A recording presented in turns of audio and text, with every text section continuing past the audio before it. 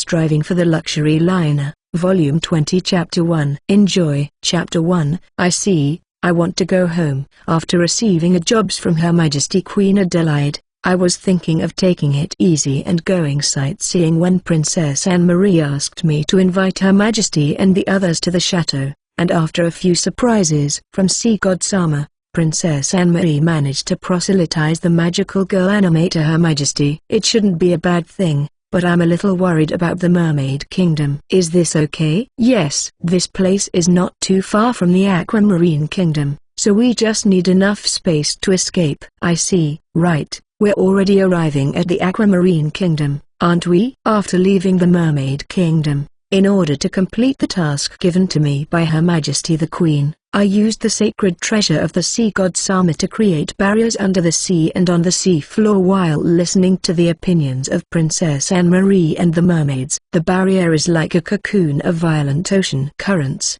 the entrance and exit of which cannot be discerned from my point of view, but it seems that the mermaids can easily discern the weak part of the cocoon of ocean currents and use it as a very safe shelter. The entrance and exit are just large enough for a large mermaid to enter with some luggage, so even in the case of an accidental breakthrough, it is believed that only monsters that can be handled will be able to enter. The barriers are placed along routes that are easy for mermaids to navigate, so if word gets out in advance that the barriers are there, the mermaids will discover them and use them on their own. As you would expect from mermaids, they are surprisingly efficient in the sea. Master, aren't you going back to the ship? While I was thinking, Ins called out to me. The mermaid figure of Ins is as attractive as ever. Yes, I'm going back. There is no point in sitting here in a daze, so I have no choice but to go back, but I do not feel like going back. Considering Princess Anne-Marie's words,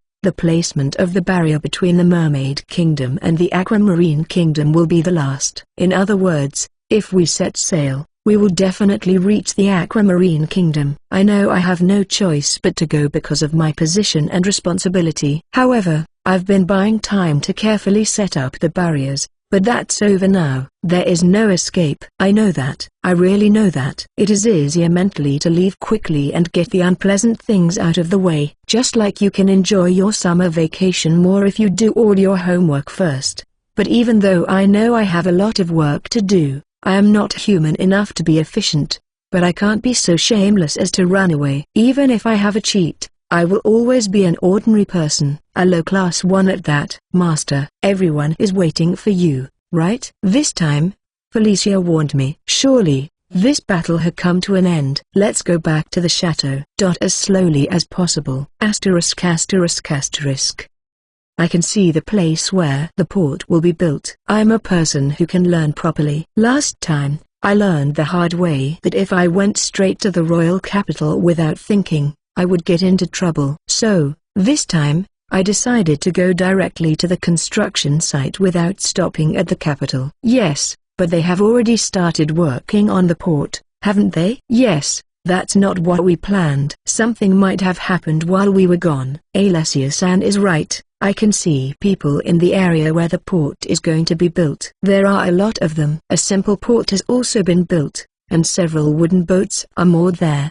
The last time I escaped the Aquamarine Kingdom, or rather, left it, the village in front of it was in the process of gathering materials and manpower to build a village for the Beastman city. Still, I remember being surprised to see the place that was supposed to be a small village transformed into a bustling city. So why are they even bothering to build a port? I had discussed with the architect, William San, that we would eventually build a port there, but we wanted to focus all our efforts on the original Beastman city first, and the port would only be built to the extent that we could bring in materials. Since William San is both an excellent and a terrifying person, I don't think he would commit the folly of spreading his hands in vain, so it must have been something unexpected.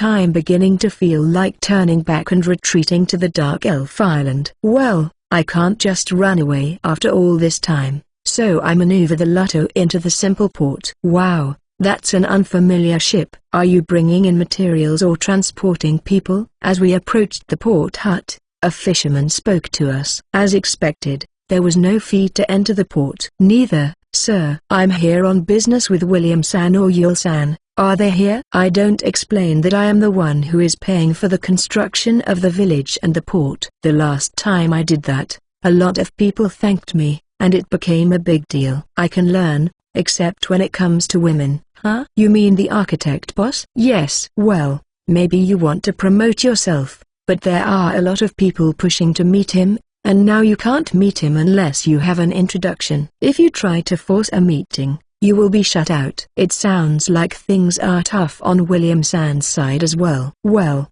he is in charge of a 250 billion yen project in a world where prices are low, so there must be a lot of people who want to get in touch with him. Don't worry, we know each other in that area. Is that so? Well, even if that's true, I'm not going to tell you where he is because I don't know if it's true or not. If you want to meet him, the guild has a branch in the Beastman village. You can check there.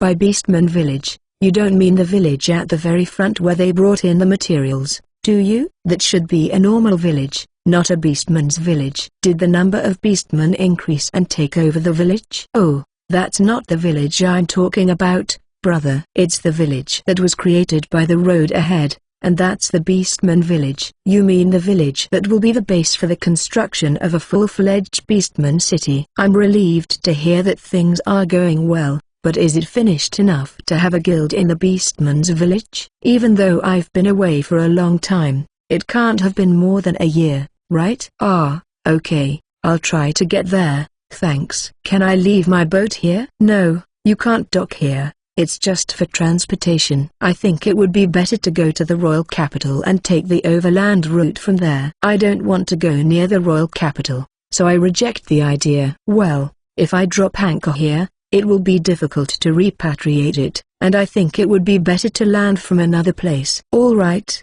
thank you. I thank the fisherman's uncle and turn the boat around. Now, the easiest place to land without being seen is. Master, isn't it kind of amazing? Yes, I have a feeling it's not what I expected. I returned the Lotto to a secluded place and tried to leave on the Ranger but soon gave up. The reason was that, as Inza said, something terrible had happened.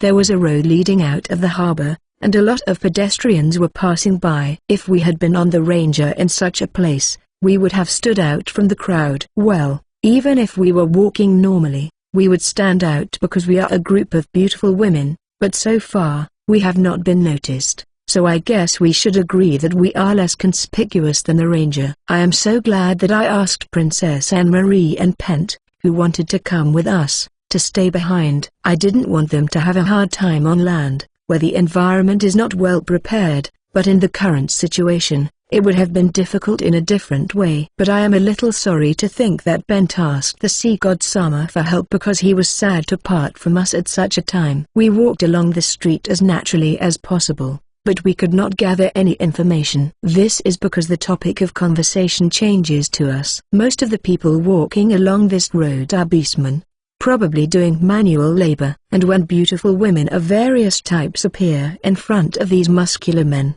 the topic of conversation changes to something unique. Especially Ilma-san, Carla-san, and Claretta-san, who are beastmen, seem to be very popular. So, I asked Marina-san to gather information on her own. If we took a leisurely walk, Marina-san would come back with lots of information. Oh, so that's what happened? Yes. It's not definite, but I think it's almost certain. Hey, I guess it's as expected from Wataru, isn't it? No, Alessia, I didn't do anything, so please don't make it sound like I did. I protested to Alessia-san, who gave me a jealous look. I don't want her to blame me for everything. It was Wataru who paid the money, wasn't it? Dorothea-san's sharp criticism hurt me. It was true that I was the main cause, but I had no idea that it would end like this, so I guess I had no choice. I'm innocent. For now, let's sort out the information Marina-san gathered for me as we walked around. Ignore everyone's stares. Let's see. This was the reason why they started building the port. Apparently, the reason is that too many beastmen have gathered. It seems that until the middle of the project, merchants were recruiting the beastmen and buying them as slaves to gather them. This was not a problem because they were on schedule, but as a result, rumors seem to have spread across the continent that the Aquamarine Kingdom, under contract with the god of commerce Sama, was investing large sums of money to build a city for the beastmen. Normally, it would not be easy for the beastmen, who have suffered so much, to believe such a rumor, but an organization has emerged to vouch for the rumors. The Adventurers Guild and the Merchants Guild. The guilds gather supplies and human resources that cannot be gathered in the Aquamarine Kingdom alone, and they use their money to gather them in neighboring countries. The guilds have a clear job description and purpose for using the goods, and it seems that the guilds are now guaranteeing the construction of the Beastman City. Aside from those who can stand on their own 2 feet, those who are not blessed with the current situation have thought about it. Even if they cannot go to the Beast Kingdom, they can ask a merchant to take them to Aquamarine. They thought they could make a decent living there. With such a trend, the beastmen gathered spontaneously, and there was not enough work to go around. Normally, this would have led to bankruptcy. But since there is plenty of money, why not start building a port and increase employment? This seems to be the real reason for the large number of beastmen and the start of the port's construction. This is the pattern, isn't it? That the bill for advancing the schedule is going to hit me. It's not a joke, it's not a wish, and regardless of other people's inconvenience, I'd like to escape quite seriously. If you like my translations, please support me on Ko-fi and subscribe my Patreon to read several chapters ahead. Striving for the Luxury Liner, Volume 20 Chapter 2. Sponsored chapter by our Patreon. Enjoy. Chapter 2, Was It a Trap? Whether it was good or not, we finally arrived at the Aquamarine Kingdom, where, for some reason, contrary to the original plan, a road had been built, and the construction of a port had even begun. According to the original plan, the Beastman's village was still being built, which would have been the foundation for the construction of the Beastman's city. How can I describe the scene in front of me? What is it? I thought William-san had designed the Beastman's village, so it should be a simple but functional and beautiful village,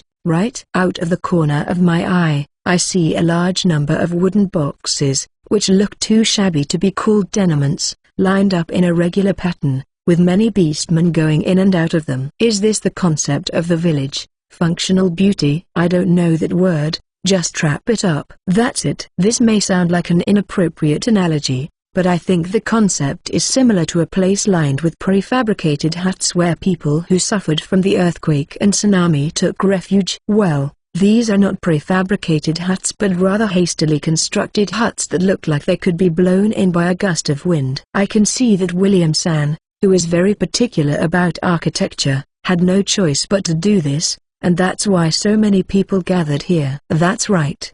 He would at least build a port to get some work done, because there are a lot of people here now, even in the daytime. Well, most of the people I see are women and children, so it looks like a family has come here together, and only the husband is working. Hey, Wataru, do you know where we can go? Alessia-san speaks to me with a distant look in her eyes. I don't even know which way to go because there are only row houses. It would be faster to talk to the residents, wouldn't it? I know. I'm sorry, Claretta, but will you go and talk to them? Yes, I'll go. At my reply, Alessia-san sent Claretta-san on an errand. I see. She sent Claretta-san because it is a community of beastmen. I think it's great that she can make such a decision so easily, even though she's usually lacking in some ways. Claretta-san is especially outstanding. Even though she is also a beastman, Alma-san would have been too sexy. Carla-san is a nice person, but she's not the best person to gather information from. I asked them. They say if you go straight between the tenements, you'll come to a central square where all the important facilities are concentrated. I was strangely impressed. But Claretta-san came back. It's easy to understand that we just have to go straight. Following Claretta-san's words, we walked between the tenements, which were not at all spacious. Surprisingly, the residents' faces are cheerful despite the unfavorable environment. Children were running around with lots of energy, and the atmosphere was even heartwarming. As we continued to observe the residents, we suddenly found ourselves in an open area. This must be the central square that Claretta-san had told us about. But after seeing the blueprints of this village, I know that this square is the entire village that William-san wanted to build. The construction of the village had probably started and was going well at first. I can see the remains of the plan that William-san was so passionate about. However, He was not willing to compromise on his design, so he built tenements outside the village to maintain his design. The number of beastmen grew rapidly, and so did the number of tenements. He resisted until the last minute but finally gave up, and the place that was supposed to be a village was turned into a plaza. William San's apprentice, Il-san, was in charge of the construction, and the tenements were built in a regular manner, so the fusion of the center and the outside was done without any feeling of discomfort. Well, I think William San was so frustrated that he might have gritted his teeth. The dining hall, the general store, the clothing store, it's not so much the important facilities of the village, but everything you need for your daily life seems to be gathered here. Dorothea-san is right. William San designed it that way from the beginning. You can't see it from the outside, but if you look closely, you can feel William San's determination to see his design through, if only a little. Let's see, that's the Adventurers Guild, right? Let's talk to them over there. We made our way through the crowd to the Adventurers Guild as Alessia-san had suggested. As expected from a guild, the building is very well constructed. Just as Alessia-san said, the Adventurers Guild may not be the most magnificent, but it is quite solidly built compared to the others. As I entered the building with admiration, I found a number of reception desks lined up on the scale of a large city. It must be so crowded that this is necessary. I did not walk around the entire village, so I can only guess, but considering the number of tenement houses, it would not be surprising if there was a large city's worth of residents gathered here. Out of curiosity, I checked the request board, but it seems that the requests are mostly for chores and construction. Well, since they are building the city themselves, it is only natural that the work would be like this. The rewards are quite high. Simple and cheap things are paid twice as much, and others are paid 30 to 50% more. Ilma-san nodded her head in admiration. I don't know because I basically only hunted horned rabbits when I was an adventurer, but apparently, the rewards are set high. I see. So you are giving money to the beastmen who have gathered here. It may seem like a waste of money, but it would not be a bad choice if the lives of the many beastmen gathered here were unstable and a riot broke out. That's why the residents' faces were so bright. Even if the housing is not good, if they are paid more than a certain amount, there is hope for the future. Normally, funds would be a problem, but the budget is generous, so it should be fine. Even if the budget runs out, I'll keep adding to it. It's still unstable, so I should be able to drop some charity expenses. With the chateau, the charity expenses have increased again, and I'll offer the extra budget to William San later with a bang. Oops, Alessia-san and the others have been talking to the receptionist. I'm not taking it easy either, so let's talk to them. Yes, I would like to meet William the architect or his apprentice Yule. Can you tell me where they are? William Sama and Yule Sama are both very important people, so even if you're an A-rank adventurer, we can't just tell you their whereabouts. I will talk to the guild master. Would you mind waiting a bit? I understand. Thank you. I had expected this, but William San's importance has become great. Even though Alessia-san and the others are A-rank adventurers, it seems amazing that the guild master of an adventurer's guild would be easier to meet. While I was playing with Rimmer, thinking that it would take a while, the receptionist came back and let us through to the back, and while I was thinking how amazing it is to be an A-rank adventurer, we had an unexpected reunion. Luke-san, why are you here? I snapped before I could even greet him. But I guess I had no choice. After all, Luke-san is the guild master in the royal capital of the Aquamarine Kingdom. It's because of you. When the guild grew so large, it was decided that a coordinator was needed, and I was accused of being the initiator, so I was forced to do it. You and Flora were the initiators, so why is the responsibility falling on me? I see. It was Flora-san who brought the story to him, and then she threw the whole thing to the guild master, and the responsibility fell on him because the guild master had gathered other influential members. I ran away from the Aquamarine Kingdom, and Flora-san is happily working on the castle. Yes, this is a situation where the guild master can't be blamed. I'm sorry about that. So I was thinking of meeting with William-san or Yule-san to find out what's going on.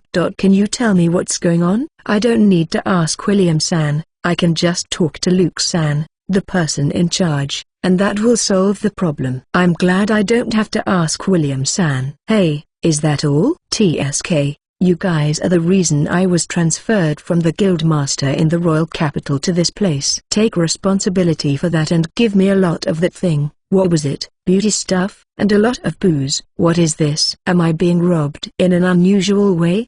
But if beauty products are the first thing that comes up, I feel sorry for him. Maybe he's being pestered by his wife or daughter. I can't give you much, but I'll give you enough later. Is that okay with you? Oh, that's great. Now I can show my face in the royal capital with peace of mind. So he couldn't show his face in the royal capital with peace of mind until now, could he? Or rather, isn't it too easy for him to get back into a good mood? Maybe he pretended to be in a bad mood to get beauty products and alcohol. The man in front of me is a man who has risen to the position of guildmaster, and I shouldn't have let my guard down. I must reflect on this. Well, his position at home seems to be weak, though. Yes, things seem to be going well now. Can you explain that?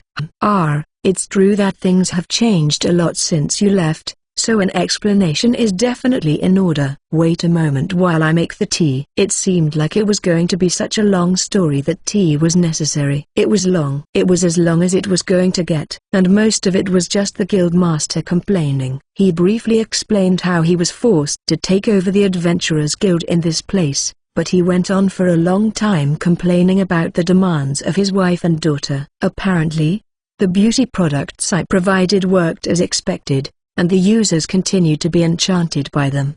Perhaps the guild master of the merchant guild, the beautiful witch, is impatiently waiting for me to replenish her supply of beauty products. No, she forced me to sell her a reasonable amount last time, so I wonder if there is room for more. The only surprise was that the village, which served as a foothold for the construction of this village, had been promoted from a village to a town due to the recent special demand, and by the way, the king had given it the name. When I first saw it, it was a shabby village, but the power of money is amazing. By the way, the name of the town is Lucky Town. The reason why the town developed is nothing but luck, so it was named after that. By the way, I heard that my name was also suggested as a candidate, but it was rejected because they might use it as the name of the city being built. I would never name a town after myself, and if the Lucky Town had turned out to be Watru's town, I would have refused to change it, even using the authority of Creator God Sama.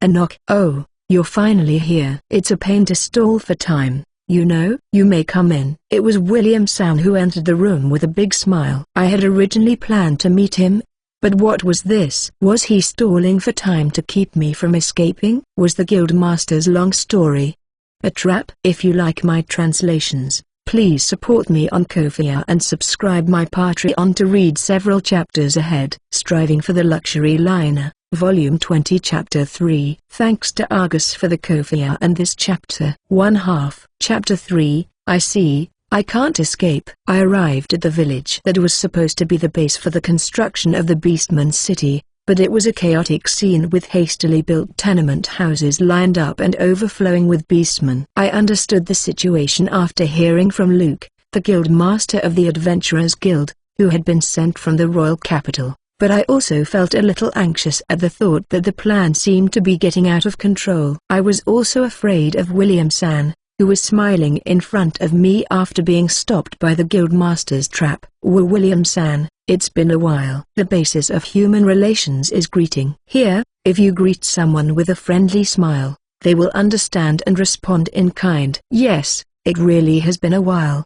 What is it? William-san smiles, too, but I can't help but feel that there is a hint of a thorn in his words. Yes, it's been a long time. As you've seen, we've been backed into a corner far beyond what was originally planned, thanks to someone somewhere who's been stirring up the merchants with a lot of money. And yet the person in question hasn't shown up at the scene, so we're all wondering what we're going to do about it. I wanted to think it was my imagination, but it wasn't. William-san should be smiling, but his eyes aren't smiling, and a vein protrudes from his temple. If I choose the wrong words, he'll get really angry. Well, I've been away for a while, so I'm sorry I couldn't come by. In a situation like this, The only option is to apologize. Excuses like "I left everything up to William-san, so you can do whatever you want" will only add fuel to the fire. I could have been forceful and said that I am the one who pays for it, but I would have to have a very thick skin to choose that option. "I see. You travel around the world by ship,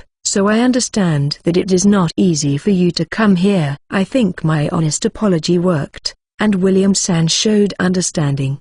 I'm sure he had a lot to say, but I think he swallowed it all. He's an adult. "Thank you for your understanding." "No, it can't be helped, so I can't waste this opportunity. Originally, I wanted to let you deal with the accumulated documents and approvals, but let's also consider and prepare for any problems that may arise in the future." "Well, what, Trusan?" "The documents have been taken to the room at the guild." "Let's start with them first." "Have I dug my own grave? Or perhaps, in addition to the work that has piled up, he is also planning to anticipate and deal with problems that may arise in the future?" "What do you mean by documents in a room at the guild?" "I heard you were coming, so I brought them over." "We can't waste any time. You'll be staying at the guild for a while." "Oh, don't worry, we've prepared rooms for the guards as well." "You can't get a room in this village right now." "Everything is ready." "No, this isn't right. I'll be packed here like sardines." "Stop. Don't push me." "Isn't this too much?" Despite my protests,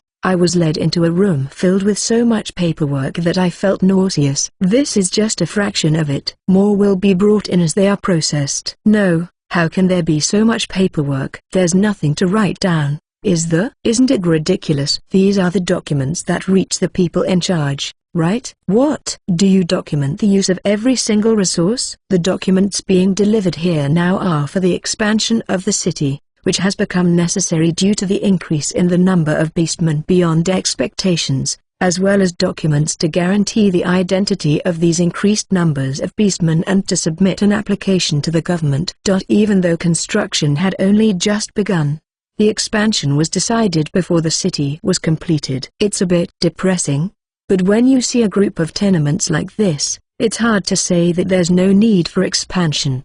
"But identity checks and government applications?" "Excuse me, William-san, but do I really have to do the identity verification and applications?" "I plan to let the kingdom run this city, so wouldn't it make more sense for the kingdom to run it? Or are there no plans for any help from the kingdom?" "You know, I hate to say this because it sounds like I'm nouveau riche, but as a result of me paying for this, the Aquamarine Kingdom has become richer. The population has increased, the national strength has increased, and the taxes for the future will increase, so isn't it a bit much to ask for a little more cooperation?" "Why don't they send some officials to help with the paperwork?" "It's a big project, so they sent people from the kingdom as well. However, the beastmen gathered here are being treated as refugees who have come to rely on you." "What, Trusan?" "Normally, it would be difficult for them to even enter the country and live a normal life, but thanks to the large amount of money you have invested in the country,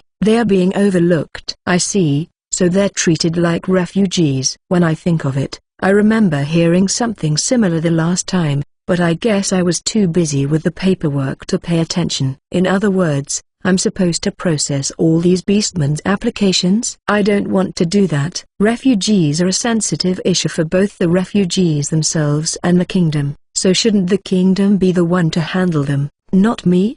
Besides, couldn't the beasts apply individually?"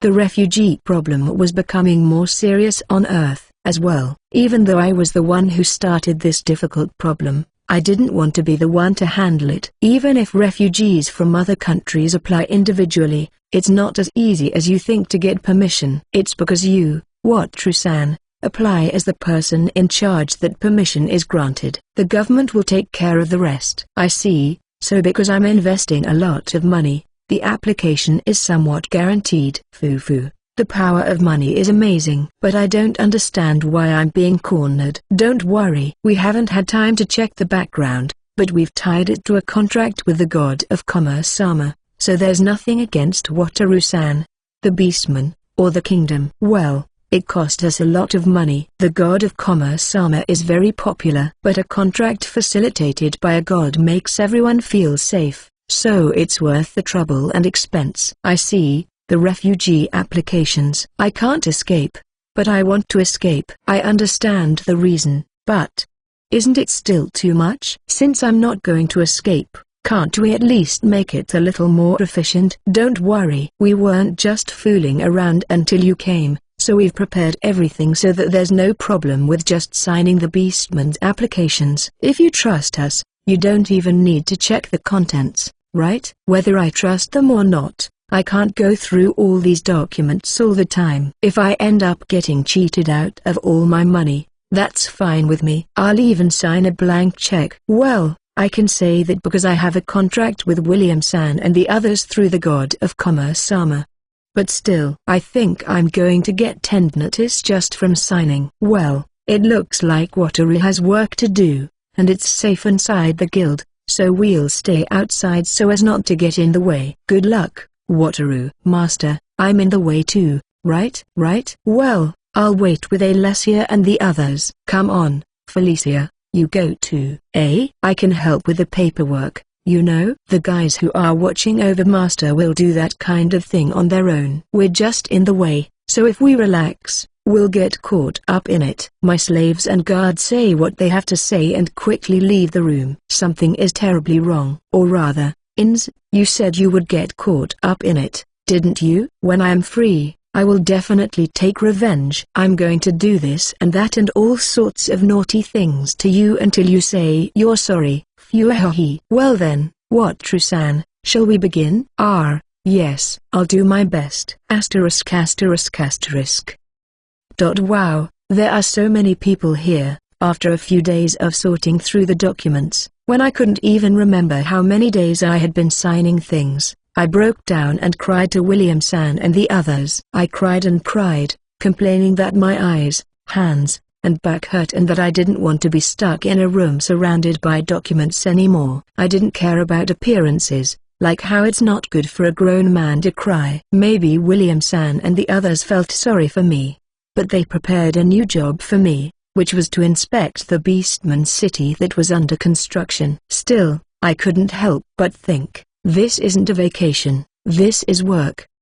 But my spirits were high after being out for a while, so it didn't matter. So I came to inspect the Beastman city in a good mood, but to be honest, I was taken aback. My rapidly rising tension suddenly dropped, and I was so astonished that I settled down to a below normal level. For the scene in front of my eyes was on the same scale as the construction of the pyramids in ancient Egypt, as I had seen in a TV special. I don't know anything about pyramid building, but the workers here are happy because they are well paid, so there is no sense of tragedy. However, the scale is several levels larger than I had imagined from the documents. Even though I'm being thrown in at the deep end, am I really in charge of construction on this scale? The people working over there are digging the moat. Over there, the waterway is being prepared, and the area at the back is being leveled. The rocks they're carrying are for the city walls. I can't get William-san's explanation into my head. Hey, Master, isn't this going a bit too far? Ins pulls my sleeve to talk to me, and I agree. This is not something an individual should do. Anyone who does this on their own is a fool. William-san, is the budget okay for this scale of construction? Is the budget okay, you asked? Isn't it Wataru-san who came up with such a ridiculous budget? The problem is not the budget, but the work being done at the same time to create jobs. There aren't enough people to manage it all. I was the idiot. I understand. With a budget of 250 billion yen in Japanese yen and low prices and labor costs, it's easy to do construction on that scale. But it seems like there aren't enough people in charge. Please make sure there aren't any accidents. I don't really know who's in charge, so I'll have to ask William to do something about it. I don't know anyone who can take charge, so I guess I can't just leave everything to him. I came here to look around and relax. But now I'm even more stuck. I can't just leave all these workers and their families to fend for themselves. I was happy to have found an easy place to invest the charity funds. But even though the investment was easy, the responsibility was extremely heavy. Let's do our best. I may complain, but let's not give up and keep trying until the end. If you like my translations, please support me on Ko-fi and subscribe my Patreon to read several chapters ahead. Striving for the luxury liner. Volume 20 Chapter 4. Thanks to Argus for the Kofia and this chapter. 2 halves. Chapter 4, Original Use. I arrived at the Beastman's village, but as I expected, I was buried under a mountain of paperwork. What I didn't expect was that the mountain of paperwork was even bigger than I had imagined. I was heartbroken when I went to inspect the site and found that the construction was going on at a rate that was no laughing matter and that most of the workers were refugees. The future of the village was in my hands. This wasn't the time to complain about a sore hand from signing too many documents. I signed in silence. I just kept signing. I sacrificed sleep and food to sign. I signed so much that I hated my own name. I signed so much that I cried when they brought me more documents to sign. I signed so much that I lost sight of why I was signing. After living like that for a while, I realized one thing. Ballpoint pens are great. I use a slightly expensive pen that I chose for its smooth writing and comfortable size. I liked it so much that I kept a few extra pens, but after signing documents every day, I quickly ran out of ink, including the extra pens. From there, it was hell. Well, it was hell before that, so I guess I should describe it as an upgrade to a higher level of hell. Still, I couldn't give up. The lives of the beastmen who had gathered and depended on me for every signature were at stake. I was supported by the noble intention to finish the signing as soon as possible and allow these people to live as citizens instead of refugees. But in the end, I ended up crying to William-san, because it's impossible.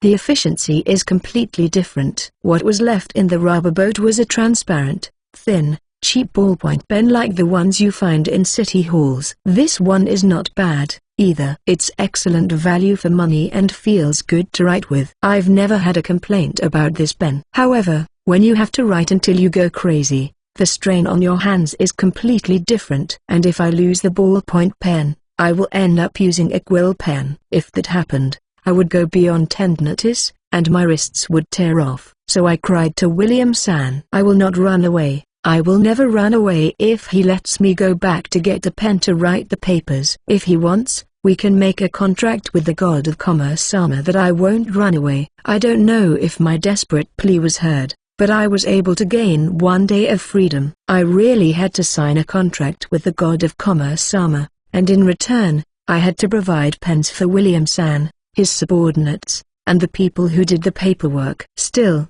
the luxury liner I returned to was truly paradise. It was paradise just because I wasn't surrounded by paperwork, but the high-quality furniture, the big bath, and the massages and beauty treatments to soothe my body were the best. When I returned to the luxury liner, I was said to be in such a bad condition that Princess Anne-Marie, Lee-san, and Pent were worried about me. But I think it was good that I was able to recover to some extent thanks to the combination of my high level of physical strength and resilience and the elegant life on the luxury liner. Looking back now, I think if it wasn't for that one day, I might not have been able to make it through that paperwork hell. I was able to refresh myself to the extent that I felt that way. I didn't want to go back to the Beastman's village, but I had no choice. At the time, I thought, did he really want me to sign a contract with the god of commerce Sama? But I guess William-san's judgment was correct. If I hadn't signed the contract, I think I would have just run away to the Dark Elf Island. What, Trusan? What's with your distant look, huh? Who is it? Oh, the guild master of the Merchants Guild. When did you get here? I jumped when I was suddenly addressed. I thought she was a beautiful witch. But does she also have the ability to make herself invisible? I knocked. It seems your mind was somewhere far away. But what's wrong? It seems I was just distracted. Haha, sorry. I was lost in thought because I think the paperwork is finally almost done. Yes, I'm almost there. I just need a few more signatures, and the paperwork will disappear. I should have finished everything first and then lost myself in my thoughts. But I was so happy that it was almost over that I went to a faraway world. This time, it really is the end. In the past, I thought it was almost over.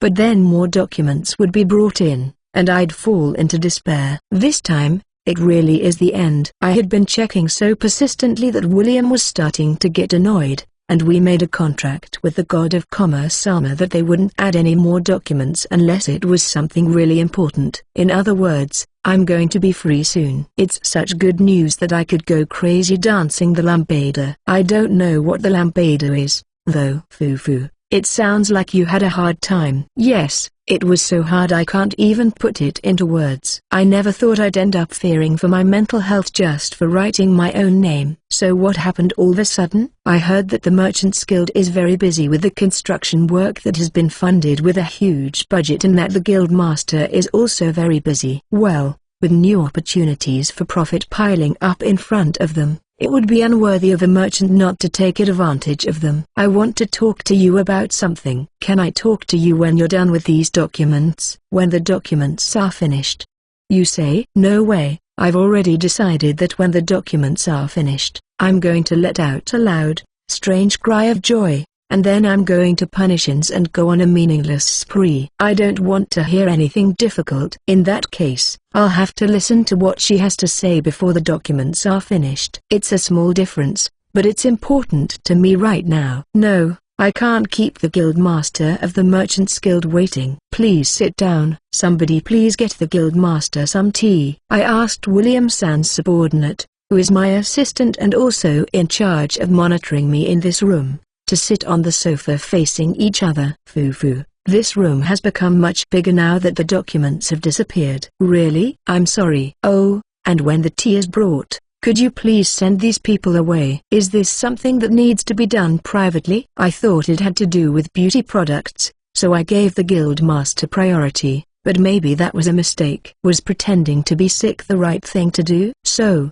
Guild Master, what did you want to talk about? After the others have left, we continue our conversation. But I don't want to hear it. Fufu, there are a lot of guild masters around you, Wataru-san. You can just call me by my name. There are indeed a lot of them. Since the profits are so large, the guilds that bite into them are also large, and I've ended up greeting a lot of guild masters. But I don't know your name. When we met, it was usually at meetings or when I was robbed of beauty products. So I think the time to introduce ourselves usually passed. Was that so? Well, maybe you're right. When Wataru-san was involved, it wasn't just a matter of greeting. My name is Miranda, nice to meet you. Yes, Miranda-san, nice to meet you. So, what can I do for you?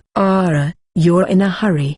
Oh, maybe I was too impatient to get right to the point. But I want to make the documents disappear as quickly as possible and dance the lambada while going crazy. But I don't know what the lambada is. I'm sorry, I was impatient. No, I know you're busy, it's okay. I really wanted to take my time, but William told me you were nearing your limit, so I had to rush over. I've been over my limit for a long time, you know. It's confirmed that William-san's eyes are blind. So, to get to the point, I want you to establish a regular shipping route using the giant magic ship docked in the Kingdom of Brescia to connect with the Kingdom of Aquamarine. So that's it. In a way, that's the original use of a luxury liner. The castle has become a mere ornament on the sea for now, but the reason it's still making money is because the facilities and products on board are superior to the rest. Miranda-san's idea is not wrong. If it can be realized, it will have a positive impact on both the Aquamarine Kingdom and the Brescia Kingdom. I believe that safe distribution in this world will bring immeasurable benefits. That ship belongs to Mage Sama, and I have no right to judge it. It may have a positive effect, but it's none of my business, and I'm not in the right frame of mind to get involved in troublesome matters. Unfortunately, I'm afraid it's not meant to be this time. That's the way it is, I guess. Well, I don't intend to pursue that part of it, but I want you to think about it carefully for the sake of the city you're building now. Miranda-san's eyes are frightening. Since the incident with the beauty products, she seems to have gathered a lot of information about me, so she might have guessed the identity of the mage to some extent. Well, I won't admit it. What about the good of the city? If the port we're building now is connected to the Kingdom of Brescia, it might bring economic prosperity. But since this is a city where beastmen gather, I think the disadvantages of attracting unnecessary attention are greater. Even without a shipping route, it will attract attention. Well, I can't deny that. To be honest, It's already attracting attention because it's become quite a rumor. That's exactly why. The more the value of this city increases, the more the country will get serious about protecting it. To be honest, it's weak in this area as it is now. Weak? I'm planning to strengthen the defenses. You know, we're going to build a magnificent city wall by throwing money around like crazy. We'll also prepare a big bond, moat. Direct defenses alone are not enough. That is important. But if we leave things as they are, it will just be a city where beastmen congregate, a city that has been forcibly shaped from a poor piece of land with a huge budget. That is exactly right, and that is what we are trying to create. It may take a little more effort than other things, but it is a city where beastmen can live in peace. That is the concept. It's sad, but there's nothing good that comes from highlighting the weak beastmen. The Aquamarine Kingdom has little discrimination, but if outsiders are given preferential treatment, there's no doubt that friction will arise. I heard about your plan, what Trusan, but that plan has already failed. Huh? I'm working hard to prevent it from failing, though. Maybe your head is not working properly because of all the paperwork, but most of that paperwork is for refugee applications, right? We're already close to bursting at the seams, and there will be more people in the future. There's not an infinite amount of work. And in this poor land, if you don't have any strength, you'll just sink. Bring in a lot of beastmen. Wow, maybe my head really wasn't working right. I don't know how much longer we can develop. But there will be a limit. Since this is a charitable project, I'll probably get in trouble with the God of Commerce Sama if I forcefully develop the area. Huh? Do I have to create some kind of work or open a regular shipping route? I feel like I've gotten into too much trouble, and I don't know how to fix it. If you like my translations, please support me on Ko-fi and subscribe my Patreon to read several chapters ahead. Striving for the Luxury Liner, Volume 20 Chapter 5. Enjoy. Chapter 5, The Time of Liberation has come. I was so busy organizing the documents that I felt like crying. No, I actually cried, and just when I thought I had finally come to the end of it, Miranda-san, the master of the Merchants Guild, appeared. It was about connecting the Kingdom of Aquamarine and the Kingdom of Brescia through the castle. Just when I thought I was finally coming to the end of the paperwork. Why is this tiresome matter at this time? I refuse. If I tell Miranda-san, who is leisurely drinking tea in front of me, that I refuse, I can get away from this tiresome matter. But if I do, there's a possibility that the Beastman city that's currently under construction will collapse. If that happens, a hell more real than the hell of signing documents will be born. If I spend 250 billion yen to create a hell on Earth, it might become a failure that will be remembered in history. I'm not that interested in fame, but it's embarrassing to see it in an economics textbook or something, like how a silly guy named Wataru squandered all his riches for nothing.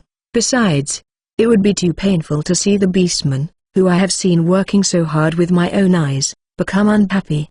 In that case, something must be done to prevent the Beastman city from going bankrupt. The easiest thing to do is to limit the number of people who can be accepted. There are already quite a few Beastmen here, but if the number doesn't increase any further, it might be manageable. But that would mean turning away people who came to the Aquamarine Kingdom with high hopes.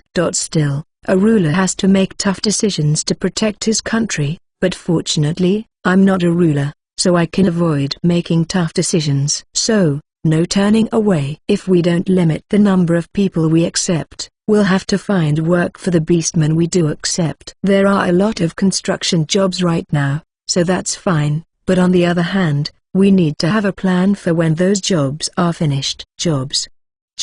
To begin with, I don't know much about this world, so I don't even know what kind of jobs there are. There are quite a few people gathered here, so there will probably be a reasonable number of basic jobs, but I think the beastmen will be able to solve them on their own. So my job is to make sure that the people left over from the non-basic jobs are well taken care of.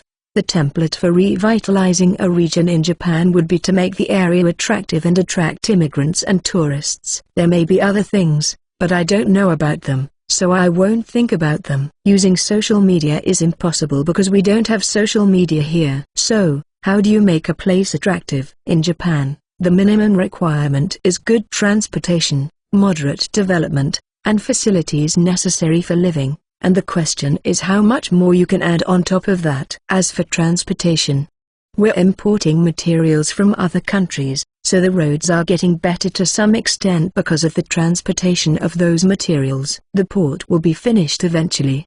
Let's say we've met the requirements, even though we've lost quite a bit. As for the facilities required for living, we'll use the money to build them, so there's no problem. Wait, could it be that the minimum foundation has been completed? No, that's not right. I put up the money to build the minimum foundations, so of course, they've been built. The problem is how to deal with the beastmen, who have gathered here in such large numbers that the minimum is not enough. I guess that means I have to come up with something extra for that. Basically, this is a piece of land that the government has decided has no value for development. It's not suitable for agriculture, so it's just doing its best to feed the residents. In fact, we'll have to rely on imports from elsewhere for the time being. The forests do not look good either, so there is no hope for woodworking, game, or other specialities. Well, if there are minerals or hot springs hidden in the forest, that might help a little. I'll ask William-san to investigate later,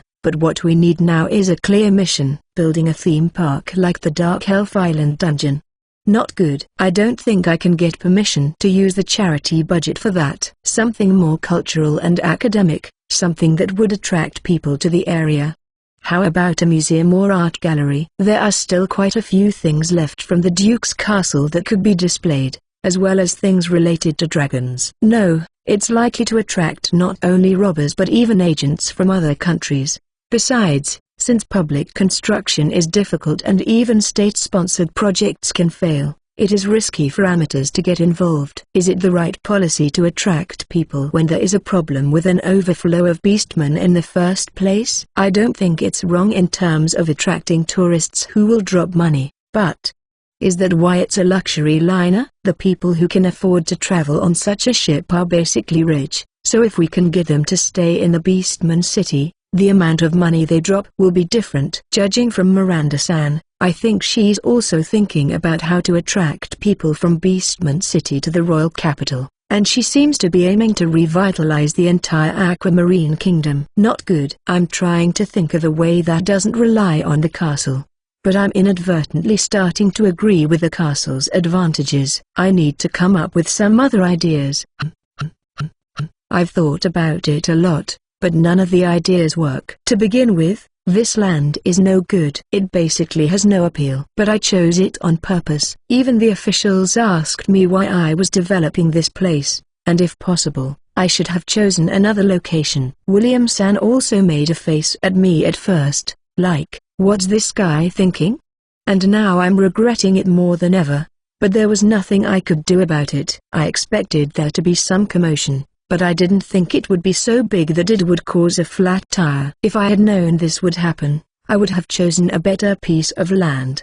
But now it's too late. I've already spent the money. Phew, I can't think of any solutions. I have a feeling that the beautiful witch smiling at me would have another solution, but she is the master of the Merchants Guild, so she would welcome the arrival of the castle, not deny it. Since she has already suggested a regular shipping route, I don't think she would tell me about any other plans. In other words, the regular shipping route for the castle is becoming a reality. Until now, I would have thought that I could just leave everything to Camille-san and be at ease. However, my experience in overcoming the paperwork hell whispered to me that this was definitely a case of paperwork increasing. If I use the regular shipping route, the paperwork will increase, and if I don't, the Beastman City will collapse. I'm left with only two unpleasant choices. Have you come up with a plan yet? Miranda-san spoke to me, perhaps noticing that my train of thought had come to a halt. She probably understood that I had not come up with any ideas. I could see a hint to the relaxed expression on her face. She definitely thought to herself that she would be able to get her hands on beauty products on a regular basis. It seemed that she had been gathering information, so maybe she was also considering trying beauty salons and the like. But I haven't given up yet. Even if I can't think of anything, I have outstanding brains available now. I'm sure Camille-san, Moro-san, and Donatella-san will come up with a solution that won't burden me. That's right. I need to consult with Mage-sama, and I also need to talk to the person in charge of the ship. It's difficult to give a definite answer right now, so please be prepared for the possibility that the regular route may not be opened. That's right. Nothing is certain. However, for now, there is a possibility that the Merchant Guild will not be able to handle the situation. I sincerely hope that the discussions will go well. I'll try my best. She only mentioned the discussions, not the consultation. I guess she's pretty sure that I'm the mage. However, Miranda-san's wish will not be granted. My brilliant business brain will take care of it somehow. After hearing my answer, Miranda-san bowed and left the room, apologizing for bothering me when I was busy. As expected from a merchant, even though she had barged in and piled more work on me after hearing about my situation from William-san, on the surface, she still seemed genuinely sorry. Her ability to put up a front is extraordinary. Well then, let's get this signing over with quickly. After Miranda-san left, I stopped dead in my tracks as I tried to finish signing. I wondered if I could really be happy from the bottom of my heart if I finished the signature in my current dark mental state, with the new work I'd been given piling up on top of me. If I had just finished the signature now, I'm sure I would have felt happy. I'm sure I would feel relieved. But I don't think I would feel as happy as I did before Miranda-san came. I can't allow myself to be in such a disappointing state of mind when I finally get out of hell. I want to experience the happiest feeling of liberation when I come here. I need to clear my mind. While I was thinking this, William-san's subordinate returned to replace Miranda-san. Even though the supervision was as strict as that of a demon in the middle of hell, since there was only a little left, he was also relaxed and gave off a carefree air. Come to think of it, it's embarrassing that I'm so happy to see this person. Before Miranda-san came, I didn't even pay attention to him, but when I calmed down, that was not the case. Since this is all that's left, I'll definitely sign it so you can go home today, you know? I don't mind. But since we're here, I'll keep you company until it's over. Okay? No, I want to scream with all my might and dance around in a frenzy the moment it's over, so I'd rather be alone. I got to look full of pity. If he was going to be so sympathetic, I wanted him to be even nicer to me in the middle of hell. Oh, William-san is going to have a banquet when all the work is done, so please join us. What? That's impossible. From the moment I finish signing, I'll do my best to forget everything and enjoy myself. I'll probably escape from the Aquamarine Kingdom today, too. That's impossible. Even if it's the result of my own actions, I can't have a fun banquet with William-san, who has prepared hell for me. Even I, who's a wimp when I'm drunk, could be showered with blood. Oh, I was looking forward to the party. Please enjoy the party without worrying about me. Oh, please use this to help pay for the party. Wait. Isn't this gold? How much do you want us to spend on the party? If there's anything left over, please use it to have another party or whatever. Thanks for your hard work. I pushed the confused observer out of the room after giving him the gold coins. I can't help but feel that the gold coins are a bit much, but I gave them to him in a hurry, so there's nothing I can do about it. If I release 250 billion yen, even though it's not money I can use freely, my sense of money will go crazy, and I'll be in trouble. Well, I'll think about my money sense later. First, I have to clear my mind. I have to remember the painful days clearly. This thought will bring me the greatest sense of liberation. Oh, now that I've remembered, my hands are shaking, and I feel nauseous. My heart is sinking. Okay, now. I signed each one to confirm the pain, and finally, I signed the last one. It had been a long time. In terms of days, it was less than a single journey, but mentally, it felt incredibly long. I will be released from this suffering. I signed the last one with all my feelings. Yahoo! The work is done. It's party night tonight. I won't stop today. If you like my translations, please support me on Ko-fi and subscribe my Patreon to read several chapters ahead. Striving for the Luxury Liner. Volume 20 Chapter 6. Sponsored chapter by Patreon. Enjoy. Chapter 6. The different world is wonderful. In fact, the large number of applications from the refugee beastmen were added to the already accumulated documents, and I was overwhelmed by the hellish paperwork. Just when it was finally over, Miranda-san, the master of the merchant guild, added more trouble to my plate. But well, the paperwork is over, and I'll leave the difficult things to my future self, and now I want to do my best to just enjoy myself. So, when you finally calmed down, you felt embarrassed. Well, that's not surprising. You were saying things like, "Let's party." Stop it.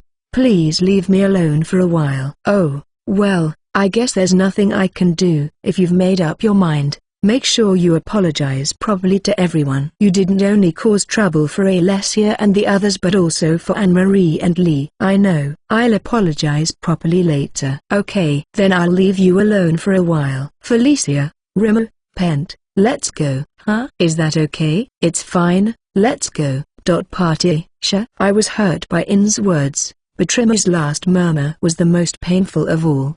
Did I get so excited that Tremor could remember it? I did. I was so excited that it was surprising. I remember everything. First, after I finished the paperwork, I ran into the room where everyone was waiting in high spirits. Then, "Let's go, girls!" I shouted some crazy things, even though there were only women there, and then we left the village, or rather, Beastman City. The Beastman talked to me about the various things, and I responded to them in an exuberant manner. I was like a party animal at the time. I think I was saying things like "you."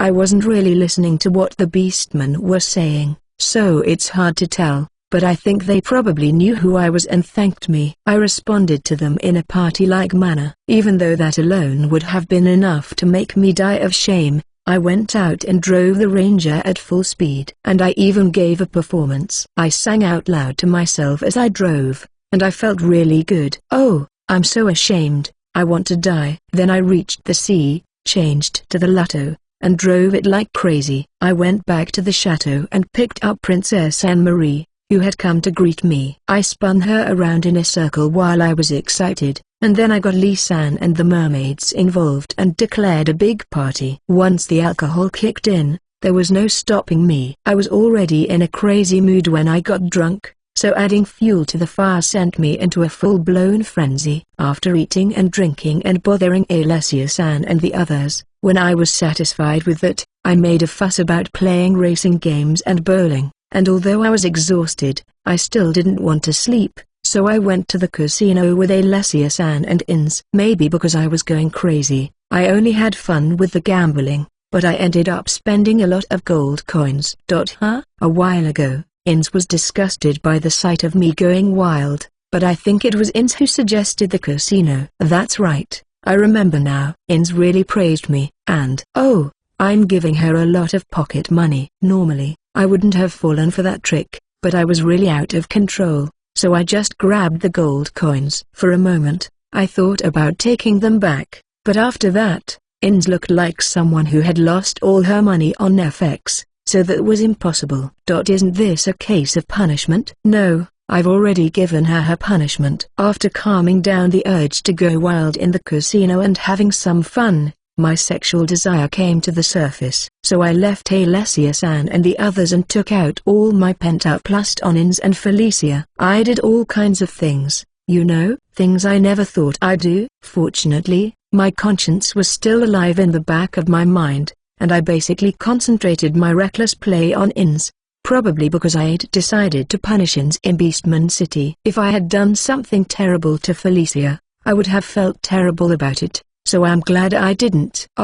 That's why Ins was so strict with me earlier. Yes, I can understand her wanting to take revenge after being treated so roughly, because I have a perfect memory of forcing her to do crazy things she wouldn't normally do. That's the thing. Let's just say that the gold coins are in advance on the compensation. It's a hefty sum, but it's a bit much. I'll have to combine the gold coins later and remind her that it's 50-50. Still, I've done a lot of things. It would have been better if I didn't remember them all. Why do I remember everything so clearly, even though I drank alcohol when I was in such a mood?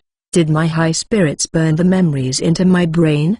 The more I think about it, the more my chest tightens. I've written another dark chapter in my life. It'll take a long time to get over it. But before I do, I have to apologize to everyone. But I can't. I still don't have the courage to face them all. I hope to see them again in a year or so, but it's also sad to be so far away from Alessia-san and the others. They are all beautiful women who make me happy just by being in my sight. For now, I'll hide in my futon and think of a countermeasure. If I ask the gods, can't I have my memories erased? That's not acceptable as a human being. Besides, if I show my weakness to the current creator god Sama, I'll be in big trouble, so that's out. There's no way to cover it up after making such a fuss, so the best thing to do is to apologize honestly. Then, I'll stay in my room until I have the courage to apologize. I'm sure time will heal my emotional wounds. ******. I am truly sorry. I only had 2 days to heal my heart, so I decided to give up and apologize with all my might. I thought about getting down on my knees, but apparently, that would not be funny in my position, so I showed my sincerity by bowing deeply. To be honest, Ins and Felicia are my slaves, and since Alessia-san and the others know the reason why I broke down, there was no problem even if I took some time. But it wasn't the same for the mermaids. Even if I had explained the situation to some extent, the benefactor who had returned after a long time had run amok and locked himself in his room. That would worry them. In particular, it seems that I confused Princess Anne-Marie and made her cry. When I heard about this, I decided to apologize to her directly, even though I am not a very mature person. I can't just run away from things like that. Please raise your head. Watru-sama. I heard that you were having a hard time, and I was a little surprised, but it's okay. I'm not worried about it. Besides, I didn't mind being held or having my head patted. Did I? It's a relief to hear you say that. I'm really sorry. I am really grateful to be forgiven because, in some cases, such as hugging a princess without permission, it was not only an arrest but also a case that could have resulted in my head being physically cut off. I would like to dedicate a new magical girl story later. For now, I've received forgiveness from the mermaids, including Princess Anne-Marie. I may have behaved strangely towards the mermaids, but I didn't cause them too much trouble, so as long as I show them that I've come to my senses, I don't think there will be a problem. Now, the main issue remains. I have to deal with the members of Girasol who look at me and smile or look embarrassed. I could die of embarrassment here. Well, everyone, I'm sorry about the other day. I was so happy to get the job done that I was crazy about a lot of things, so it would be really nice if you could forget about it. Ara, you were so passionate, but you're just going to pretend it never happened? I'm at a loss for words to answer Ilma-san's question. I can't just pretend it never happened, can I? Passionate?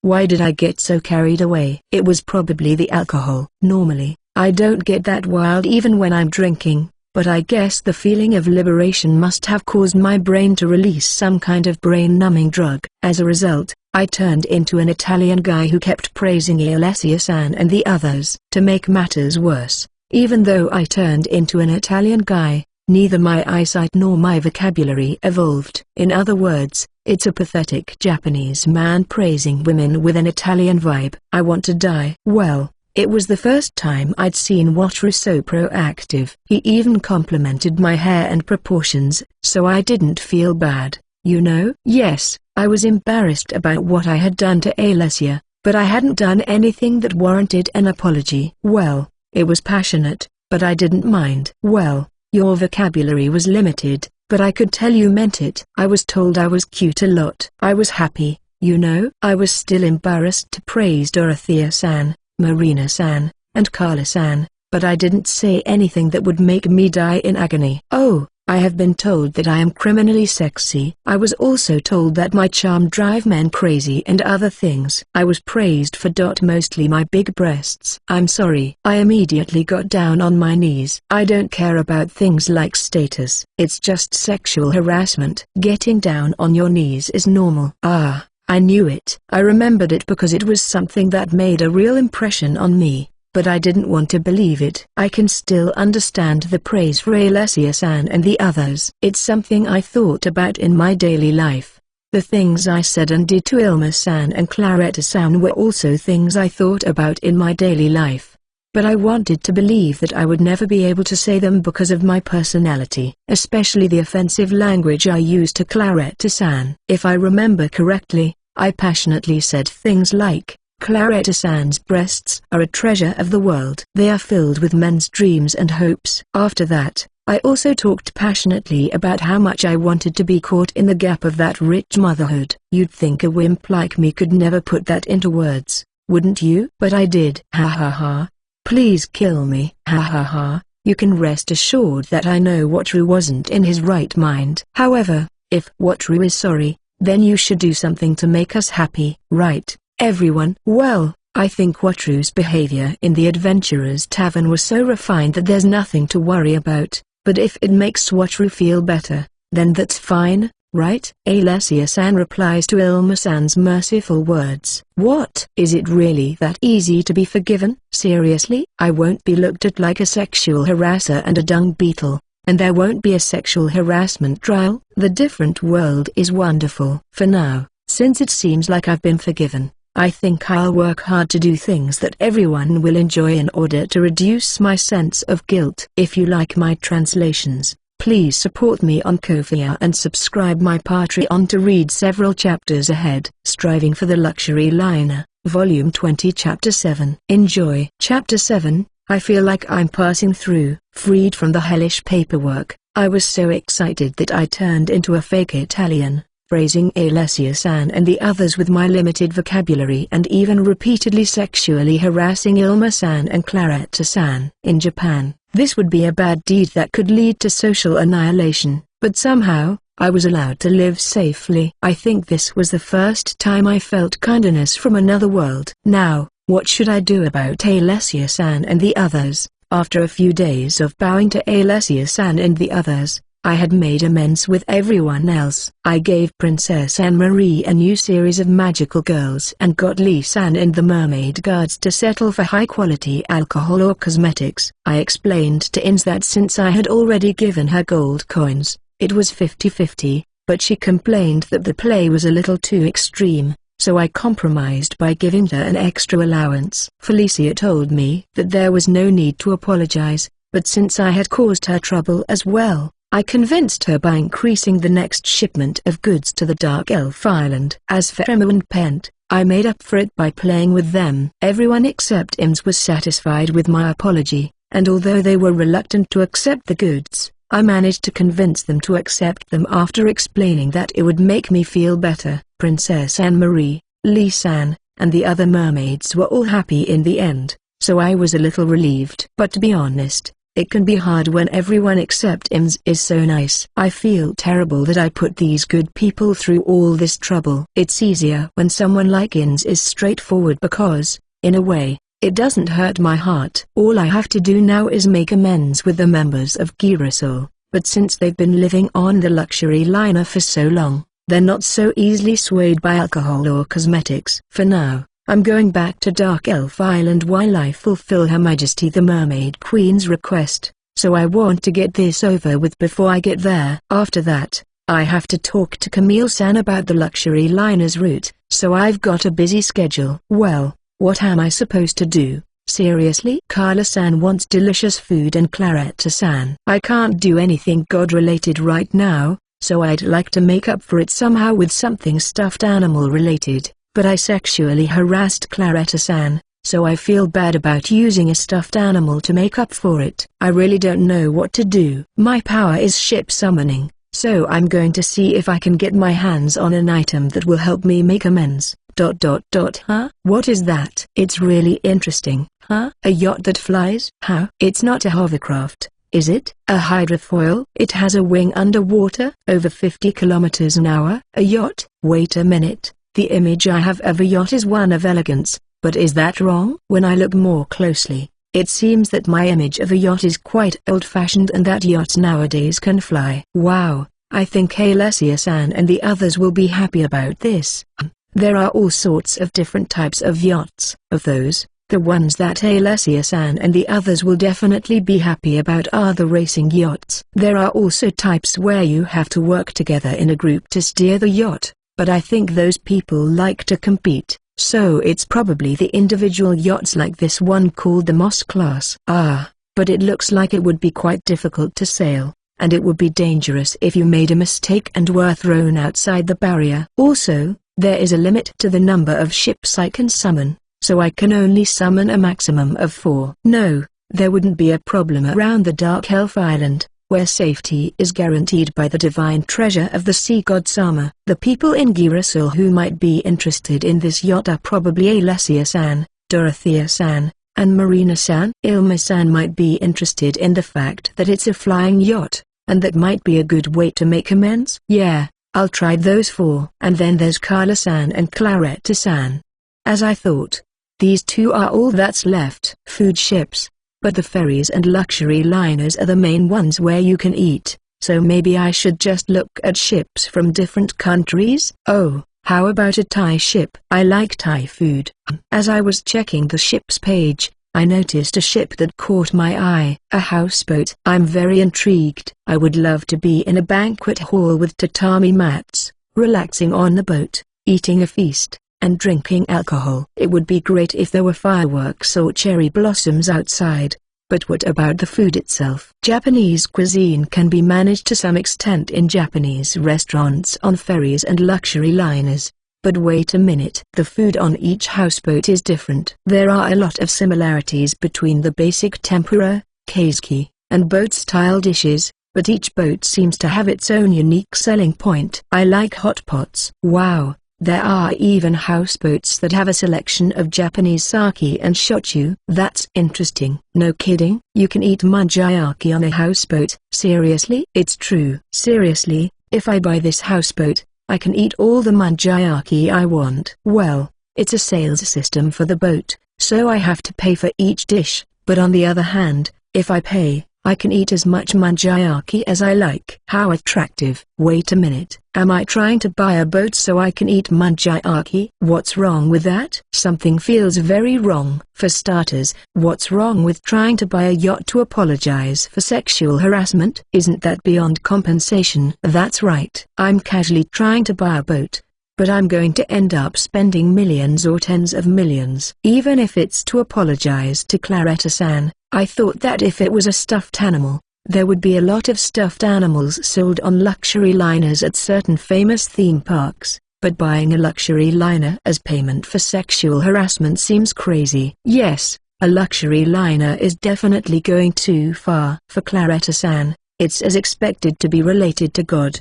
The creator god Sama is dangerous, but I'll get through it somehow and ask the god of light Sama for help. And then there's the yacht and the houseboat. When I think about it, there's no choice but to buy them. To be honest, I'm also interested in flying yachts, and I want to try the manjayaki. There were lots of different kinds, like the standard manjayaki or the mentaiko cheese manjayaki, and there was also yakisoba and garlic butter rice. I can eat garlic butter rice at teppanyaki restaurants, but I'm also interested in this. What should I do? Should I buy a houseboat just for manjayaki? I don't have a problem with the money I have.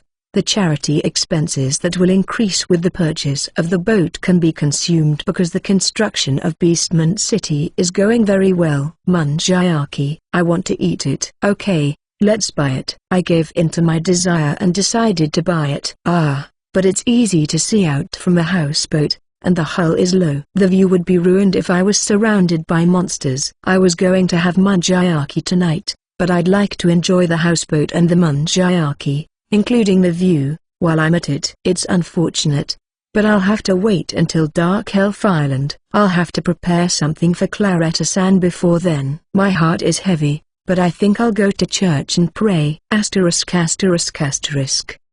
I never thought I wouldn't be called, even after I prayed. Is the creator god really that angry? I was prepared to be called to the divine realm and to be complained about when I went to pray, but I didn't expect to be ignored. The wrath of creator god Sama might be too fierce. I'm getting really scared. But it's not my fault, right? Well, that logic doesn't work with the creator god Sama. What True-san? What True-san? It's the voice of God of Light Sama. I wasn't called, but it seems I can still receive a divine oracle. As always, her voice is beautiful, but it's a shame I can't see her form. God of Light Sama, it's been a while. I haven't been called to the divine realm, but is Creator God Sama in such a bad mood? No, there's no need to worry because Creator God Sama doesn't have time to be in a bad mood. Huh? What do you mean? It seems different from what I thought. I'll ask her more about it. To sum up the explanation given by the God of Light Sama, it was very simple. Because of the contract with the world, Creator God Sama now has a lot of time to work. Seeing this as an opportunity, the gods threw work at Creator God Sama. Of course, they weren't trying to force their work on the Creator God Sama, but it was work that needed the Creator God Sama's power. But the Creator God Sama's attitude and relationship with them was bad, so it was work that had been left to rot. To put it simply, the world would still spin even if they weren't done, but they were the kind of jobs that would be more efficient if they were done. Until now, they hadn't even been suggested to the Creator God Sama because of that, but now the Creator God Sama couldn't refuse if there was a good reason. Once they realized that it would be good for the world and also a form of revenge against the Creator God Sama, the gods who had been oppressed before couldn't stay silent, and even the gods who usually cut off all contact with the Creator God Sama are jumping out to help and increase the workload. It's the Creator God Sama's own fault, but as someone who was in a similar situation until recently, I can't help but feel sorry for him. Most of all, I'm afraid of Creator God Sama's outbursts. Even a quiet and weak-willed me has made mistakes. If Creator God Sama becomes like me, at worst, the planet could be destroyed. God of Light Sama, please give Creator God Sama some time off, too. If you tell me in advance, I'll treat him to a luxury liner. You're very kind. Wataru-san. I understand. I'll suggest a vacation at the appropriate time. No, it was for self-defense, not out of kindness. But since the God of Light Sama seems pleased, I'll keep my mouth shut. So, Wataru-san, is there something you need? Oh, that's right. I've forgotten my original purpose. I'll ask her anyway. I see. As I said, we gods are forbidden to interfere in the affairs of mortals. Yes, I remember because I accidentally received a letter and made a big fuss. But I have my own ideas. Yes, I understand that. But I thought it would be possible for this church to give blessings to things. Of course, in return, I will do my best to serve the God of Light Sama. Since it was possible to receive a blessing, albeit a very small one, my expectation is that it is possible to receive a small blessing from the God of Light Sama for an object. Well, it's not impossible, but I don't think it's a good idea to ask a god to clean up your own mess, do you? Could it be that you know about my embarrassing past? Of course. The god of entertainment was very happy to spread the word. That's right. I'm a person who is well known to the gods. If I make such a fuss, they'll check up on me, right? I'm so embarrassed. I think I'll die. Phew. Well, I'm sure I'll need your help in the future. Wataru-san. I can't give you a blessing that will affect the lower world, but I'll give you a blessing anyway. Thank you. If you don't mind, I'd like this.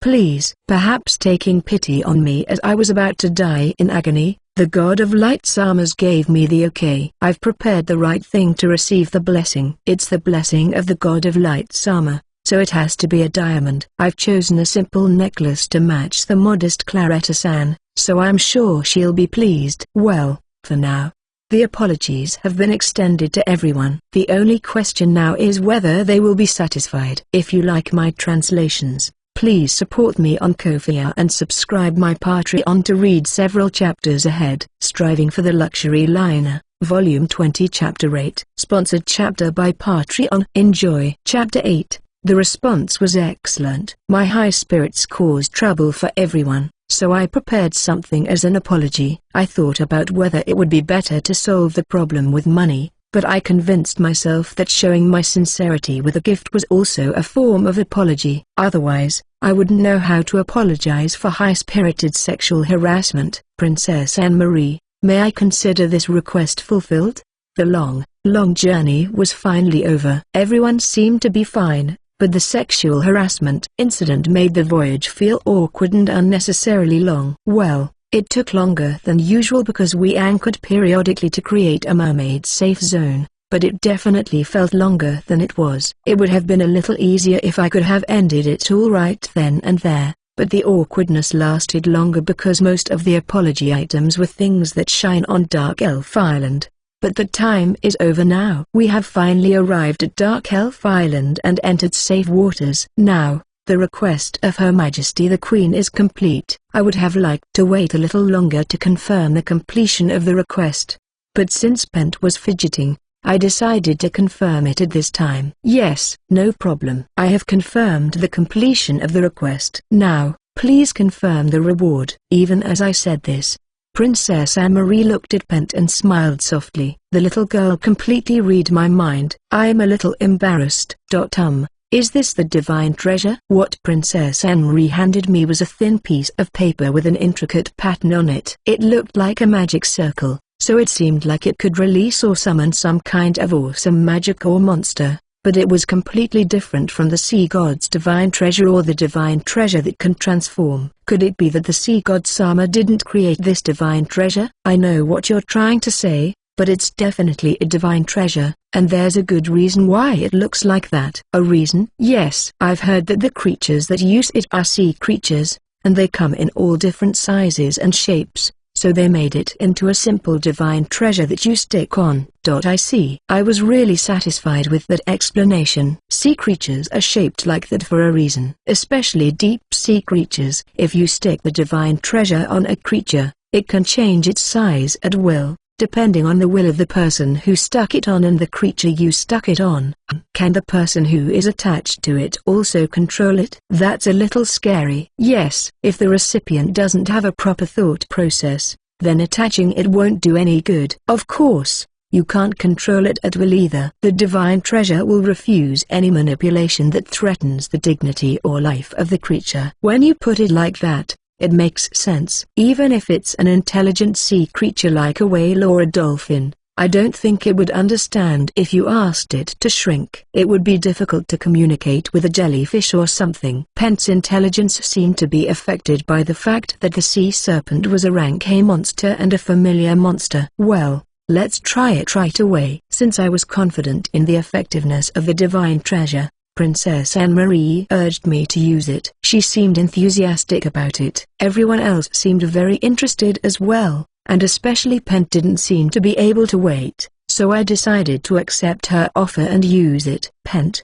you're already here, aren't you? I started to call Pent, but he was already at my feet. He's quick. Now, all I have to do is attach this paper, or rather, this divine treasure. Hey, Princess Anne-Marie. Is there a front and a back? Is the side with the pattern up or down? Please make sure the patterned side is in contact with the body. Got it. I'll start again. I'll turn the patterned side down and place it on Pent's body. Where should I place it? On his head? It feels different somehow. Let's try it around his neck for now. Oh, even though I just let it touch, the paper, or rather the divine treasure, stuck to Pent's neck like it was sucking on it. And then the sacred item disappeared as if it had become one with him. Is that okay? It's kind of simple. The performance. Oh, is it because it's a sea creature being used? They've refrained from a showy performance so as not to frighten it. It's a kind consideration from the gentle sea god Sama despite his bold appearance. Pent, I think this will be okay. Can you shrink? It seems that I, who put it on, can also operate it, but it would be better if Pent, who wanted this divine treasure, operated it himself. Wow. Pent nodded and shrank in front of me. Hey, how much smaller are you going to get? You're already smaller than when you were born, aren't you? Ah, it stopped. Well, Pent, aren't you getting too small? I'm afraid I'll crush you. He's shrunk to the size of a loach, smaller than an eel. Oh, for some reason, Rimmer came up to Pent and put him on his head. Oh. Even a little Pent is cute. Don't worry. It's true that his strength and body will be weaker than when he was big, but he will still retain some of his original sturdiness. He won't be easily crushed. I see. I nodded in agreement with Princess Anne-Marie's explanation. I felt like I'd said I see a lot. Pent, who had been playing with Rimmer, came over to me. Oh, he's grown to the size of an eel this time. Even though it's a divine treasure he's just received, He uses it skillfully. Pent wraps himself around my leg and starts climbing up my body. It tickles. Pent climbs up to my face and rubs his face against my cheek. To be honest, I never thought reptiles were cute when I was in Japan, but Pent is very cute. To put it simply, his cuteness made me melt. As my face collapsed to the point where I could see it myself, I stroked Pent's little head with my fingers. Whoa. Patremu 2. This request came after Rimmer suddenly jumped on me. Was it because I was so enamored with Pent that he felt lonely? You're too cute. Is this heaven? Foo. Pent, I'm happy for you. But, Master, your face is so weird. In said something terrible to me.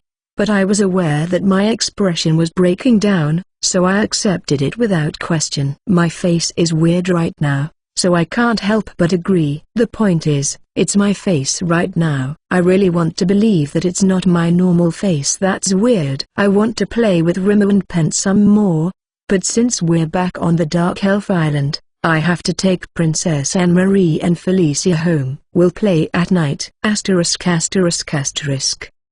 Alright, today's the day. I'm going to do everything I can. I'm going to apologize. The following day, after having a good time with Rimmer and Pent, and then with Ims as well, I look in the mirror and motivate myself. I know Alessia-san and the others don't really care, but I have to make a clear distinction.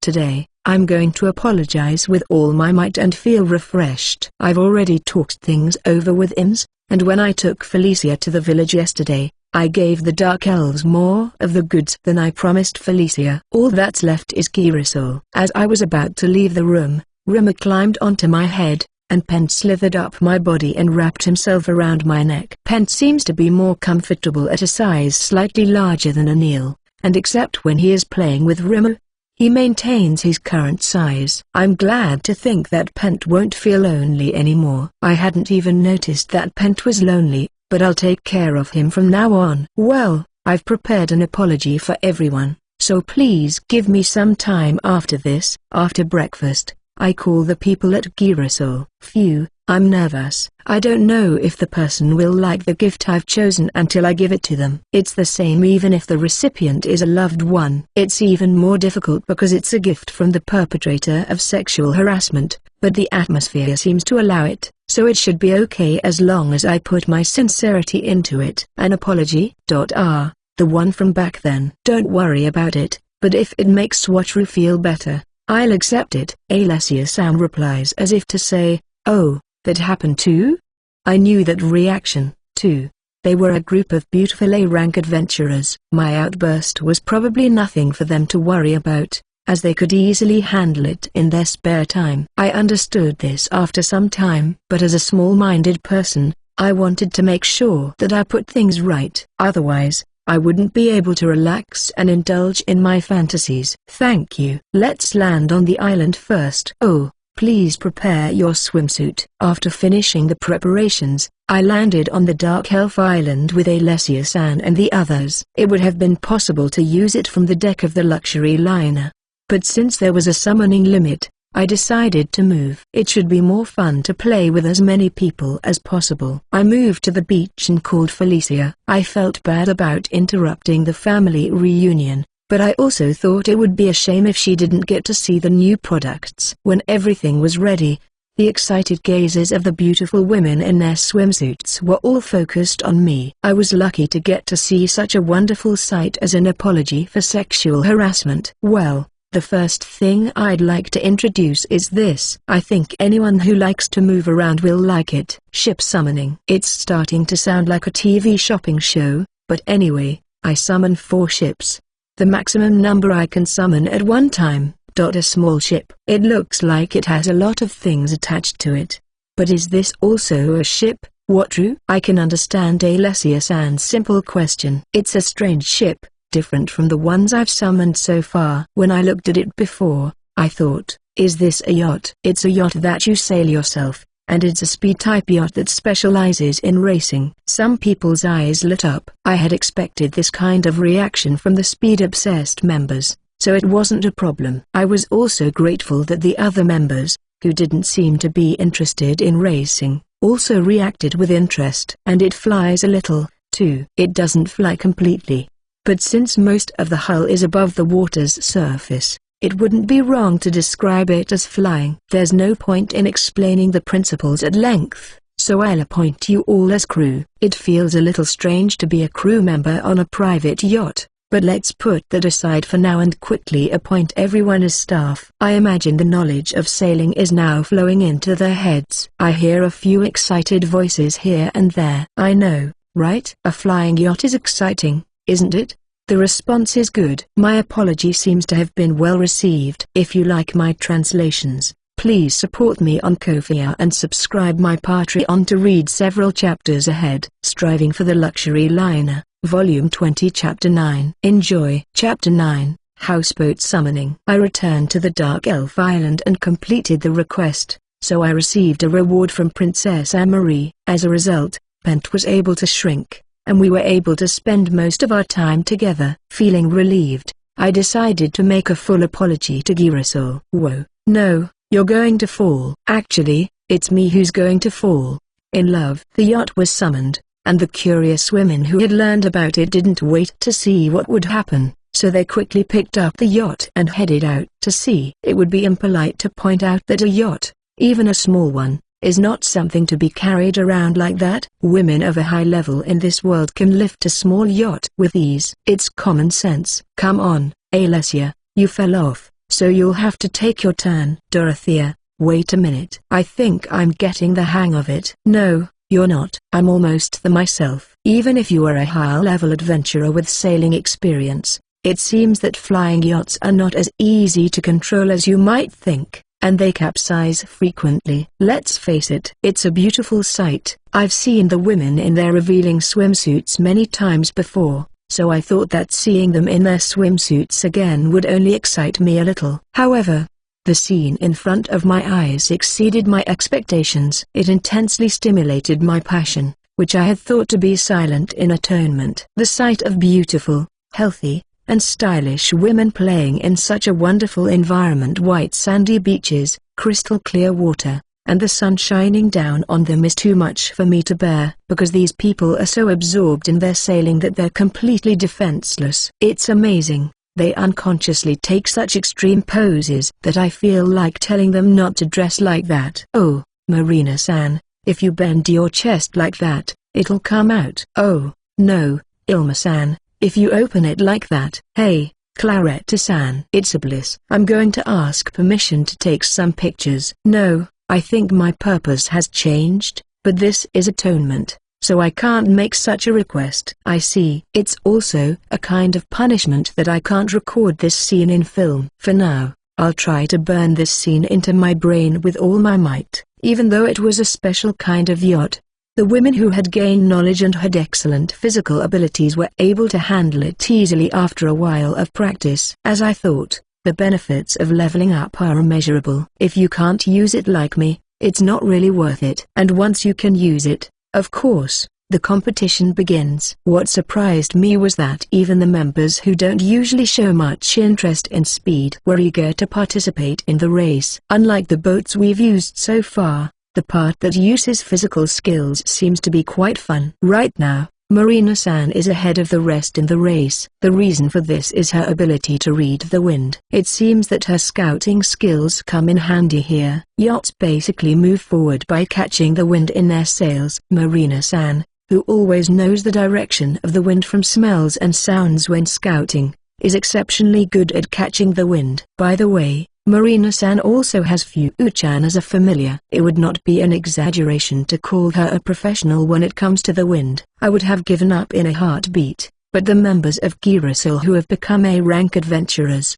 especially the speed freaks among them, are showing their competitive nature and boldly challenging the professional Marina-san to beat her. Even though it's only been a few hours since they received the yacht, they are already obsessed with it and are already planning to hold a Dark Elf Island race. It's as if their rivalry is so intense that sparks fly from their eyes. Hey, Felicia, I offered them the yacht as an apology, but do you think it's really an apology? Isn't it just a spark? It's already like a sports competition. There is no spark at all. The yacht is a very good boat. Ah, that's right. Felicia is also a speed freak. I asked the wrong person. I see. That's good. Ah, isn't it Felicia's turn next? Go ahead. Oh, that's right. Thank you, Master. I'll go then.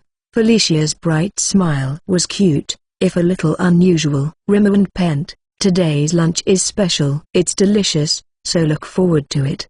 The situation was already out of my control, so I decided to leave them alone and play with Rimmer and Pent. It's almost noon, so please come back. I called the women who were still playing in the sea. Unbelievably, the women continued to play happily from morning until noon. Moving around in the water is pretty tiring, and I'm sure it takes a lot of energy to sail a yacht. I thought about taking the yacht back if they got carried away and didn't come back, but it seemed they weren't that kind of kids after all, and they all came back with refreshed smiles. Foo-foo. I moved around a lot during the training and the monster slaying, but it's a different feeling to move around as much as you want for fun. Wataru, it was fun, thank you. Starting with Alessia-san's thanks, the member of Girasol thanked me with a smile. I wonder if my atonement is going well? If I keep going at this pace, I might be able to get them to show some leniency, even if I can't be found innocent. I guess I'm already screwed at this point. I'll have to face my apology seriously, even though I can't take my eyes off her dazzling swimsuit. I think a swimsuit that's just a light towel and a thin hoodie is actually quite erotic. Wataru,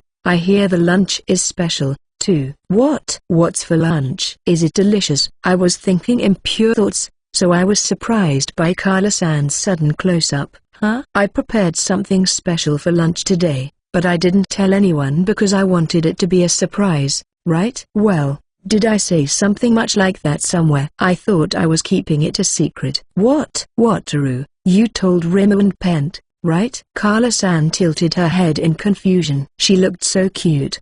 Did I tell Rimmer and Pent? Oh, that's right. I told Rimmer and Pent something like that a while ago. But at that time, there was no one else around but me. I'm not sure where she was, but I'm pretty sure Carla-san was by the sea. I'm convinced when I see Carla-san's bare ears moving cutely. I don't know how she heard, but she did. Let's not think too deeply about it. Carla-san, who is so excited, is so cute that everything is okay. I see. Well, yes, I have prepared something special. Please look forward to it. Yes. Then I'll summon it right away. Ship summoning. I summoned the houseboat after sending the yacht back to meet Carla-san's expectations. When they see it, Alessia-san and the others, as well as Ins and Felicia, let out a surprised cry. The nice reaction makes me feel good, too. Ilma-san thinks it looks like the buildings from an old time in a country she saw in a drama, but I'll leave it at that. Where did you get this information? I can't help but wonder if it's from a period drama,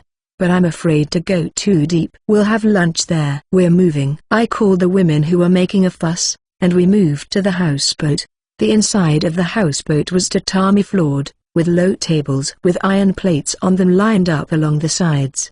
There were other houseboats with tables, but I chose this one because I thought tatami mats were the most typical feature of a houseboat. Alessia-san and the others were used to tatami mats from the ferry, and I thought they would be happier with tatami mats in terms of atmosphere, so I don't regret my choice. Especially Alessia-san and the others are adventurers, so they don't care if it's tatami or not. Is it teppanyaki? Oh. Carla-san's expression looks a little disappointed. She's had teppanyaki on a luxury liner before. She enjoyed it but was probably disappointed because she was expecting something new. It's teppanyaki, but it's a dish you've never had before, so you can expect it to be good. Really? Yes. I nodded confidently, and it seemed Carla-san was satisfied. Wait a minute. Speaking of manjayaki, it's a big grade food, right? Can I satisfy the ladies with refined palates on a luxury liner? Well, it will be fine, because manjayaki is delicious and it's fun to make, so there should be no problem. First of all, please gather around so I can explain. As expected, it's impossible to make manjayaki without an explanation, so I gathered everyone around to explain. To be honest, if I appointed everyone as staff for the houseboat, there would be no need to explain. But I decided against that because it would make the work less fun. Today's dish is one you can enjoy while making it yourself. It's called manjayaki. The way it's made is a little unique, so I'll show you how to make it first. The ladies seemed to understand, so I put the grill on the fire. Now, for the menu, I think I should start with the basic manjayaki. It'll be more fun if I try the options after that. I'm going to order. Well, I'm also going to order drinks, and I might need some help with the demonstration, so I'm also going to summon Saparabi. 2 should be enough. I can't help but feel that a Saparabi and a houseboat don't go together, but I guess I'll just have to give it up. Thinking that, I summoned Saparabi, and it was summoned with a happy coat and a twisted headband. No, maybe they were trying to match the atmosphere, but when it comes to Saparabi, well, that's cute. Yes, it's interesting. Unlike the luxury liners and ferries, a good impression. Oh, that's only natural since Saparabi is already popular. I'm the only one who's afraid of Saparabi's revenge. I'm a little jealous. Well, I think it's time to try to get their attention back from Saparabi. I've been to a lot of manjayaki restaurants, and I got some serious image training last night. I'm going to dazzle the ladies with my brilliant spatula skills. If you like my translations, please support me on Ko-fi and subscribe my Patreon to read several chapters ahead. Striving for the Luxury Liner, Volume 20 Chapter 10. Sponsored chapter by Patreon. Enjoy. Chapter 10. This is manjayaki. The flying yacht I offered as an apology was more popular than I had imagined, and with this newfound confidence, I decided to go ahead and summon a houseboat. Today's lunch is manjayaki. I'm going to show them the true power of B-grade Japanese May food. First, I order a traditional manjayaki from the summoned Saparabi. As it arrives, I light the grill and add oil. The preparations are now complete. Saparabi brings the food, and I get into the mood with 2 spatulas in my hand. Now, I'll explain while I cook. It's easy, so just watch and learn. My words caught the attention of the women, and among them, Carla-san and Claretta-san leaned forward to pay close attention. I think Claretta-san was curious about the new cooking method, and Carla-san was interested in the manjayaki, which I am confident about. These 2 things seem similar, but they are slightly different. First, take the ingredients out and lightly fry them on the griddle while chopping them with a spatula. I took the ingredients, which were piled high in a bowl, out with 2 spatulas and chopped them up while frying them, just as I said. Look at this beautiful spatula work. I personally gave myself a perfect grade for the rhythm. Wataru, is it okay to be so rough? You can't play with food. Claretta-san replied with a straight face. It seems that my spatula skills were not recognized as elegant but as a play. It's so sad. No, I'm not playing. This is how this dish is made. Is that so? I see. Claretta-san nodded with a questioning look on her face. She's backed off for now, but it looks like she's not convinced. Maybe Claretta-san is a very strict judge when it comes to food. She seems a bit scary, but I'm sure she'll be satisfied once she's eaten it.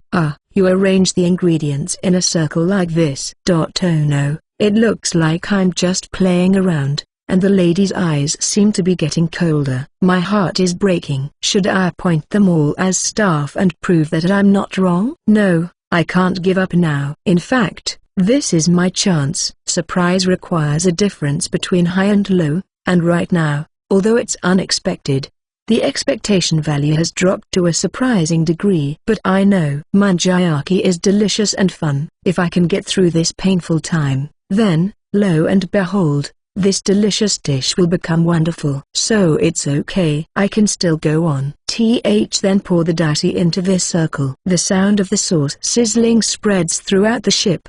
The lady's expressions relax a bit at the smell, and when the dashi has warmed up and thickened, you can spread it out again while quickly stirring in the ingredients. The women's expressions have relaxed a bit. Is it the part where I cut up the ingredients and stir them that they don't like? It's strange because I'm sure they've all had hamburgers and gyoza before. Well, it's ready now. Just sprinkle the onigiri seaweed on top, and it's ready to eat. After they eat it, they can praise me all they want. Yes, it's done now. After that, you can use the small spatula next to it to press down on the ingredients and eat them. It's like this. I took the mini spatula and pressed down on the ingredients while pulling them together. Then I popped them into my mouth. Ouch. Ha. Yeah, It's delicious. I popped it into my mouth before it had a chance to cool down because I wanted to get out of the awkward situation as soon as possible. It's burning hot in my mouth, but it's delicious.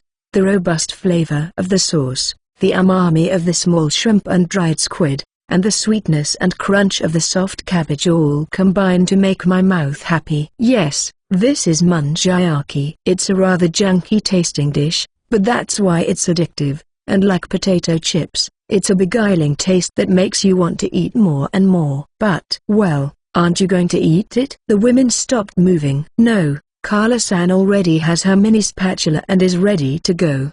But Claretta-san stopped her after hearing what she had to say. It smells good, and I can see from the ingredients that it's not something you can't eat. But somehow, it doesn't look appetizing. To be honest, it looks like vomit. What? This delicious-looking food looks like vomit? That's not far off. Come to think of it, I've heard that before manjayaki became popular, it was often criticized in this way.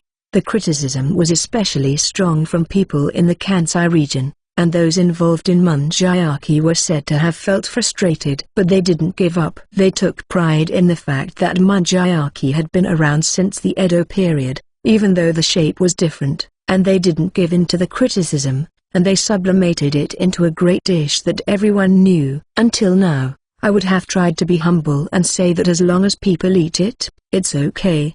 But somehow I found myself imagining the history of manjayaki and getting emotionally involved, and I felt that being humble wasn't the right thing to do. Yes, as the only Japanese person in the world, I can't help but understand the feelings of those who have continued to work hard despite the criticism. Because I'm the only one, I represent Japan. Well, I'm from a region that has nothing to do with Edo. I see, this dish is very popular in my country, but if you don't like the way it looks, I can't help it. Alright, there are other delicious dishes besides manjayaki, such as tempura and sashimi, so let's prepare them. I thought the height difference was important, but it seems that the first one is too low, and I can't use the gap yet. I look at the menu and order the main dishes eaten on the houseboat, but that doesn't mean I've lost. It's just a temporary retreat because I believe in the power of manjayaki. Even if I don't flatter her, Carla-san will definitely take a bite. Tempura and kaiseki dishes are lined up,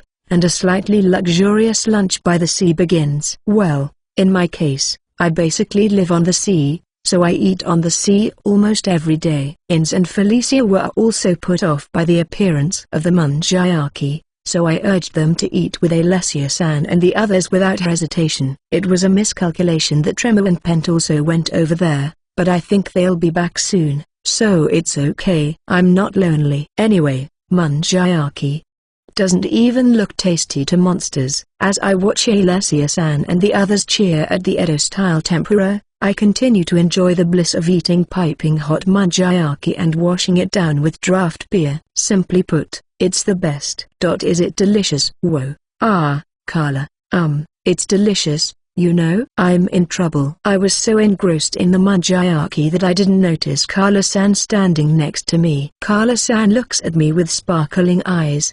Do you want some? I had already prepared myself for the fact that Carla-san would not be able to resist and would come over to me, so I offered her some manjayaki. Yes. I handed her a mini spatula and, having clearly learned from my actions, she reached for the manjayaki without hesitation. Carla-san cooled the heat by blowing on it and then put the manjayaki in her mouth. After munching on it, she brightened up. She twitched her bare ears as she put the manjayaki in her mouth one after the other. It's so cute. But it's no good. Manjayaki are strong enough on their own, but if you have a draft beer next to them, their fighting power will increase even more. If you can drink alcohol, it's no exaggeration to say that draft beer is a must. Here you go, Carla-san. When I handed the draft beer I ordered to Carla-san, she immediately decided to drink it, and without hesitation, she put it to her lips. Amazingly, the medium-sized beer cup was empty in an instant. I quickly ordered another draft beer and placed it in front of Carla-san. This time, instead of drinking it all at once, she alternated between the draft beer and the manjayaki. Kyukaku, the infinite loop is complete. Now Carla-san is a slave to manjayaki. Oh, Carla, Try scraping off the burnt bits with the spatula and eating them. You want me to eat them too? Despite her doubts, the honest Carla-san obediently tried the burnt bits as she was told. Delicious. That's the natural reaction. The burnt bits of manjayaki are extraordinary. Hey, Carla, is it that delicious? Carla-san's voice was heard, and Claretta-san came over. Just as I expected. Luring Carla-san and then convincing Claretta-san, who loves to cook, to eat. Yes, it's really delicious. I love this. Carla-san doesn't stop eating while talking. She's doing a good job. Wataru, can I have some too? Seeing Carla-san like that, Claretta-san asks me with a determined look on her face. Manjayaki isn't really a food that requires that kind of determination, though. Yes, I made it for everyone to eat, so please help yourself. Since this is an apology meal, I don't say anything sarcastic like, is it okay to eat something that looks like vomit? But I give her a mini spatula and encourage her to eat. Claretta-san puts the manjayaki in her mouth, imitating Carla-san. It's incredible. Even though it's made like this, it has a habit-forming taste. It's different from the finest cuisine, and it's a deliciousness that appeals to your instincts. She's hooked. Just like Carla-san, I offer her a draft beer, and Claretta-san has also entered an endless loop from which there is no escape. When the very reliable Carla-san and Claretta-san are hooked, the other women become curious. Wataru, we'd like to try some, too. Is that okay? They're hooked. There's a lot today. Sure, that's fine. First, please try the classic manjayaki with Carla and the others. I'll prepare the next batch while you eat this one. Well, what should be next? The mentaiko mochi cheese is the best, and the seafood variety is also exciting. The unusual snack-type manjayaki is also hard to resist. There are a lot of people and a lot of tables. I'll take all the ones that look interesting to all of them, and I'm going to drown them all in the manjayaki swamp. I won't let them say it's vomit again. This is the fundamental strength of manjayaki, which has evolved since the Edo period. Wait, Edo? I thought manjayaki was a B-grade Mei food, but could it be a traditional dish?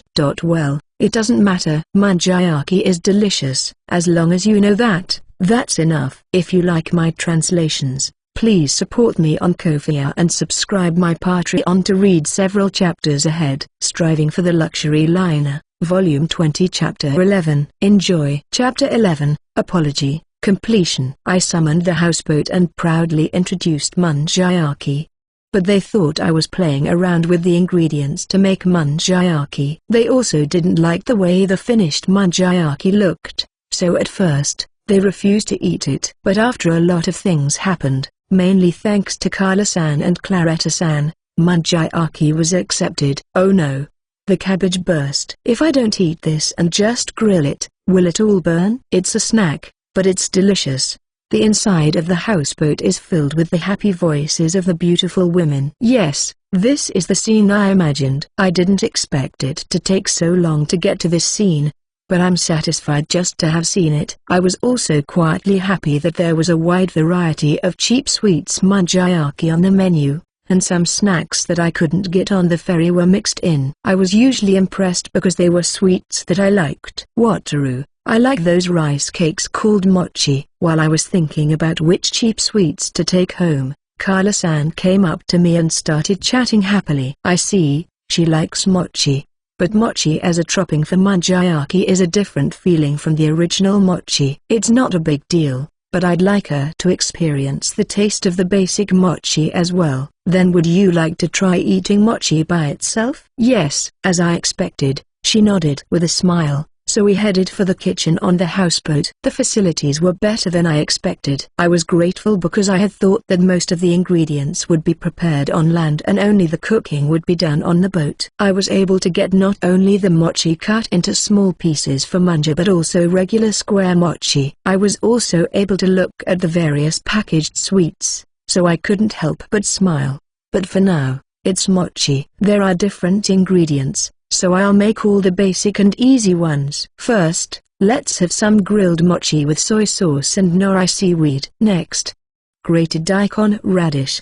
The refreshing flavor and spiciness of grated daikon radish go perfectly with mochi. After that, I think I'll skip the sugar soy sauce and natto. They're delicious, but in another world, they're a menu item for advanced eaters. Then there's red bean paste mochi and kinako mochi. Like the cheap sweets, another great ingredient found on a houseboat is red bean paste. I was wondering why there was red bean paste on the houseboat. But to my surprise, there was a dessert muncher category. I didn't know about it either, so I was surprised to see it on the houseboat menu. I've had a munchayaki in Japan before, but I wonder if this restaurant also had dessert munchayaki. Sweet munchayaki. It's not impossible because it seems that the early munchayaki was sweet, but it's hard to imagine the taste. I want to try it as a dessert to finish the meal, but I'm also a little scared. Wataru, it's starting to rise. It seems that the mochi we grilled while preparing the toppings was ready. It's also cute that not only Kala-san but also the slime group and Pent are also interested in the mochi. I wanted to make some red bean soup, but well, it would overlap with the red bean paste mochi, so I guess it'll be fine for next time. It would also be delicious if I added some ice cream, but that'll have to wait for next time. When we returned to the banquet hall with lots of mochi and toppings, the women who had noticed our actions gathered around. After being fascinated by munja, will they be fascinated by mochi next? Thinking about mochi makes me want to eat ozoni. I'll do that when I have room in my stomach. T/N, soup with mochi and vegetables. ******. I didn't make it to dessert munchayaki, even though we shared. I had eaten quite a lot of munchayaki and tried the mochi, so there was no room in my stomach for dessert munchayaki. They say there's always room for dessert. But I'm a man, and I'd also had the sweet red bean paste mochi and kinako mochi, so I was incredibly full. Or rather, the munja was finished with mochi. Well, the women were quite happy with it, so I guess it was a good ending. The lively women wanted to go to the sea as soon as they finished eating, but I stopped them. I don't know if there's such a thing as drunk driving on a yacht, but obviously, strenuous exercise is out of the question when you've had a few drinks. With that, I made my way to the women relaxing on the tatami mats. It was finally time to finish my apology. I was nervous. Well, ladies, I'm really sorry about the other day. I don't know if this will make up for it, but I hope you enjoyed yourselves today. Fufu. I told you there was no need to apologize, but I really enjoyed myself today. Thank you, Wataru. Alessia-san thanked me for my apology. The other women also thanked me and offered their forgiveness. I think I'm falling in love with their kindness. But Ins, you're out. Girasol and Felicia are the ones I apologize to, but I think the sexual harassment of Ins is a bit unfair. In my opinion, it's 50-50. So stop looking down on me like you're doing me a favor. It's not enough to get the casino money by flattering me and then melting it away in an instant. Well, whatever. Right now, I should concentrate on what's in front of me, not on Ins. Thank you. By the way, I've prepared gifts of apology for Ilma and Claretta, to whom I caused particular trouble. Please accept them. To be honest, I was afraid to treat them especially, but since I had done something particularly wrong to them, it would be absurd to treat them the same as the other members, so in the end, I decided to apologize to them. First of all, Ilma. Here you go. Thank you. What is it? A translation voucher? Yes. This ticket will help you translate the materials you want in 1 hour. Yes, it's a ticket. I could easily think of an excuse for Claretta-san, but I couldn't think of one for Ilma-san. Ilma-san is a very sexy woman, but she's also a surprisingly sensible person outside of her research. So I thought I'd give her something related to her research. But since we've always been together, she already has things she wants. So after a lot of thought, I came up with the idea of a translation voucher. I thought I should take advantage of the fact that the thing Ilma-san wanted the most from me was when I translated the Duke's Diary. Well, the idea was the same as the shoulder massage coupon, so I spent about an hour wondering if this was the right thing to give to an attractive woman, but I came to the conclusion that the best thing to do was to give her something that would make her happy. Besides, a woman as beautiful as Ilma-san probably gets a lot of gifts, so something like jewelry wouldn't make her happy. And even though it looks shabby, I think it's a card with tremendous value, because even if the characters aren't deciphered, You can still read them. Even the Rosetta Stone can be read at a level so slurred that even Champollion Sam will have to apologize for it, so it may not even be impossible to make history. Depending on how it is used. T/N, you can Google it.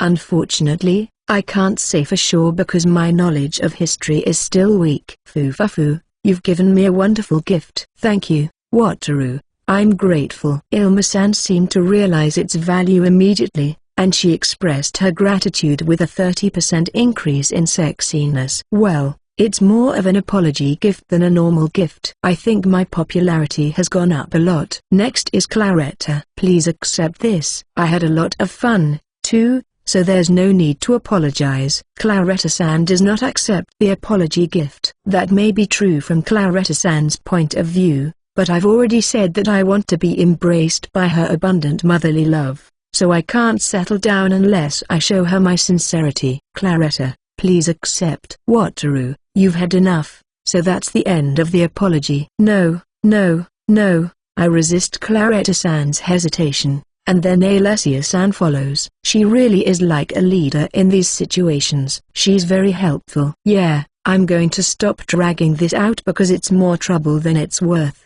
But well, it's become a dark story, so even if you try not to drag it out, I'm sure I'm going to suffer when I remember it. With Alessia-san's help, Claretta-san accepts the gift of apology. Why is it that something so expensive makes me feel like I'm being wrapped in kindness? Claretta-san is a little confused by the expensive gift, but if you think of it as a settlement payment, it's an appropriate gift. Still, Claretta-san is astonished. The God of Light said that it was just a small blessing and that it would not have any effect like a blessing, but it seems that Claretta-san is able to feel that small blessing. I asked the God of Light Shama to help me make up for it in some way, but it wasn't a blessing that would have any effect.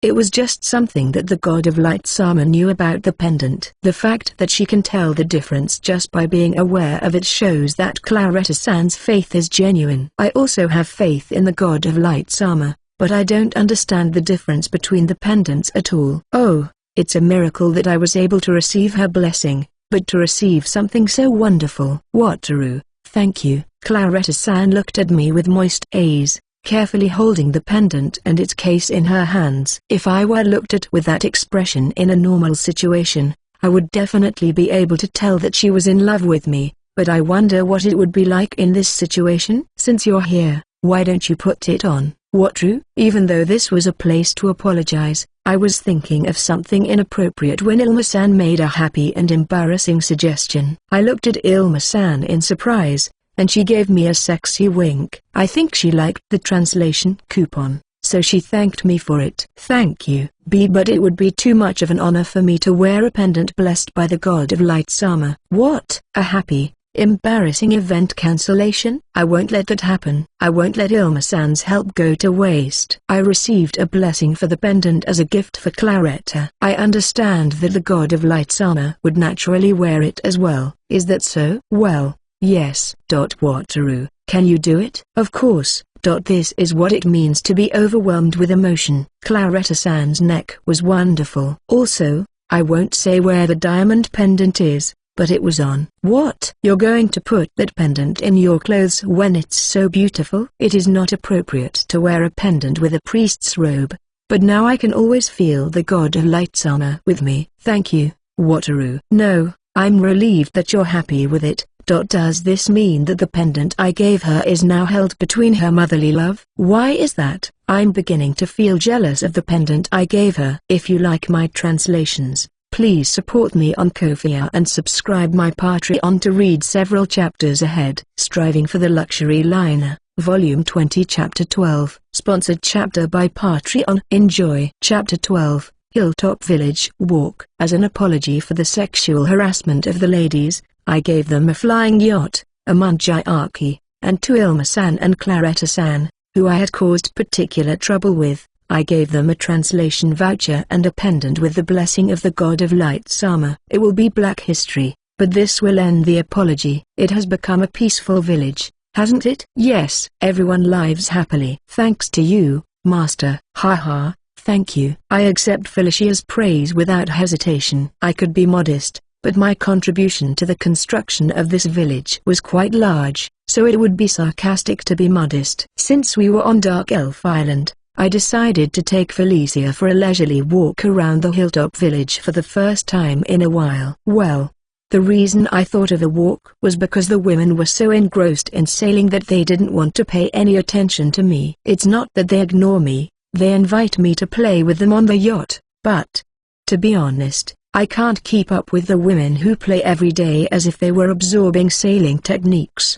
They look gorgeous in their swimsuits, but the difference in mentality between the athletic and the non-athletic is so obvious that it's hard to believe they're the same race. Well, actually, there are members of different races, or rather, I'm from a different world. Why are these people so enthusiastic? They're working as hard as high school baseball players who want to play in the Koshien tournament. T/N. It is an annual nationwide high school baseball tournament. It is the largest amateur sports event in Japan. Well, it's good. It's certainly a blessing to see beautiful women frolicking in their swimsuits, but for now, let's enjoy the Dark Elf Village. I visit it from time to time, but if you take the time to look around, you can really see the difference. Outside the village, there are fields, and compared to when it was first settled, the landscape has completely changed. Of course, the inside of the village has changed as well. The roads are not cobblestone, but they are well filled, and ditches have been dug on both sides to improve drainage. The houses that stand around the area are not luxurious, but they have been changed to a solid structure, and flower beds have been made to make them more colorful. Not all the houses have been rebuilt like this, but they will probably be rebuilt gradually, and one day they will all be like this. Or rather, I can't help but think that if they hadn't built such a magnificent building for the shop, all the houses would be like this by now. That building has been expanded and remodeled so much that it's hard to believe that it was originally a candy and general goods store. Even without doing anything, it's more magnificent than the village chief's house. I guess the dark elves were the demanding. Still, there are quite a few mermaids running around. I've seen fairies flying around as messengers for pocket money, but I think there are more mermaids now. I don't think I saw so many in the village before. Foo-foo. It's because Princess Henry has made friends with the village children. It seems that they were gradually becoming friends before, but thanks to the princess and the children, their relationship has progressed quickly. Ah, I see. So it's like the children became friends in the park, and then the parents became friends, too. The dark elves and mermaids were in hiding, so they were careful about making contact. But still, when I look at it again, it's really a fantasy. A peaceful rural village. That's nice, but the inhabitants are dark elves, and there's also a lot of fairies flying around and mermaids coming to play. Strong. How can I put it? It's really strong. The polka dot pattern is as strong as the concentrate of the famous lactic acid drink. The concept was supposed to be an island where dark elves could live in peace without being targeted, but how did it end up like this? They're building something in the square. But what are they building? The village's central square is kept clean and tidy because it is also used for banquets. When we first started building the village, we even had bonfires in this square. It hasn't been that long, but it seems like a long time ago when I think about it. Oh, they're building a shop at the edge of the square. A shop? Yes, I told them there are shops in the town square. Felicia is unusually proud of herself. She's so cute. Anyway, shops? It's true that there are often shops and stalls in the town square. If that's the case, I guess a stall would be fine, but if there's no need to move around like in the city, then a shop might be more convenient. But what will they sell? To be honest, there isn't much to sell on this island. As far as I can see, there are about 3 shops being built. Like the general store, people who want to do business will take turns using the space. The mermaids are also on the schedule. They'll sell seafood dishes. When I think of it, the general store also uses the space on a rotating basis. Seafood dishes made by mermaids. Just the words make it sound delicious. Most of the reasons for visiting the island were for Felicia, but it's nice to know there are other things to look forward to besides the hot springs. It's Wataru. Give me something. Something tasty. Something tasty. While I was smiling at the thought of the future, I was discovered by the naughty children. The peaceful time I had with Felicia was instantly destroyed. Or rather, the noise level was annoying because the fairies were also making a racket, even though the brats were noisy enough on their own. I wondered why they were together, but the answer is simple. They probably got along well. They should have fought each other out of self-loathing. Buy it with your own pocket money. What do you think I am? A candy store? I learned that if I go easy on the naughty kids and fairies, there's no end to it. Of course, we don't have an allowance. We don't have enough. That's right. We don't have enough. Not enough. Not enough. It's only natural that pocket money is not enough for children. What's important is how you get your allowance. Go and help around the house and then ask for your allowance. My impression is that about 90% of the children feel that their allowance is not enough, but I think that's a healthy attitude. I think it's unhealthy to have a wealthy lifestyle where you have more than enough allowance from a young age. But I'm envious. I'm very envious. There is not much work to do around the house. Don't say things like that. Don't say that. I want to eat something. I want to eat something. My suggestion was rejected out of hand by the naughty children. Apparently, there aren't many jobs that pay them pocket money. Come to think of it, that's probably only natural. I'm sure the adults don't want to give them pocket money either, but it would be difficult to find work for all the children and fairies every day. Besides, I don't think the adults have enough money either. Alcohol and beauty products are very popular. For now, I should make the adults think for themselves and prepare some work for the children and fairies. But what kind of work can I give the children and fairies? Okay, I'll give up. I can't think of any jobs for the children and fairies. If I need something like a side job, I'll have them do it. Also, fairy dust is an item in the game, right? Can I buy it? I'll look into that later. There's no choice. Here, one each. I give up and take some sweets out of my bag to drive away the naughty kids. Sweets. Don't you have anything else? Armiro expresses his dissatisfaction openly. He's not very sweet. When I think that even such a naughty child will surely become handsome in the future, it's so unreasonable that I want to cry. Don't be so picky. If you don't like it, I won't give it to you.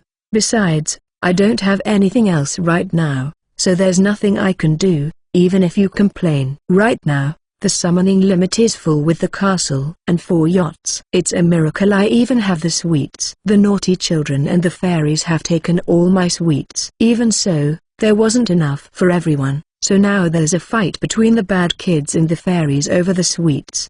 Before long, the naughty children are in trouble with the adults. It's childish, but I can't help but find it a little satisfying. I guess this is what they call reaping what you sow. I leave the naughty children alone and continue my walk with Felicia. There's not much left to see. The main attraction of this village is the general store, but I don't need to go there because I deliver the products. Well, that's fine because it's fun just to walk around with Felicia at a leisurely pace. Asterisk asterisk asterisk.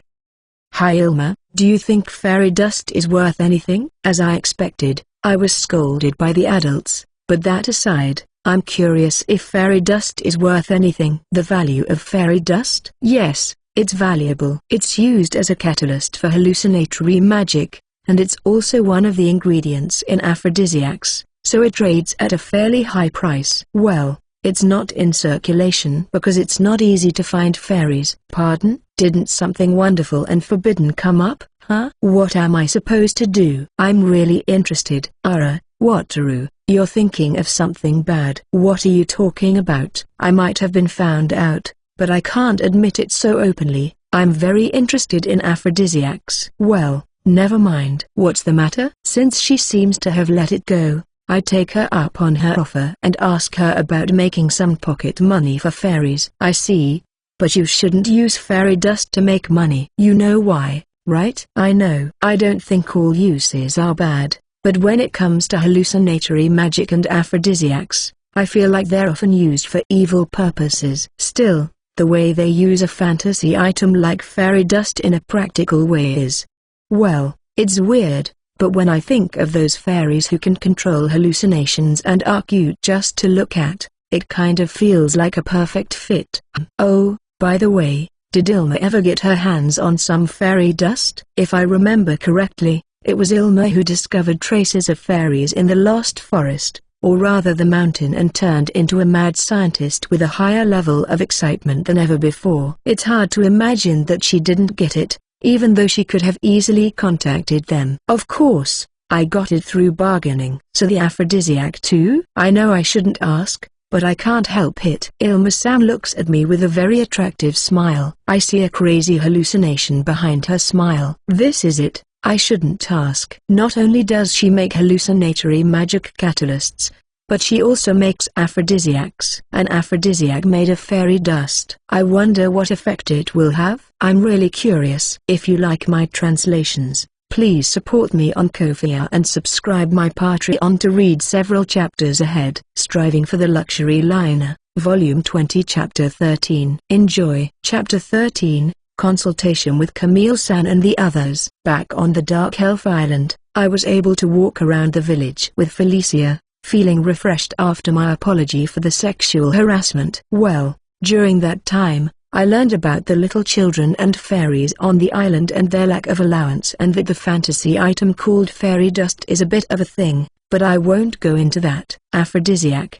Well, I think we should leave soon. Maybe tomorrow. Add my words. Alessia-san and the others fall silent. It's a tense moment. Right. I think we've been playing around for too long and we should start moving soon. I'm glad. They seemed a little disappointed, but they accepted my decision without question. Not only Alessia-san and the others, but Ins and Felicia also liked the yacht, and they had a great time playing around on it. There were also 2 races around the island for the Dark Elves, and that night, we had a Mujayaki party on the houseboat. We also visited the hot spring village and enjoyed the hot springs while selling various wholesale goods. I took Remo and the now smaller Bent on a wild ride around the island on the ad, and we had a great time. On the way, we also met Romano, who was on a map-making trip, and we exchanged information. While we were enjoying ourselves on Dark Elf Island, the mermaids from the Mermaid Kingdom began to appear, using the underwater resting place and shelter we had built. Princess Anne-Marie was overjoyed to tell me this, and it warmed my heart. And I thought to myself, has so much time passed that mermaids from the Mermaid Kingdom are visiting here? The yacht race was fun, and the hot spring was great, but we've been playing around too much. I try to avoid that somehow, but I also have to ask about regular shipping routes to the Aquamarine Kingdom. Even if I refuse, I have to tell them the result. The Beastman village is being developed at a tremendous pace, so the sooner I act, the better, but I've been having too much fun. My thoughts have been taken up with the sexual harassment apology, but it would be bad if I didn't start moving soon. But it was fun. Basically, I'm being pampered on a luxury liner, but this time, it felt like a really great vacation. To be honest, I feel like I could stay like this forever. But there are things I have to take care of, so it's difficult. Or rather,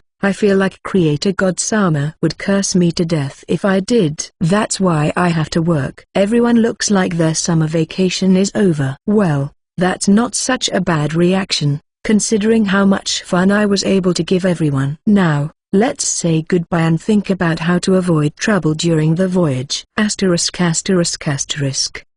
I couldn't think of anything. I had been trying to think of a way to avoid trouble during the entire voyage, but I couldn't think of anything. Even though we had already moved to the Lotto, the castle was already in sight. To begin with, I couldn't even solve the problem of the children and fairies on Dark Elf Island earning some pocket money, so how could I possibly manage to solve all the other various problems, including the refugee problem? I guess I'll have to go to Camille-san and the others and ask them to help me, as I had originally planned. It's a shame, but if I can't do anything about it, I'll have to rely on someone I can count on. If I do something stupid, I'll end up in paperwork hell again. No, even if I don't do anything stupid, it seems like paperwork hell is waiting for me. But I don't want to increase the level of that hell. I've had enough of my black history of stress relief. I board the castle with determination in my heart. Normally, I would walk around the ship and check things out,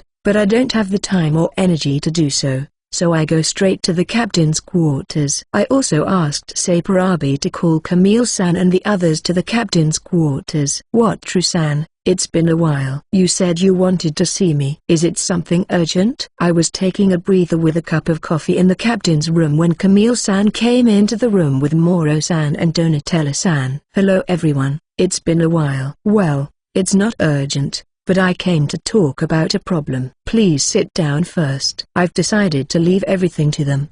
But I can't just come and say that I've come to leave everything to them. So I've decided to ask for their advice. I ask Felicia to serve tea for the three of them.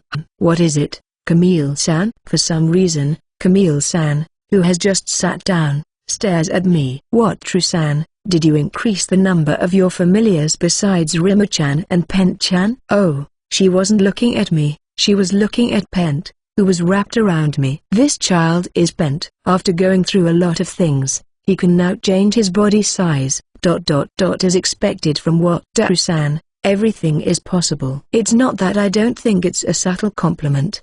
But when it's said with a faraway look in her eyes, I understand that it's not a compliment. I was just helping, so I think that evaluation is inappropriate. However, I'm aware that I received an unreasonable skill. Well, it's useless to try to deny it, so let's just talk about it for now. I see. Things are getting interesting. When I discussed the current situation in the Aquamarine Kingdom and the regular shipping routes proposed by Miranda-san, Camille-san and the others put on their merchants' faces. No, it's not interesting at all. I'd like to do things peacefully and provide the beastmen with a modest but peaceful life. Also, I'd like you to figure out a way to keep paperwork and other annoying things from falling on me. That last part is especially important. It's also worth a lot of points, so I really want them to get it right. If we're going to have a regular shipping route with the Aquamarine Kingdom, we're going to need a base somewhere. The southern city would be a safe choice, both in terms of distance and connections. That's right, the southern city has a harbor. It's not big enough for the castle to dock directly, but that can be arranged. They'll be all over it for safe transportation of goods. No, were you listening to me? I was talking about finding a peaceful solution, but Moro-san and Donatella-san have already started talking about trade. This is definitely going to cause a lot of trouble. If possible, I'd like you to think about not opening a regular shipping route. I understand what Wataru-san is worried about, but trying to solve the problems of other countries from this faraway place is also a bit of a tall order, don't you think?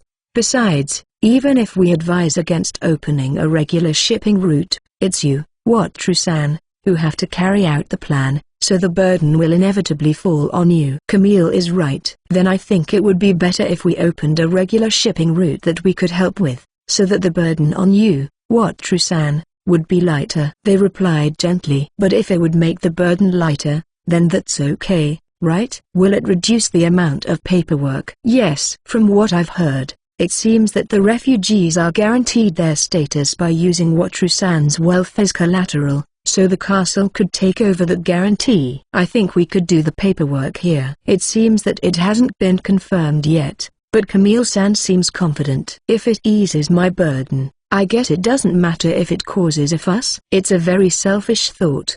But it's not like it's the first time. Ever since I was born, I've always put my own desires first. But there's something that bothers me. Everyone, aren't you all too eager to take the regular route? Ever since I've been talking to them, they've been cutting off all options other than the regular route, right? Of course, it would be a waste of resources to just have a ship like this and let it sit idle. Moro is right. As merchants, we felt it was a shame that we couldn't do anything with the great potential that was right in front of us. Fufu, we talked about what we'd do if we could get this ship moving. Moro-san, Camille-san and Donatella-san take turns telling me the reason. I see, so my advice was like feeding bonito flakes to a cat. Come to think of it, I think I was told something like that when I first left the castle to Camille-san. It sounds like fun, and while I can't say it won't affect me, it seems like Camille-san and the others will take care of it. So if that's the case, I guess I can leave it to them. I was planning on throwing it all away anyway. Won't that make the kingdom of Brescia angry? That country has benefited the most from the profits of the castle. If the regular shipping route is opened, they will gain profits from trade, but other profits will decrease. Trade is profitable, but the products on the castle are special, and the fact that they can only be bought here is a big advantage. It would be bad if that disappeared. Will there be problems if we make them angry? Well, there's also the orphanage. Camille-san's serious face is frightening. What does that mean? Haha, Camille is just a little stressed. Don't worry about it. Well, if it comes to that, we can just move the orphans to another place. Moro-san is ruining Donatella's follow-up. What should I do? When I looked to the women for help, they looked away in confusion. Besides Felicia, In's family works on this ship, and as for Alessia-san and the others, this country is their home, right? I think it would be irresponsible to run away. What is the cause of your stress? The moment I asked that, Camille-san's expression lit up as if to say, thank you for asking. I must have stepped on a landmine. Now that I think about it, I'd only met the problem-free nobles who were recently selected, so I'd forgotten. But there were troublesome people among the nobles and royal family of this country. Like the second prince. If Camille-san was the one doing the screening, then the stress must be considerable. I wanted to avoid trouble, but I feel like I'm getting involved in other problems. If you like my translations, please support me on Ko-fi and subscribe my Patreon to read several chapters ahead. Striving for the Luxury Liner, Volume 20 Chapter 14. Sponsored chapter by Patreon. Enjoy. Chapter 14. Perfect timing. I went to the castle to discuss the Beastman City matter. I wanted to talk them out of the idea of a regular shipping route if possible, but Camille-san, Moro-san, and Donatella-san all seemed very keen on the idea, which left me rather perplexed. However, it seems like my workload will be reduced, so maybe it's not such a bad idea after all. The bigger issue is Camille-san's stress level. That's what I mean. I see. That's inexcusable. Let's think of a countermeasure. Camille-san's complaint finally came to an end. I immediately followed Camille-san and suggested that we come up with a countermeasure. It's already too late. I knew that I was forcing her to work hard, but it seems that I've made her work harder than I imagined, and I feel so sorry for her. Also, I'm not sure if Camille-san is the type to yell or lose her temper, so I'm very afraid of her calmly talking about her dissatisfaction with the harassment she's received. I feel a sense of fear that if I go too far, my opponents will disappear without me even noticing. And they've prepared carefully so that no one will notice that they've disappeared for a while. Well, let's not think about the scary things anymore. It seems that complaining has relieved some of their stress, and if we think about countermeasures now, it should be okay. Still, the people in power in this world are pretty annoying. Well, it's hard to compare because I don't know most of the people in power in Japan, but it seems like the quality is worse here because the legal system and information transmission are less advanced. It may be natural to assume that if you break the law, you can be easily overpowered by the authorities and that there's no problem with being exposed on the internet, but when it happens to you, it's hard to accept that it's inevitable. At first, the interference wasn't too bad due to the Mage's influence and the Crown Prince's tightening. However, it seems that the more time passed, the more the interference increased. It seems that complaints started coming in, both directly and indirectly, saying things like, "You can't refuse my visit, I'm royalty, I'm nobility, I'm a big merchant." But Camille-san and the others firmly refused. When they talked about it, the faces of Camille-san, Moro-san, and Donatella-san lit up. They said that it is a merchant's dream to firmly refuse the important people who think that their demands should be accepted. I think I've heard something similar in a famous manga, but this dream seems a little harsher. Is it the difference between those who fight and those who make money? If it had ended there, it would have been peaceful. But the powerful people who were firmly rejected would not have been satisfied with that, and they would have come back in the form of harassment. The influence of the luxury liner is great, and the powerful people who could not bite into it would have their influence tarnished. The people who were hit the hardest were the large trading companies that catered to the nobility and powerful people in the jewelry, beauty, and alcohol industries, as well as the second prince's faction and the women associated with them. The women, in particular, were furious at being left out of the social scene, and it seems that the second prince's faction had number of defectors as a result. So, malicious harassment also increased. Up to that point, Camille-san and the others had expected this. In fact, they were willing to accept the harassment because it was natural for them to be on opposing sides. What they didn't expect was the growing arrogance of the Crown Prince's faction. The higher-ups, including the Crown Prince, know our strengths to a certain extent, so we still have a good relationship. The problem is the middle and lower ranks. We're the Crown Prince's faction, so of course we'll get preferential treatment, right? The number of idiots saying such things has suddenly increased. When the benefits are received, nobles who switched from other factions join them and pressure Camille-san and the others to let them come aboard since they have switched to the Crown Prince's faction. Of course, their demands were refused, and a complaint was filed with the Crown Prince, but the Crown Prince, whose faction had grown rapidly due to the battle victory and the second prince's mistake, was also struggling to maintain control. They would often sneak around and mess with Camille-san and the others when the Crown Prince wasn't looking. Camille-san and the others had a good relationship with the Crown Prince, and it was good to be able to get along with the largest faction, so they took a quiet approach until the factions calmed down. However, the factions never calmed down, and lately, the opinion that the castle should be administered by the country has often been discussed. No matter what they do, Camille-san and the others are at their maximum stress level, and I've come to add to the problem. I've brought a souvenir in the form of a regular shipping route. This is a perfect example of the word perfect timing. There's no doubt about it. So what are you going to do about it? I can't handle power struggles, so I'm just going to throw everything at them. We will not accept any more reservations, and we will announce that we are leaving this country in 3 months, including the reason for our departure. Huh? Aren't we talking about the regular shipping route? But is it okay if we leave? As Moro-san says, we can take the orphans with us, and we can leave the castle floating in the harbor that the Aquamarine Kingdom is currently constructing. The promise I made to the god of gastronomy Sama was to open the luxury liner, and as long as people come, it doesn't matter where it is. Yes, we're talking about the regular shipping route. We also have no intention of severing our ties with the Crown Prince, so please don't worry. There's no sign of anything to relax about, is there? But I think I understand what Camille-san is up to. Is this a threat? Yes. It is the Crown Prince's fault,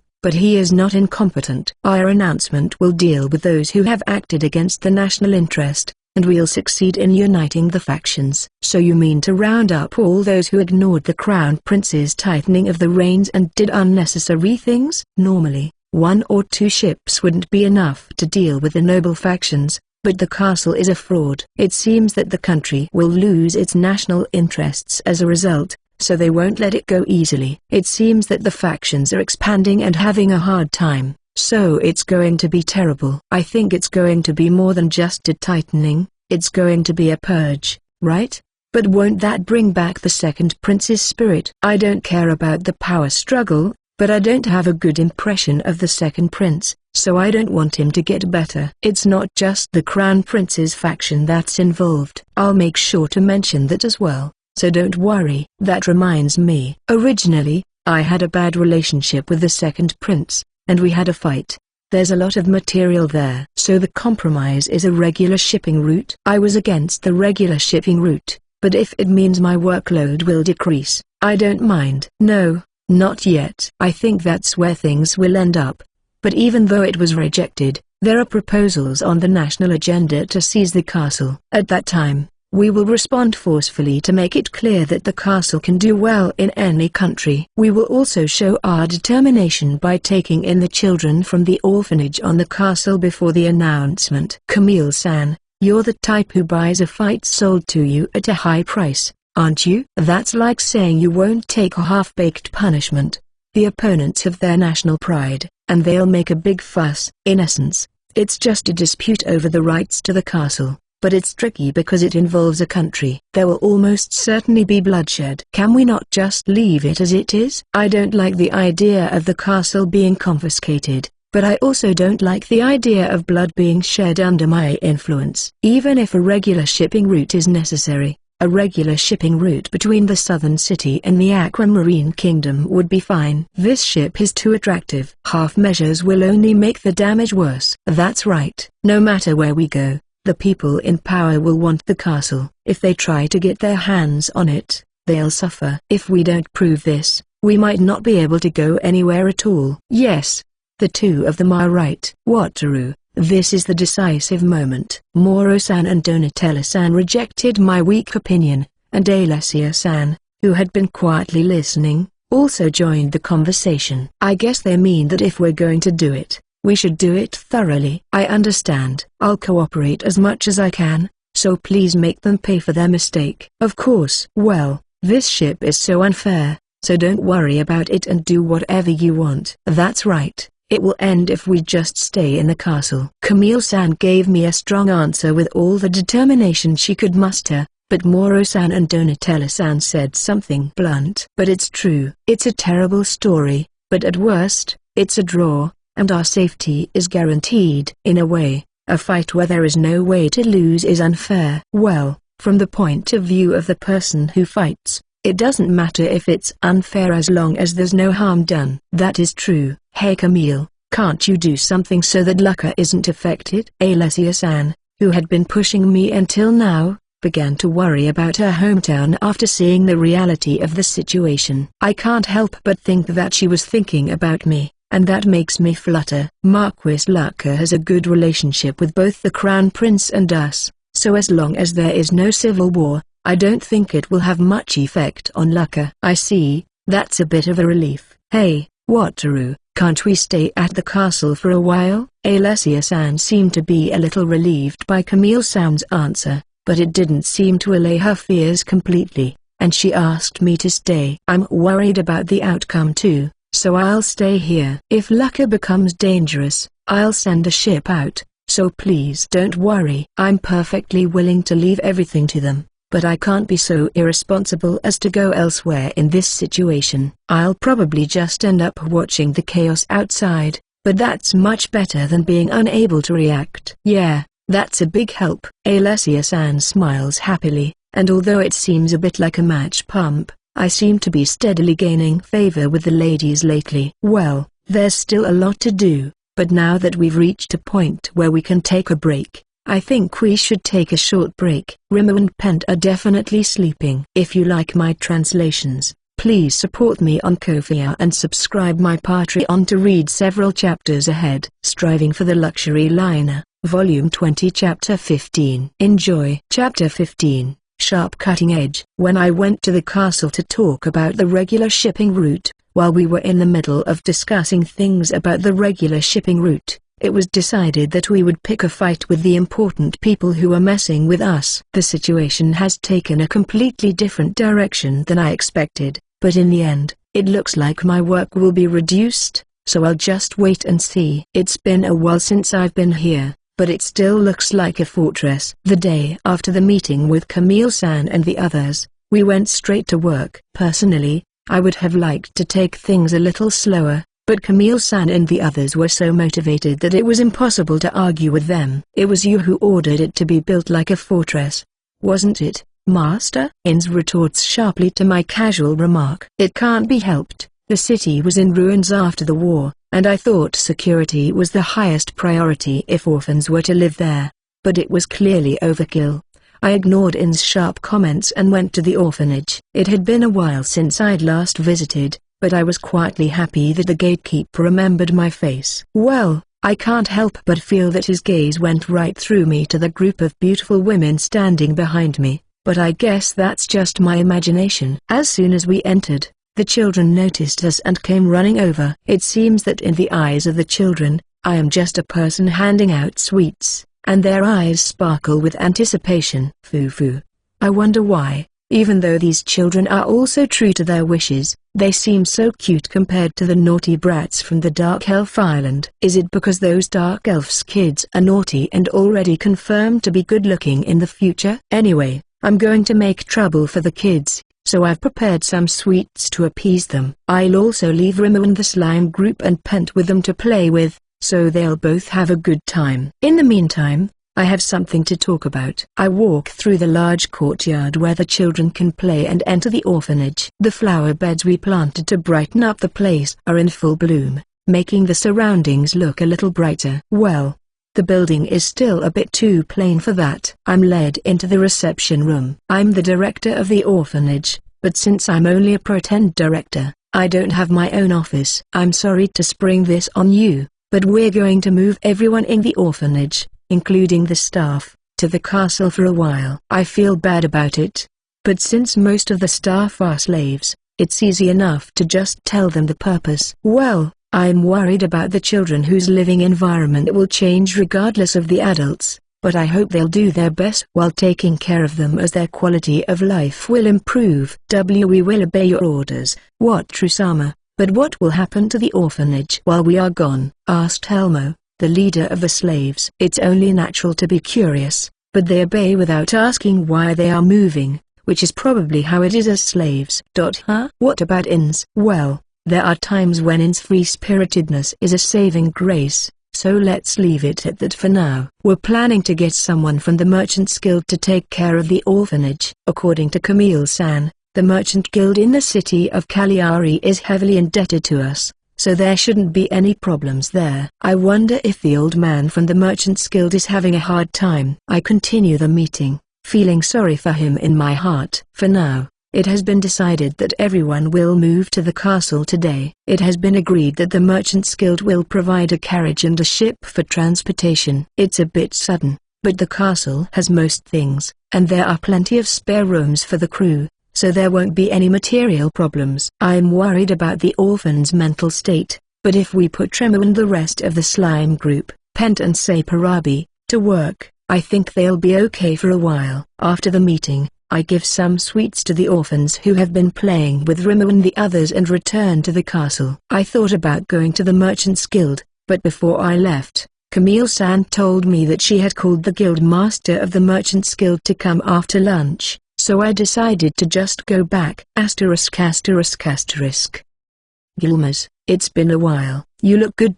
Or not. Oh, you noticed? After lunch, I was waiting in the ship's conference room when the old man, who is the guild master of the Merchants Guild, and his female subordinate entered. Come to think of it, I don't think I know the guild master's name. I always forget to ask people their names when they have a title. Well, if the timing is right, I'll ask his name later. Until then, I'll just call him Gilmers. By the way, I think Gilmers looks like he's dying, probably from overwork. I wanted to say a standard greeting but ended up saying something else. His dark circles are terrible, his cheeks are sunken, his skin is rough, and most of all, he looks lifeless. Where is the passion that burned when he wanted to revive the city? Yes, are you busy? I am busy to the point of death. He really seems to be dying, so please don't say things that aren't funny. What do you mean?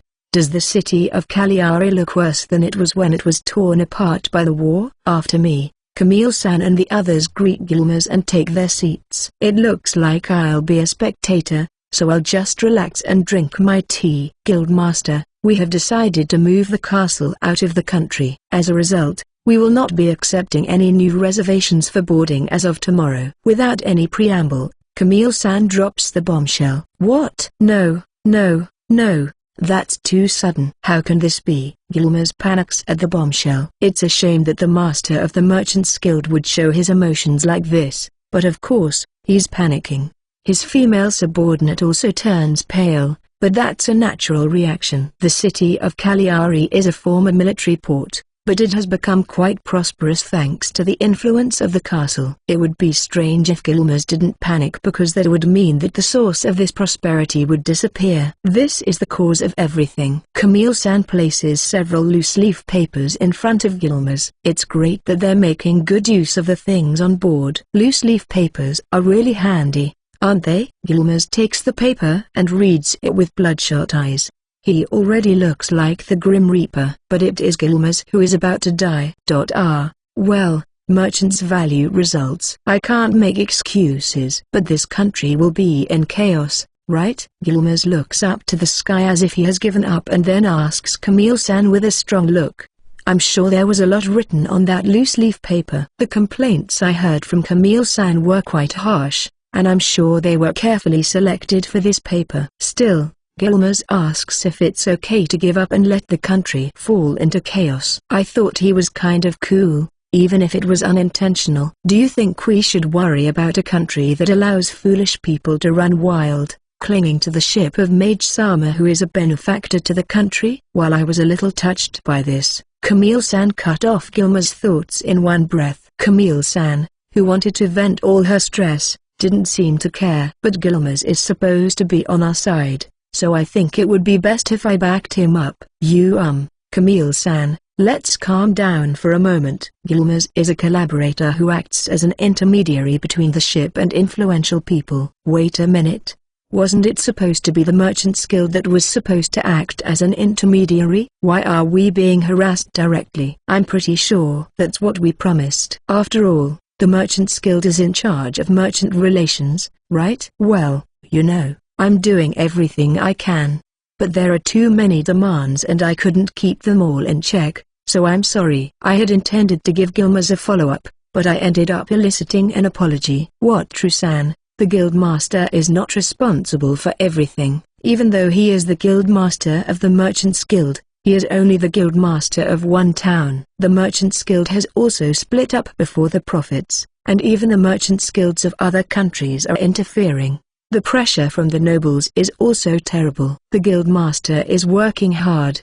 Wait, why is Camille-san defending the Guildmaster, and I become the one who criticizes him? Something's not right. No, I mean, didn't Camille-san criticize the Guildmaster? I am not criticizing him. Merchants value results, but that doesn't mean we disregard the process. We understand that the Guildmaster did his best for us. Really? I couldn't understand the strange course of events, so I looked at Moro-san and Donatella-san, but they nodded in agreement. I was still very confused. Well, I'm sorry to interrupt. Please continue. I listened to the story in silence, feeling comforted by Rimu's soft body. Guildmaster, our request is that you announce to the entire country via the Merchants Guild network that this ship will be going abroad in 3 months. At the same time, we will entrust you with a letter detailing the circumstances, so please deliver it as well. Actually, this is still a modest version of what she wanted to do. At first,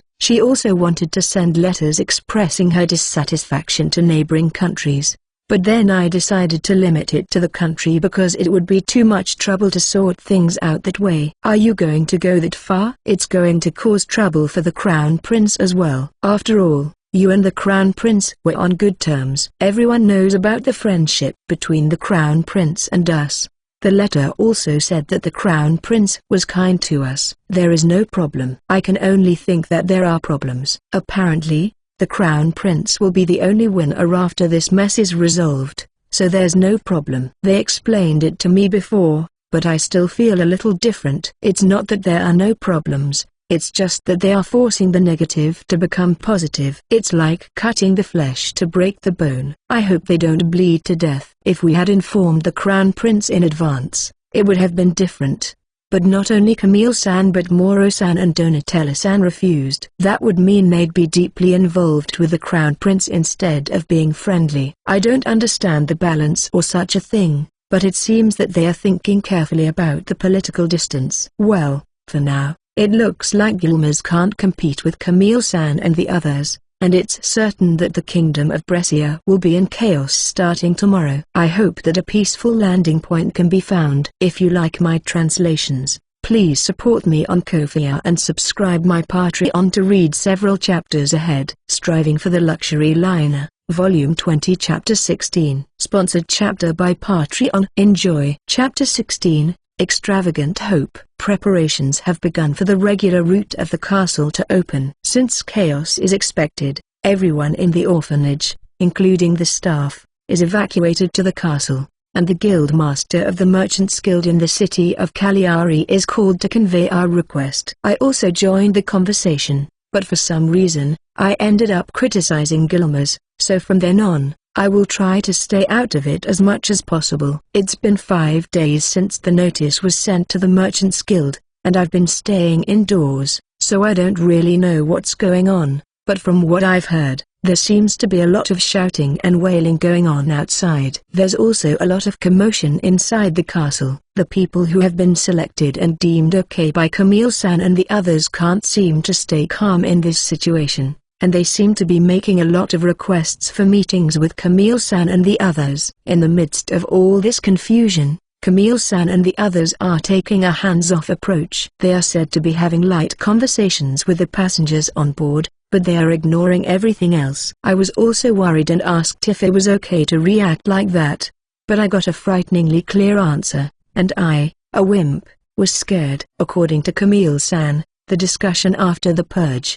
punishment is more efficient, and it is also mentally kind because it is not necessary to be involved in a struggle. It seems that the people who are desperately trying to get in touch with Camille-san and the others are basically the ones who screwed up and are making futile efforts to cover it up. It seems that the Crown Prince will clean up those people nicely, and when he has done so, Camille-san and the others will start their business negotiations. She told me this with a very bright smile, so I'm sure it's true. I suppose it's understandable that they've been quite a nuisance to us, but I also think it's not right that they can't stop being in a good mood because of someone else's misfortune. Yesterday, I sent Marina-san out to spy on the town, and I was drinking while listening to the actions of the people in power running around in confusion.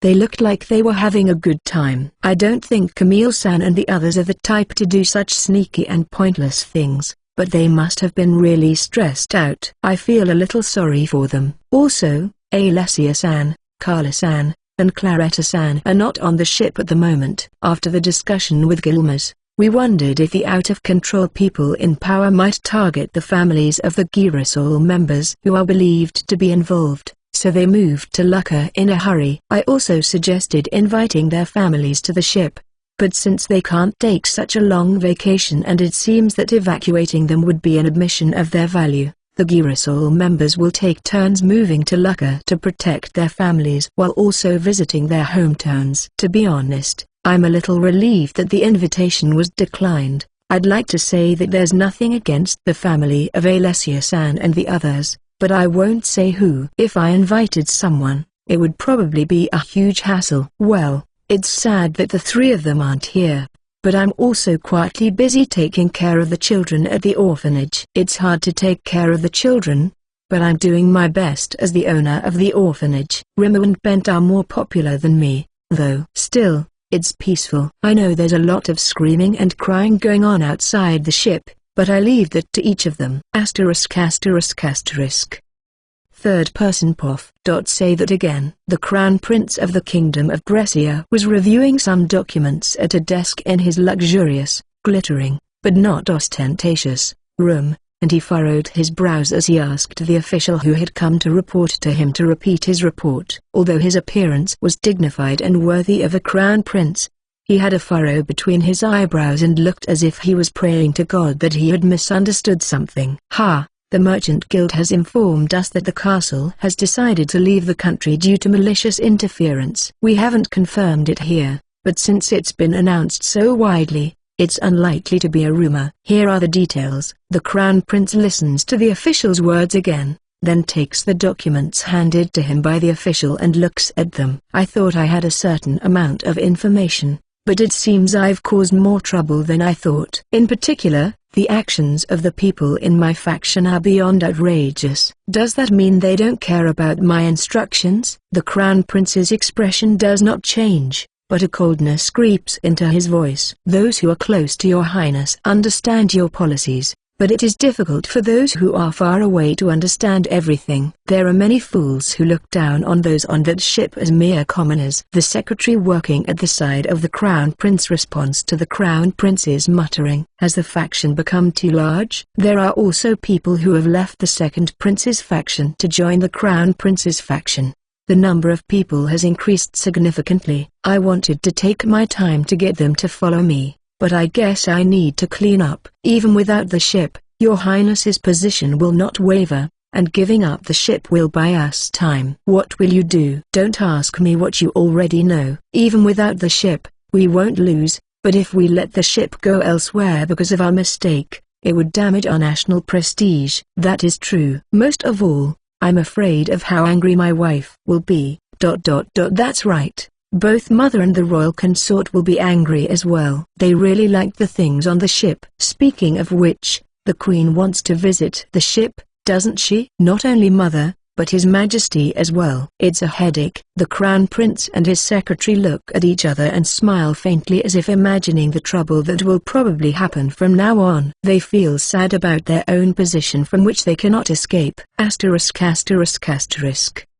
Hey, Master, take a look outside. It had been a little over a month since I had arrived at the castle, and although I loved to relax, I was getting a little bored. So I was thinking of going to visit the children when Ins called me. I went out on the balcony, expecting to see something interesting, but I saw something unexpected. Well, it's a ship. It doesn't look like a warship, but there are a lot of them, and they look armed. What's wrong with those ships? The port in Cagliari is a military port, so I'm used to seeing warships, but these are definitely different. Could they be pirates? No. There are no pirates attacking a military port. It's armed, and they're probably after this ship. What? This is a military port, right? I thought there were no pirates attacking military ports, but I never thought they actually existed. Fantasy goes beyond what you expect. There's a crest on the sails, so it's probably a noble ship. Obviously, they weren't pirates. That's right. Even in fantasy, there aren't many pirates attacking a military port. I can't say for sure that there aren't any, though.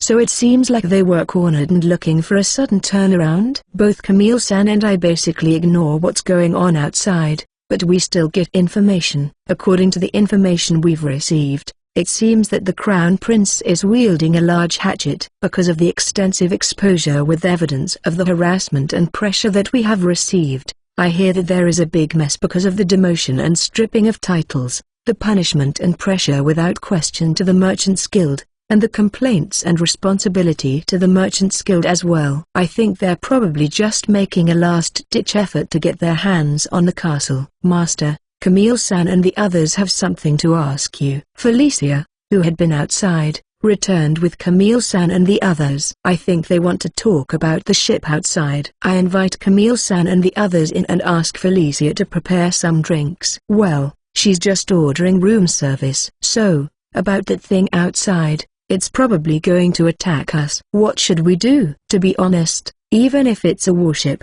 there's nothing they can do to castle. So I don't think it's worth getting too excited about. Camille-san and the others know that we are unstoppable against powerful sea monsters in the open sea, so I don't think they're worried about being in any kind of danger. We don't want to get involved either, but we're worried that it might interfere with the pickup and delivery of our customers. I see, they can't do anything about the castle, so they'll probably target the ship that picks up and drops off the customers. It's fine if I do the pickups and drop-offs by boat, but that could cause a lot of trouble. Can't the military do something about that? It's a military port, so there are a lot of military ships, so I want them to take care of it quickly.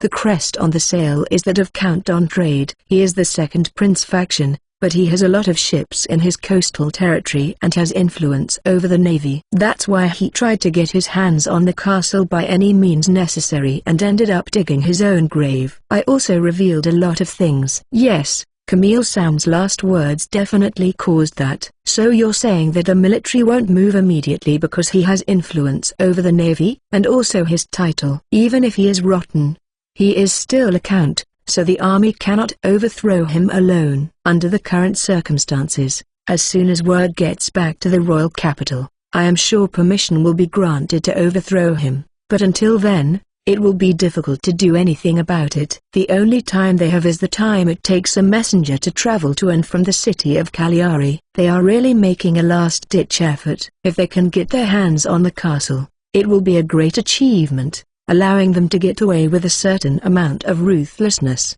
The Count's side seems to be full of hope, but it's a hopelessly unreasonable request. Do you hear something, Master? It's coming from the ship outside. It seems like they're using wind magic, so it should be easier to hear if you go out on the balcony. I see. Then I'll go and listen. I don't think it will help, but it might be easier to decide on a countermeasure if I listen. Camille-san and the others seem to agree, So we all go out onto the balcony. My name is Dorand, and I am the head of the prestigious family of Count on Trade. The head of the family came out himself? It looks like he's cornered. He's probably about to fall. You fools who shamelessly use the ancient heritage that should be administered by the nobility for profit. If you surrender now, I will spare your lives. But if you waste my mercy, I will show you no mercy. Prepare to answer. Well, I'll spare your life, but give me all your possessions. Is that what he means? The nobility should handle it. It seems that he doesn't even want to leave it to the royalty. Since he only means life, it doesn't only include property, but also selling yourself, right? So I guess he would only save our lives, because if he kills us, he can't sell us. Oh, they're going to sell us? That count is amazing. The fact that he seems to think that such a request is truly merciful is especially amazing. Well,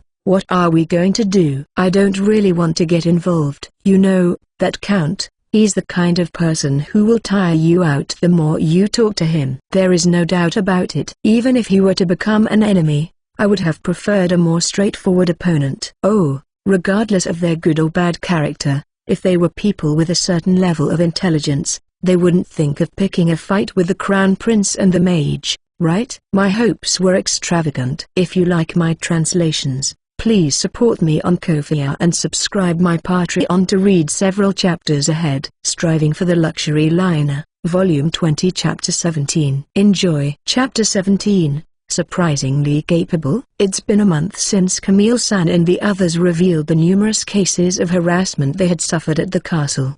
The effects of their actions have spread throughout the country, causing great confusion. The Crown Prince begins a purge, and the exposed nobles and wealthy merchants take various actions to escape the purge. In the midst of this, one nobleman takes the bold step of attacking the castle. So, what are we supposed to do? He just rambles on about things that suit him. It was supposed to be about taking the castle, but he's gotten so big-headed that he's talking about enslaving the mage or giving away all the mage's possessions. Count on Trade may have gone mad from the pressure. Yes, I understand. I'd like to take care of it right away, but Camille-san interrupted with a worried expression. Is there a problem? Yes. He says whatever he wants, but that alone is no reason to attack the Count's ship. Well, even if we complain, it's a problem to beat up the Count. But there are a lot of nobles and wealthy merchants on this ship, right? If he laid a hand on them, even the Count wouldn't be forgiven, right? Of course he wouldn't. Still, that doesn't mean we can do whatever we want because the other party is a noble. That's the negative effect of the class system. It's a hard world. We have noble guests, but the problem is that the ones who complain are the commoners. So, those who are protected by the class system are cornered and have to take a chance. It's amazing that the castle is still held in such high esteem. It makes me proud, even though I'm not happy about it.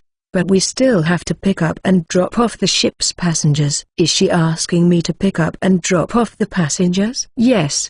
But since they came to the ship even in this situation, I think there will probably be no problem with their stay. In fact, I think many of them will be happy that their stay has been extended. Well, it's been a month since the confusion started, and even the decent people we've been screening here can't stay carefree when the environment is in disarray. In fact, I heard that there have been quite a few cancellations. Since they're coming to stay in this situation, it's limited to people who are somewhat carefree. So the problem is with the pickup. Yes, Count on Trade seems to be in a rather agitated state, so if we take action, he will definitely try to harm us. So I would like to consult with you, Wataru-san. So you want me to pick up the guests and take them home? I'm sorry to the guests who made reservations, but due to the situation, I would like to cancel the reservations. Huh? That seems like a different kind of advice than I was expecting. Well, that's a safe answer. If I do the pick-up and drop-off, it would be possible to force this business to stay open, but when I think about it, it's not our fault, so there's no need to force them to stay open. In addition, we will then expose the wrongdoing of the Count on Trade family and file a lawsuit against them in the country. This has escalated into a lawsuit. Oh, but it's also an obstruction of business, so it's a normal lawsuit. I understand your point of view, Camille-san. So, What do you want to talk to me about? I would appreciate it if you could help me with the cancellation of the reservation, the announcement of the cancellation, and the delivery of the complaint to the Merchants Guild. I'll ask Alessia and the others, or rather, Alessia is in Lucca right now, so I'll ask Dorothea. By the way, the people from Girasol haven't come yet. I would have thought they would have come right away. I'm sorry, Wataru-san. I forgot to tell you. I asked them to guard the ship and maintain security on board. I wanted to ask your permission right away. But I'm sorry. Oh, I guess she got caught up in Count Andrade's powerful speech and forgot. It's not like Camille-san to make such a mistake, but that speech was so powerful it's no wonder she lost her concentration. That's okay. I'll thank Dorothea and the others later. Thank you. I'll go prepare the various documents. Understood. I see Camille-san and the others leave the room, and I rub Rimmer while trying to make sense of the situation. Count Andrade, is it really okay to ignore him? From the beginning, I had planned not to get involved with the things outside until things had calmed down, but I didn't think we would completely ignore them even though we were surrounded. I thought we'd put up a little resistance. But maybe it's better not to get involved with that kind of person. He'd probably be happy if we fought back. Master, the attack has begun. What? Already? We'd had a relatively thorough discussion, but if he had given us an order to surrender, he should have waited at least half a day. We should wait, right? I don't know the rules of negotiation, but I think that's the way it should be. When I rushed out onto the balcony, I saw that the castle was being attacked with magic, skills, and arrows, but since it was unharmed by the god's attack, there was no way it could be damaged by magic or skills. As expected, the attacks were blocked by the barrier, the arrows fell into the sea, and the magic and skills disappeared instantly. When this happens, the opponent's attacks lose their meaning and become more like entertainment. As you would expect from a count who owns a ship, he has some excellent subordinates, and the flashy attacks that fly in are quite impressive. Phew, ha ha ha. While Linz and Felicia were discussing what kind of magic or skills had been used in the attack,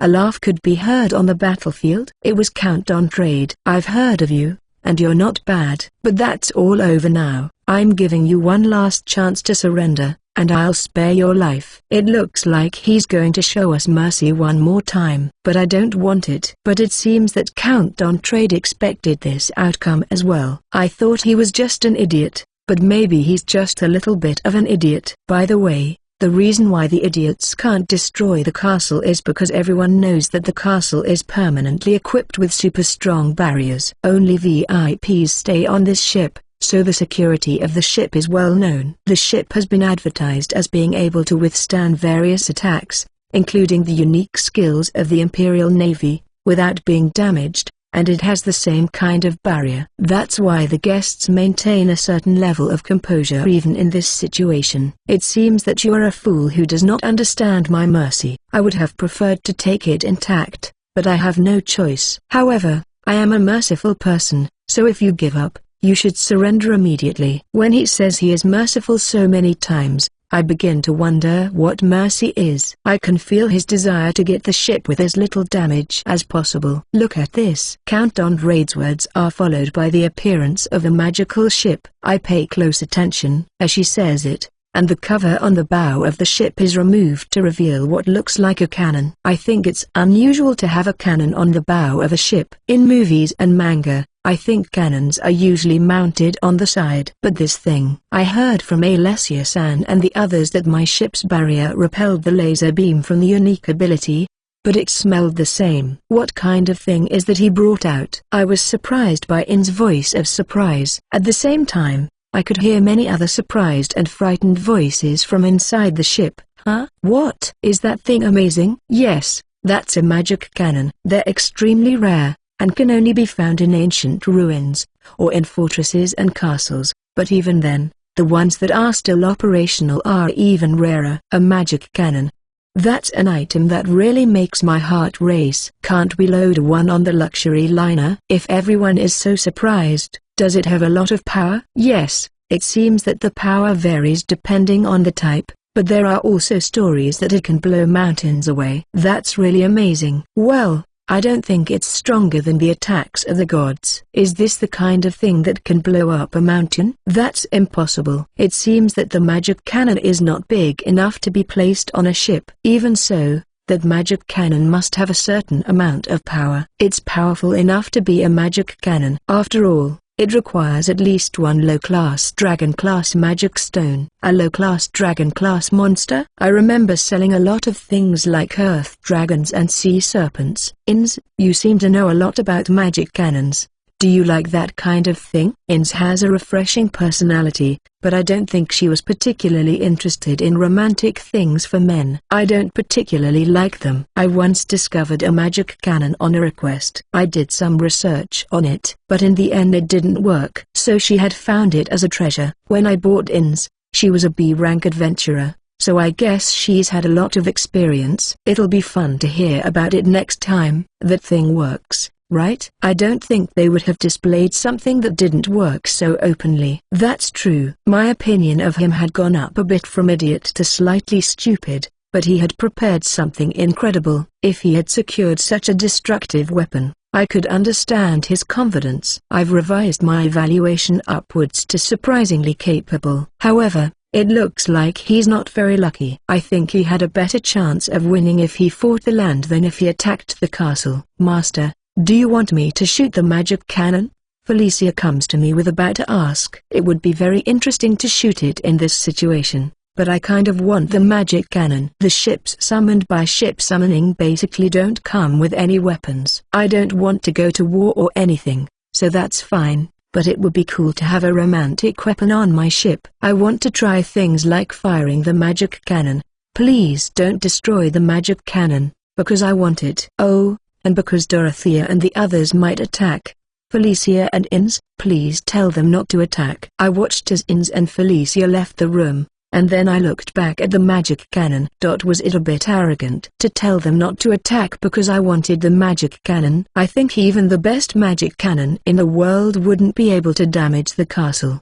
But I'm afraid they'll think I'm stupid. I actually said that I wanted the magic cannon like a child wants sweets. And I think I've become a bit conceited. It's not good to become addicted to a cheat. From now on, I'll be a little more aware of my limitations. Oh, the magic cannon has started releasing what looks like energy all around it. It's like a Tesla coil discharge experiment, and it looks awesome. I can't hear any sound, but I think it's probably making a crackling sound. Something shiny has started to gather in front of the magic cannon's firing mouth. What? Is something gathering into a mass? What is it? A cannonball? There's an object shaped like a giant chestnut. Could it be physics? It's not wrong to call it a cannon, but what about magic? Could it be that magic is used to make cannonballs? It's a little different from what I imagined, so I am a little disappointed.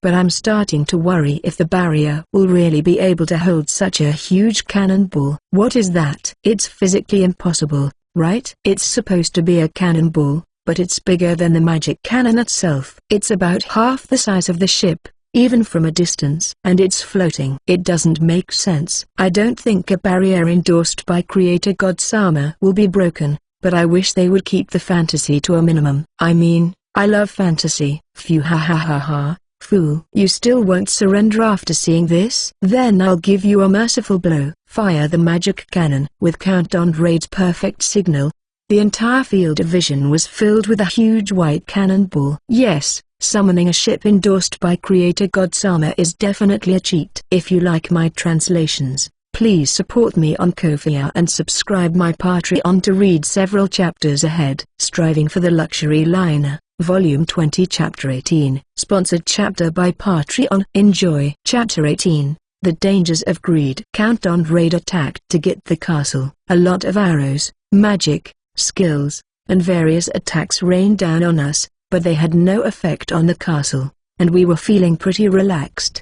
But then the other side brought out a ridiculous weapon called a magic cannon. A super huge cannonball was fired from the magic cannon with a flash of light. I was a little nervous, but it looks like it's okay. I think it fired an unbelievably huge cannonball at an unbelievable speed. I jumped at the flash of light, and when I realized what had happened, the super huge cannonball had stopped at the barrier, and before my brain could fully comprehend what had happened, The cannonball lost its power and fell, making a huge splash in the sea. The castle shook a little. Undoubtedly, the damage would have been greater if it had been aimed at the sea surface near the ship instead of directly at the hull. I calmed my pounding heart by playing with remote pent and checking the outside again. The shaking stopped immediately, and it seemed to have almost no effect. It's still intact? How can that be? I can hear Count Trade panicking. Well, it's only natural to panic when your confident attack is so easily nullified.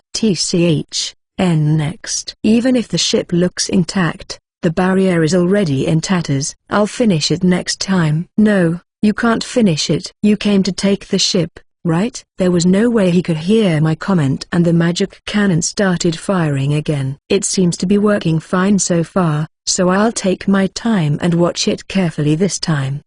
The power is gathering in front of the launch port, but the atmosphere is different from before. I delivered the message. Master, I'm back. Ins and Felicia have returned at a point that is of interest to me. Thank you. We're getting to a good part now, so please wait a moment if there's no problem. That's okay, I want to see it too. Yes, there was no problem. It seems that there was nothing special that needed to be reported right away. Then, I can focus on the magic cannon now. It looks like he changed the magic stone this time. From the looks of it, it's a water type, isn't it? What do you mean? The phenomena that manifest in magic cannons are different depending on the magic stone used. The first one used an earth-type magic stone. First earth, then water. I have a strong feeling that this sounds familiar. It's very likely that they used the earth dragon and sea serpent magic stones. I guess you could call this reaping what you sow. But I'm more excited than sorry, because the effects of the different types of magic stones are different. It's just full of romance. On top of that, he's showing it to us for free after having purchased our expensive magic stones, so I can't help but be grateful. While I'm watching excitedly, the blue light swells up without materializing like a cannonball this time. The huge cannonball before was amazing, but this time, it looks more like a magic cannon, which is my favorite. But it's a water-based system, so it seems less powerful than the cannonball. You're done now. Magic cannon, fire. This time, there was no flash like before, and water that looked like it was coming from a hose came at us from a blue light. It was thick, so I guess it had a lot of mass, but I was a little disappointed. It was definitely weaker than a cannonball. It was then that I realized how shallow my thinking had been. Just when I thought that the water, with its intense momentum, would be repelled by the barrier, the water began to freeze. More and more water kept pouring in, and the ice kept spreading and thickening. This is amazing. The person who made the magic cannon is a genius, but he also understands romance. I don't know how it works, but he must have made it so that it turns to ice when the enemy thinks the water is weak. This time, the barrier protects us, but if it was against a monster or a person, it would be able to kill them unless they had a strong resistance to the cold. There is also enough of it. About a third of the giant castle's barrier is covered with thick, dense ice. It still can't be penetrated, but your futile battle is over. This ice won't melt easily. I wonder how long this barrier will last under constant stress. Well, you got me this far, so don't expect any mercy. Okay? I can hear Count Trade's voice, sounding very pleased with himself. It seems he's already sold out on mercy. But it's a good idea. Judging from what Count Trade said, it seems that he was also thinking about putting a constant burden on the barrier before, so maybe Count Trade is actually quite talented. I know how powerful the ship summoning is from creator God Sama himself, but since he doesn't know the details, it's not surprising that he thinks he can handle it with the power of the magic cannon. The power of the magic cannon is so great that it makes him think like that. Hey, Master, isn't the Count forgetting that the castle is a ship? What do you mean? Why do you ask? If you move the ship, the ice wall will break. Yes, Count Trade, you're probably not very smart. I can't say anything about other people if I don't notice this. What should I do now? I don't think the barrier will break even if the load continues, but as In says, moving the ship also looks interesting. What should I do? Well, I still have time, so I'll think about it slowly. For now, I'll listen to the report from Ins and Felicia. Asterisk asterisk asterisk. I see, it was a bit of a mess when the magic cannon was fired, but it seems that it's all cleared up now. As expected, the guests couldn't stay calm with such a spectacular attack. I'm sure Camille-san and the others are still reassuring the guests. Just as I was thinking this, there was a knock at the door.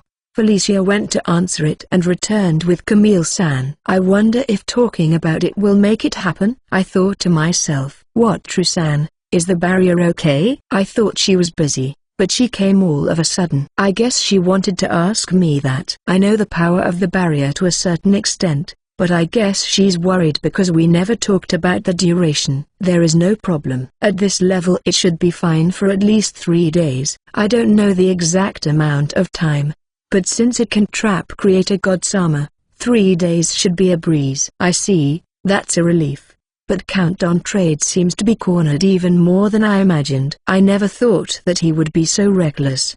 Perhaps the Crown Prince has already informed him that he will be stripped of his title. Stripped of his title? As someone who never had one to begin with, I don't think it's like they're going to take my life, but I guess it's a big problem for a real noble. If things have come to this, do you think the Navy will move? Well, I think the conditions for them to move have been met, but at the moment the city of Cagliari is being held hostage, so I think they've become even more incapable of moving. Oh, I see. We can relax on the castle, but it wouldn't be funny if they aimed the magic cannon at the city, huh? If they threaten to destroy the town if I don't hand over the castle, then I'm in trouble, right? I have no intention of handing over the castle, but it would be extremely difficult to abandon the town. They're in the middle of trying to rebuild. I was thinking of moving the ship to tease Countdown Trade, but that would be too desperate, so I'll reject that idea. Should I make it look like we're in a hurry to buy some time? How about offering the luxury liner one time and then refusing to let them board? If they bring the magic cannon, we can secure it and kill 2 birds with 1 stone. But I don't want to invite something like that when there are other passengers on board. It would be possible if we could get the passengers back on land,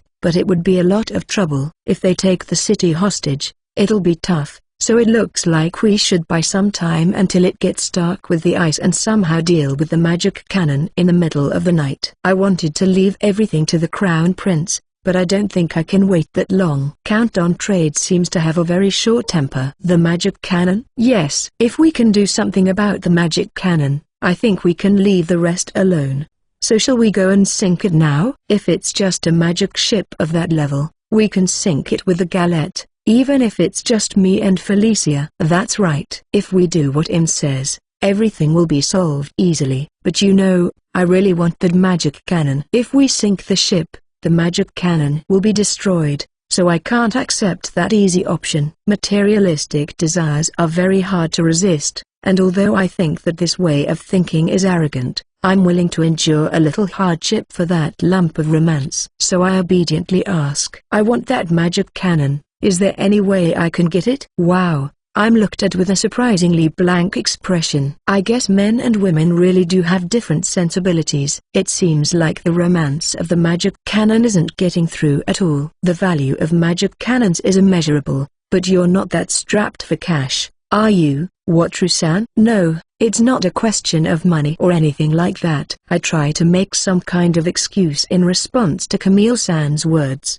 but I can tell that it is not very convincing. Do you need armed forces, Master? If we're talking about whether or not I need armed forces, then I guess it wouldn't be a problem if I had them, but I don't think I need them that much. If I have to fight, I'd rather stay on the ship. Then the eyes of the others focused on me, asking why I wanted it. If I said that I wanted to put it on the bow of the ship and grin every now and then, would they get angry? They would definitely get angry, and then the magic cannon would disappear into the sea. Well, I'd rather sink it than put the city in danger, but I'd like to think I'd be allowed to try if I was willing to sink it at any time. In the meantime, I'll get the galette ready and have Ins and Felicia stand by. If the magic cannon is about to be aimed at the city, you'll sink it without question, but if not, how about sneaking in at night and securing the magic cannon? I judge that it would be impossible to persuade them or make excuses, So I made a concrete proposal to distract them. Since Camille-san and the others didn't have the option of fighting in the first place, I think they'll be satisfied with this. Probably. If you like my translations,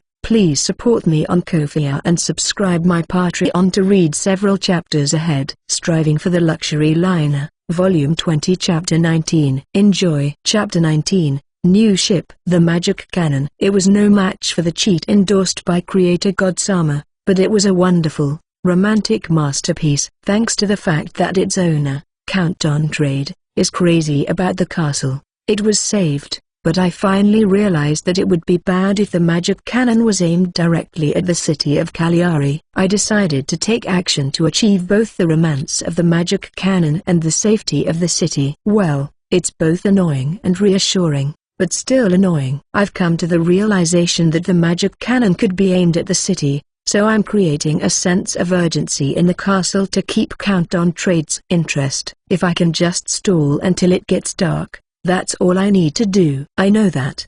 But Count Trade's agitation is annoying. He's saying things like there's no point in panicking or you should just surrender and I'll show you mercy. And he's stirring things up as he pleases. I know that's a good thing because the more comfortable he feels, the less likely he is to direct his attacks at the city of Cagliari. But aside from that, it's definitely annoying. I feel so bad that I want to give Vince and Felicia, who are waiting for the galette, permission to attack. Phew. Let's calm down first. Getting angry at provocations only makes the other person happy. Right now, I need to figure out how to get my hands on that magic cannon. I rubbed Rimmer and stroked Pent, and my thoughts turned to the magic cannon. It's easy to get close to it for now. Even a rubber boat would be fine if it was a summoned ship. Well, it would be hard to chase it if it escaped. Still, there's no need to make a fuss, so if I want to get close, I'd better use a submarine. I'll get close, and someone will cut off the bow of the ship where the magic cannon is. Then, when the bow of the ship falls, we'll get the magic cannon. But when I do that, it looks like the magic cannon will break. From a distance, it looks kind of mechanical, and I feel like a strong impact will be dangerous. Besides, what would happen if I failed to catch it and it fell into the sea? Since it's something used in battle, it should have some rain protection. But I wonder if it would be okay in seawater. I want to catch the magic cannon without giving it an impact and without it falling into the sea. Is there a ship that can do this? I opened the ship purchase screen to see if there were any suitable ships. I've checked them all before, but I tend to ignore ships I'm not interested in, so I'm often surprised when I check again and find that there are ships like this. A barge. That's the kind of thing a certain idol group occasionally uses when they're developing islands. A ship that literally serves as a platform. The hull is low, so if we put soft things on a flat platform, will it work? I'm sure the leader of an idol group used it in conjunction with a bulldozer, which seemed convenient, but the barge doesn't have an excavator attached to it. But some of the barges have cranes attached to them. Oh, that reminds me. There was a crane ship in the next section of the barge. It's interesting, but I've never had a chance to use a crane, so I just ignored it. This ship and the crane are integrated, so it's actually equipped with a crane. With a crane, it looks like I wouldn't have to cut off the bow of the ship, and I could just use the crane to easily secure magic cannon. It's smart, it doesn't destroy things unnecessarily, and it's not bad, like something you'd see in a heist movie. Then it's a question of which barge with a crane or which crane ship to buy, but there are a lot of them. What's this? 210,000 ton cranes. Does that mean they can lift 10,000 tons? And two of them? I wonder what they'll use them for. I can't think of anything that weighs 10,000 tons, and I can't imagine a situation where we would need to lift something like that. Does that mean it's the equivalent of 1,000 10-ton trucks? Well, the magic cannon definitely isn't 10,000 tons, so there's no point in thinking about it. I'll find a ship that's just right. I wonder how much a magic cannon weighs. Small cranes start at about a ton, but will that be enough? It seems bigger than a normal car. And even bigger cars should be over a ton. Then 3 tons, or just to be safe, 5 tons. I don't think I need 10 tons. Should I just buy a bigger one? It looks like there's also a crane that can excavate. But there's really no need to use a crane. It might be useful at the harbor construction site in the Aquamarine Kingdom, but in the current situation, where we want to provide work for the residents, it is difficult to prioritize efficiency. It's hard to cut one of the ship's summoning slots for construction. Large capacity and multiple functions are attractive, but there's no point in asking for that in something you don't know if you're going to use or not. Even if it's a magic ship, it's still a medium-sized wooden ship, and it's going to be hard for it to lift a 10-ton weight at the bow. Let's go with a crane ship that can lift 5 tons, just to be on the safe side. Okay, bye. The cost of charity work is rising quietly, but I guess it'll be paid for in Beastman City. Ignoring the periodic commotion, I buy the crane ship I'm after. The name of the ship? It's not necessary, right? Crane ships are something special. I'll think about it if I ever need to buy a second one. While I'm checking the details of the crane ship I bought, I'm thinking about the plan to steal the magic cannon. I don't know what to do. It might just be a fantasy, but it seems like it would be really easy to steal. It's not a bad thing, but it's a bit disappointing because I was looking forward to it being like a movie. But well, easy isn't a bad thing. And if I underestimate it, I'll end up crying irregularly, so I'll have to make sure to have a meeting and do some prep work. Oh, the key to the plan is Marina-san, who's in Lucca. I need to get her or pick her up quickly. If we suddenly travel in the Galette, we'll stand out, so I think I'll use the submarine to pick her up and drop her off along the way. Lucca is relatively close, and we'll have plenty of time if we use the Galette. *******.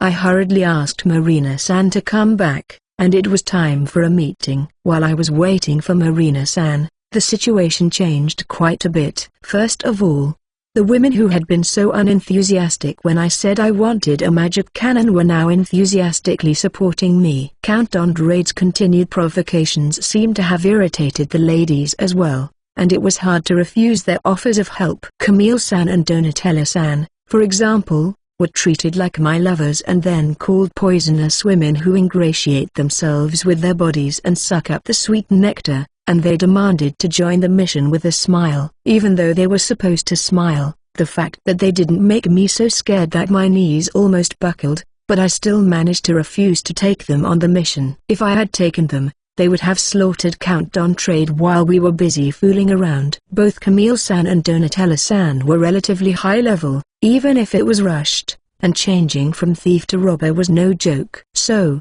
the main team will be Marina, me, and Felicia, with Dorothea and Inz as guards and support. We'll carry out the attack in the middle of the night, after Count Dontrade has gone to sleep and we can't hear him anymore. Is it okay if the main team members practice in the meantime? It's okay to practice, but instead of going out in the middle of the night, I'd like to scout the area once it gets dark. A scouting mission beforehand. Even if we're going to take action that day, as Marina-san says, it's better if we can check things out before the actual event. Okay, I'll send out the submarine, so please call at the right time. Got it. With Marina-san's words, the meeting was over, and the main members left the castle for their training. Since the crane work will be done in the dark, it is important to have practical training even if there are staff appointments. We have to go out to the open sea and learn some crane techniques. Also slinging. Haha, it looks like they haven't given up yet. What foolishness. Well, their futile struggle isn't bad as a snack with drinks, so it doesn't matter. That's right. They are fools who can only make a small profit with that huge ship, so their futile struggle is inevitable. They can't understand that they are finished. That's right. The incompetent crown prince made a stupid accusation, but it might have been a good thing. If I get that ship, the royal family will take me into consideration. Haha, it's not just a matter of consideration. If the count uses that ship, even the royal family will try to curry favor with you. Is that so? Well, I'll forgive him with a generous heart. Well, the crown prince will lose his status, though. Ha ha ha. I came to secretly scout the area at Marina-san's request, and I found Count Dontrade and his men having a drinking party by the magic cannon. They seemed to be in high spirits, thinking they had already won, but the conversation was a bit interesting, as it was similar to that between a certain daimyo and a corrupt merchant. Still, Count D'Entrade's side was completely unprepared. "That's enough, let's go back." While I was stunned, Marina-san, who had been looking around for signs of danger with a serious expression on her face, gave the order to return. Since I had no objection, I returned to the cockpit of the egg and resumed diving. They were totally defenseless, weren't they? Yes, they completely underestimated us. But we could be in trouble. Trouble? I look at Felicia, who seems to be as confused as I am by Marina-san's unexpected words. Yes. The problem is that noble parties are long. How is that a problem? Ah, you mean they're going to party all night? Wow, I hadn't thought of that. We expected there to be guards, but stealing in the middle of a party was definitely not part of the plan. Well, still, they're in the middle of a fight, and they're not going to stay up all night. Well, I don't think so. Their voices were completely carried away, and the content of the conversation was like, "My time has come." I'm sure they'll be making a racket until the very end. I'll have to go back and rethink my plan. I have a feeling that everything Count D'Entrade does will end up causing me trouble. Especially things like provoking Camille-san and the others. Maybe there's a bad chemistry between me and Count D'Entrade. If you like my translations, please support me on Ko-fi and subscribe my Patreon to read several chapters ahead. Striving for the Luxury Liner, Volume 20 Chapter 20. Sponsored chapter by Patreon. Enjoy. Chapter 20. Undercover Mission. I had bought a new ship and carefully planned a strategy to capture the magic cannon, but when I went to scout with Marina-san, I discovered an unexpected situation. Count D'Entrade and his men had started a party around the magic cannon. I had planned to steal the magic cannon in style, but the plan was interrupted for some stupid reason, and it was very mentally painful. Wataru, do you have a lot of alcohol? Huh? Oh, yes, I have some in the rubber boat. When we returned from the reconnaissance mission, I was wondering what to do next while steering the egg when Marina-san asked me a strange question. "You're not saying that we should have a party in response to their party, are you?" "That would be pointless. We're going to take a detour and go to the Merchant Guild in Cagliari." Huh? Why? I think we should go back to the castle and come up with a plan. We'll have the Merchant Guild send over some of Wataru's alcohol. When we get to the land, Wataru should choose a strong drink.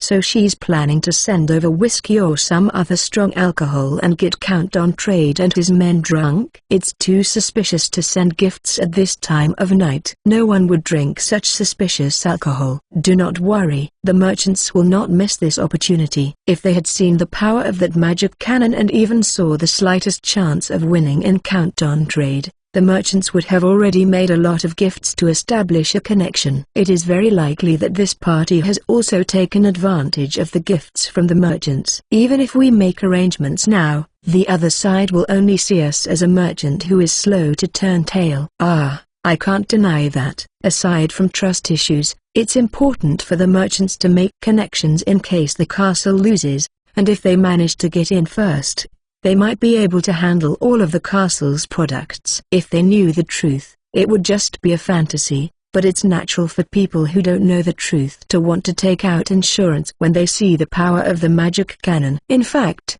the barrier of the castle is frozen. Then it would be a good idea to pour in some more alcohol and get them drunk. Of course, they would probably taste it first, but there's no need to put poison in it because we just want them to get drunk. And the high-quality alcohol on the castle is very tasty. If they're at odds with us, they're not used to drinking alcohol that has purchase restrictions, so it's quite possible that they'll take the wrong amount of alcohol, which is rare in this world. Or rather, judging from the way they were acting, I think they'd be happy to drink it all. Those guys were in such a good mood that they'd feel like they were taking over the world. I understand. I'll get some high-quality alcohol. Let's make them drink some delicious alcohol before they get desperate. After arriving at the detour point, Marina-san, who is holding the high-grade alcohol, disappears into the darkness. I'm sure Marina-san will make the necessary arrangements. When she returns, we will report the situation to the castle, and then we will probably go out to sea to train with the crane ship. I hope the training won't be in vain. ****. We had about an hour before sunrise. We waited until the last minute, just to be sure. Our next move would depend on the situation of the magic ship we were after. With my heart pounding, I slowly raised the egg to the surface and approached the magic ship. I opened the hatch and listened to the sound of the magic ship. It seemed the party was over, and we couldn't hear any noise. We can only hear the sound of snoring mixed in with the sound of the waves. Perhaps the high-grade alcohol we brought with us was effective. On Marina-san's orders, I moved the ship to a position where it will be out of sight of the other ships. Are you sure this is okay? It's a position where we can make a direct attack on the magic cannon on the port side of the magic ship. It's fine. The ship that can see us here is the furthest away. Besides, in this outfit, they won't be able to find us unless they come inside the ship. I see. That's why I was told to wear dark brown clothes that covered my whole body. I thought black would be best for sneaking around at night, but in this case, clothes that match the color of the ship's hull were best. In this world, light magic is easy to use, so it's not too difficult to secure a light source. In fact, there are many orbs of light being shot around the ship, and black clothes would have stood out even more. Before the job, I regretted not having prepared ninja clothes in advance, but not having them was a good decision in this situation. Otherwise, I might have created a new black history. While I was thinking about trivial things, Marina-san and Felicia stayed at the magic ship and checked the inside. There are 2 guards. One is already asleep, and the other is dozing off. Also, there are a few people passed out drunk near the magic cannon. I wonder if the party ended safely.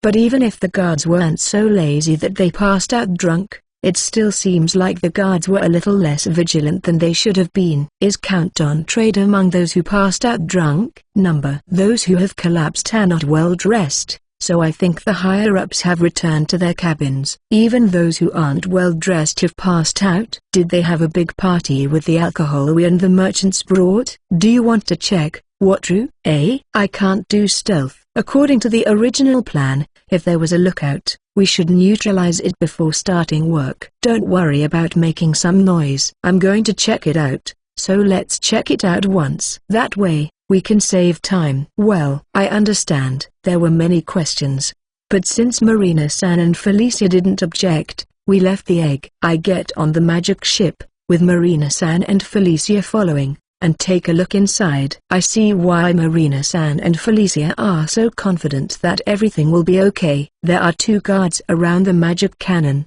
and even from a distance, you can see that one of them is fast asleep, leaning against the wall. The other is barely awake and not paying any attention to his surroundings. Those who've had too much to drink are either sleeping like they're dead, with pale faces, or snoring loudly. In this situation, we probably won't be discovered even if we do something. Wataru, how is it? I'm stunned when Marina-san calls out to me in a low voice. If I let my guard down just because the other side is weak, I'll lose my advantage. It's precisely because the other side is unguarded that I have to give it my all. Fortunately, there's space at the base of the magic cannon. It'll be fine with 2 points and 4 ropes. If the magic cannon had been placed directly on the ground, it would have been a lot more trouble, but Countdown Trade's side had also loaded the magic cannon onto the magic ship, so it came with a base for easy transportation. I doubt they have the slightest idea that this base will be used by us. Okay,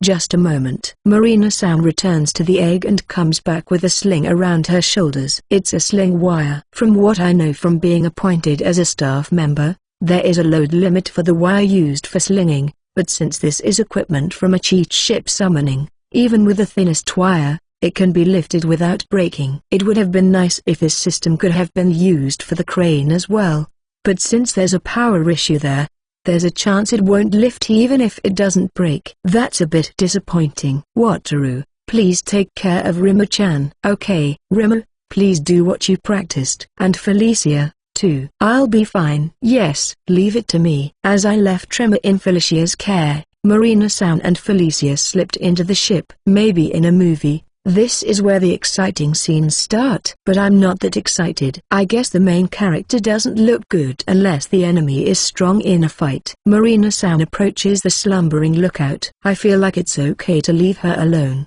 but it seems like she wants to deal with them just in case. She quickly approaches the guard, grabs his neck, and the guard collapses. Wait, did she strangle him? Well, that's okay, the guard is taken care of. From here, it seems like a race against time. I feel like I can take it easy until the sun comes up. But I can't afford to be careless. We've worked hard to develop a plan and practiced hard, even if it's just for a short time, so we have to be serious, or we'll be sad. Well, we've eliminated the guards near the magic cannon, but there are more guards and soldiers on the magic ship. I'm sure our efforts will not be in vain. Marina-san and Felicia had Rimmer and Fu-chan hold the ends of the sling wire and place them in front of the space around the base of the magic cannon. Then, Rimmer and Fu-chan crawled in while pulling the wire. This is a secret technique we discovered during the training. When you send the wire into a narrow space, it inevitably rubs against things and hits obstacles, making noise. At first, we tried wrapping it in cloth to prevent this, but even when we wrapped it in thin cloth, we couldn't completely silence the noise, and when we wrapped it in cloth thick enough to solve the problem, it became difficult to move the wire. That is when the strong, cute, squishy, and soft Rimmer appeared. When Rimmer moves forward while holding the wire tip moves forward without making any noise. All that remains is to keep the wire tip from touching the ground and send the wire out from this side. It really is an ingenious idea. Thanks to this, we were able to acquire the skill of freely controlling the sling wire in one day, except in very narrow places. While I was watching, Rimmer and Fu-chan slipped past the obstacles, attached themselves to the main body of the magic cannon, and started to climb up. Rimmer can also fly, but in this case, climbing is the right choice. Steady silence is better than unstable speed. Thanks to the efforts of Rimmer and Fu-chan and the support of Marina-san and Felicia, the slinging was completed in no time. Marina-san and the others, having accomplished their mission, returned to the egg while extending the wire. Thank you for your hard work. I greet Marina-san and the others aboard the egg and wave my arms out to the open sea. How long can we fool them? As I wait, my heart pounding, the number of lights on the ship on the open sea side of the bay begins to increase. In the distance, my crane ship, disguised as a regular ship, can be seen. As I thought,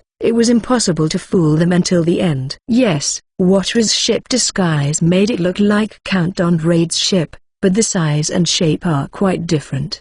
Besides, even if the ships look similar, the lookout will notice if the ships are joined from the outside. That's right. I think it's amazing that we were able to get this close without being noticed. Marina-san and Felicia follow my mutterings. At first, I thought of summoning the crane ship near this magic ship, but since the magic circle would stand out, and even though it was late at night, there was no need to make a big deal about summoning a ship, so after I had everything prepared, I decided to summon the crane ship from afar. I tried to disguise it as much as possible so that it wouldn't be noticed. But as Felicia said, if we got that close, it would be enough. The crane ship accelerates and rams into the ship. It's hard to stop a ship, but will it be able to stop in the right place? Despite our worries, the crane ship docks right next to the egg. The enemy, who was completely off guard, seems to have noticed the anomaly and the area above our heads becomes noisy. Master, hurry! Following the voice of Ins, who was operating the crane ship, Marina-san and I jumped onto the crane ship. Felicia stays on the egg to provide backup in case of emergency. I hurried to the crane's control panel while Marina-san goes to connect the crane to the extended sling wire. The climax has finally arrived. Now, it's just a matter of using the crane to lift the magic cannon. If you like my translations, please support me on Ko-fi and subscribe my Patreon to read several chapters ahead. Striving for the Luxury Liner, Volume 20 Chapter 21. Enjoy. Chapter 21, Mission Accomplished. We worked hard to accomplish the mission to capture the magic cannon, including purchasing a crane ship and conducting reconnaissance. We even sent some alcohol as a countermeasure against the unexpected party that Count Andrade was having. In the short time we trained in both the operation of the crane ship and the use of the sling. All that hard work is now coming to fruition. Wataru. The connection is complete. Marina-san, who had quickly boarded the crane ship and started working, informed me that the connection between the crane and the slinging wire had been completed. The knowledge that had been imparted to me as a crane operator included a tedious amount of safety checks, but there was no time to check safety in this situation. As soon as Marina-san left, I had to act. I checked that Marina-san had left, and then I operated the crane. I used the winch to wind up the wire, and when it was taut, I finally lifted the magic cannon. I lift it up. What? Seriously? Is the magic cannon heavier than I thought it would be? No. No matter how you look at it, it can't be more than 5 tons in size. 5 tons is 5,000 kilograms, right? Even if it's a magic ship, the ship's center of gravity would be off. Wataru. The base below is attached to the deck. Marina-san shouts. Seriously? I had confirmed that it wasn't screwed down, but it seems to be attached to the ship in some other way. What are we going to do? Looking around, I see that the other ships are starting to move. Even if they can't sail, the few magic ships and galleys will probably gather in no time. No matter how many ships gather, we won't lose, but as someone who imagined himself as a stylish thief, I'd rather not force my way through. Failure to capture it is out of the question, so I'll turn the crane to full power for now. I can't help but feel that this is also a brute force move. But let's just say that up to 5 tons is within the acceptable range. My last resort is to use force to separate the base below. The crane lets out a roar. Wataru, the ship is creaking. Can you make it stronger? The ship is creaking? It's a unique onomatopoeia, but perhaps the adhesive surface of the magic cannon is gradually peeling off. It's already at full power. Do you think it will work? I don't know. That's right. There's no way to make a judgment in such a situation. With the use of military force in mind, I watch over the magic cannon. The crane is at full power, and if it hadn't been cheat equipment from ship summoning, the wire would have burst by now. Whoa! A ball of fire suddenly hits the ship, and I let out a pitiful scream. I look in the direction the fire came from and see a soldier on the edge of the magic ship. I see. If we make so much noise, the soldiers will come out. The problem is that I can't see Count Andrade's figure, only the soldiers. He's probably fast asleep. Maybe the absence of a commander is having an effect, but the soldiers are attacking us directly, and the barrier is blocking everything. Bang! Amidst the noise of the attacks and the crane, a particularly loud sound echoes. Oh! The magic cannon is tilting. It looks like part of the adhesive surface has come loose. Normally, losing your balance with the crane is dangerous, but there's no problem now. Go, crane. What are you doing? Kill them. No, the magic cannon first. Cut the string. What's going on? Count. The enemy is attacking. The magic cannon is being attacked. What? We must protect it at all costs. The commander came out and surprisingly gave some precise instructions. Count Andrade also appeared behind him and began to give orders. He looked a bit unwell, probably because he had just woken up and was still a bit drunk. The soldiers ran and swung their swords at the wire, following the instructions of the two men. Yes, it was easily repelled. That's right, it's an indestructible tool, so no matter how hard you try to cut it with a sword or use your skills, you won't be able to cut it. If you want to remove the wire, you have to separate it from the joint. Well, the tension of the wire is at its maximum, so it's difficult to do by hand. Oh, one side has come loose, and the load has been applied. The part that was still holding up was gradually coming loose. All right, the magic cannon has been lifted. Don't let it get away. It's so expensive. The commander took the initiative and jumped onto the magic cannon. Inspired by this, the soldiers also climbed onto the magic cannon one by one. Finally, the Count also jumped on the magic cannon and said something out of character. It's so expensive. T/N. It can also be translated as high. The fact that the Count was in such a hurry suggests that the magic cannon must be extremely expensive. When the adhesive surface peels off, the crane's power to lift 5 tons is not just for show. It lifts Count Andrade and his men, who jump into the air together. I've seen a scene like that in an anime about a certain third-generation master thief. That one was about the actions of justice, with police officers swarming around, but this one is about the Count's selfishness. This one is uglier. What should I do now? Looking at the hanging magic cannon, I think to myself, If I can just operate the crane, I can take the magic cannon. However, since there are people clinging to the magic cannon, if I move it, they might get caught between the barrier and the magic cannon and crushed. A magic cannon covered in human flesh. There's no doubt that the romance will fade in an instant. But I don't want to invite them aboard either. I don't think Marina-san or Ins will lose, but I also don't want to get a brand new crane ship stained with blood. Looking around, I see the magic ship coming towards us, and the ship that looks like a galley is also starting to move. There's no time to think. All right. Let's set sail as is. Ins, set sail. In this situation, yes, hurry. While giving instructions to Ins, I move the crane and move the magic cannon towards the stern. This should prevent the balance on the left and right from collapsing. The balance between the front and the back will collapse a bit, but it shouldn't capsize. The shock of the ship starting to move will cause the magic cannon to sway, and some people will fall into the sea. It's dangerous. In a flash, I give permission for not only the magic cannon but also the people trapped in it to board the ship. If it had been a little later, they would have been caught between the barrier and the magic cannon and turned into minced meat. Let's put the crane down and keep a little more distance between the hull and the magic cannon. Yeah,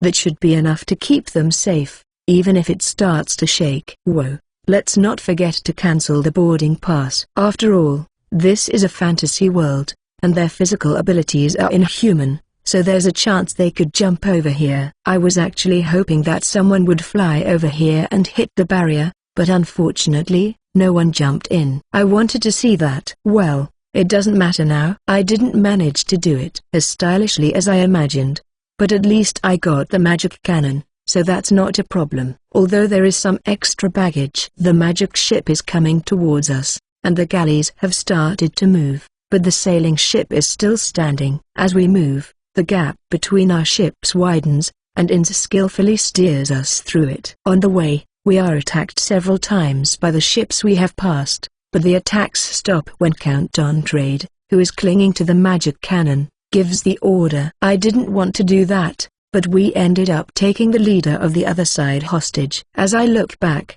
I see that the magic ship we passed is about to turn around. For the moment, it looks like they still intend to chase us, but it will be difficult to catch up. Felicia is chasing us as well, but it's impossible to catch up with a crane ship running on the sea in a submarine, isn't it? Well, we agreed to return to the castle if we got separated, so there's no problem. But more importantly, Marina-san, what do you think we should do about it? The problem is what to do with the luggage attached to the magic cannon. Should we drop it? Marina-san made a quick decision without much thought. Won't that kill it? If the magic ship chasing us can catch up in time, then it should be fine. I guess they'll also need some luck to be found safely in the dark sea. Unless they can think quickly and float the light ball after falling into the sea. It would be inconvenient if the magic ship caught up with us, so I think I'll drop them near land after we shake off the magic ship. For now, we'll head out into the open sea and then head for land on the way. As expected, I don't want to kill them, and they are firmly attached to the magic cannon, so they won't fall for a while. If they fall, that's that. Asterisk asterisk asterisk. Please forgive me. I was wrong. I'm sorry. I'm sorry. Please forgive me. I'm sorry. I'm really sorry. We scattered the magic ships and approached the land, calling out to Count Dontrade, but the only response we got was an apology. If we had seen him in a brighter place, we would have noticed that all the Count and his men had blank stares. Yes, it can't be helped. It wasn't intentional, but anyone would react like that if they went through something like that. After deciding on a course of action, we headed out into the open sea as planned. Until now, going out to sea was a matter of course, and I think the reason I didn't think about it enough was because I had become numb to it. The frequency of monster attacks increases when you go out to sea. Normally, I would have ignored them because I could have fended them all off with the barrier, but this time, I had forgotten that there were magic cannons hanging outside the barrier. From there, it was a tough time for us. The sea monsters attacked in response to the bait hanging from the crane, and if we left them alone, the Count and his men would be eaten, and the magic cannon would be destroyed. So, I quickly took over the ship's control from Ins and mobilized Rimmer to protect the magic cannon from the attacking monsters. At that time, I didn't have time to worry about the Count and his men, but when I think about it calmly, I can understand that they were quite frightening. Suspended from a crane and swaying wildly in the pitch-black sea, if you get eaten, you die. If you fall, you die. There's no way it's not scary. Oh, we're already close to land, so if you swim, you'll be able to survive. Look, you can see land, right? If you don't get off, you'll end up back in the open sea. With a splash, a splash, a splash, everyone jumped into the sea without hesitation and started swimming toward the land. Count D'Entrade seemed like a pompous person, and I thought he would fight to the end, but it seems that he was even more scared than I thought. After confirming that the people from the magic cannon had disappeared, I operated the crane to bring the magic cannon into the barrier. It wasn't very stylish, but we were able to safely secure magic cannon. Next, I'd like to take a look at the magic cannon, but I'm sure everyone is worried about us, and I'm starting to feel sleepy. Let's put checking the magic cannon on hold for now and return to the castle. If you like my translations, please support me on Ko-fi and subscribe my Patreon to read several chapters ahead. Striving for the Luxury Liner, Volume 20 Chapter 22. Sponsored chapter by Patreon. Enjoy. Chapter 22, The Final Touch. Operation to steal the magic cannon. In my imagination, I wanted to steal it in a smart and stylish way. But reality is different from imagination, and it ended up being a very physical robbery. Because of that, I ended up providing a life-threatening attraction for Count D'Entrade's side with no safety bars and full of monsters, and I felt a little sorry for that. You finally returned, but it's quite bright. Marina, it looks like a naval battle is about to start. Is it just me, or is it my imagination? After releasing Count D'Entrade and the others, we transferred from the crane ship to the Lotto and returned to the port of Cagliari. But something unexpected caught our eye. Count D'Entrade's ship, there's nothing wrong with it. It's difficult to move around because the Count has been kidnapped, and it's not unreasonable to stay at the scene, considering the possibility of his return. Personally, I would vote for retreat, but in the rigid aristocratic society, their boss is Count D'Entrade. It's not hard to imagine that if they just ran away, the consequences would be terrible. So, the story goes, they should have chased us. But even we were able to shake off the magic ship so easily, so it's impossible for a galley or sailing ship to do that. There must have been a big commotion on Count D'Entrade's ship. It's difficult to make a decision in such a short time. Less than an hour has passed since the incident. That's why I thought the fleet was still there.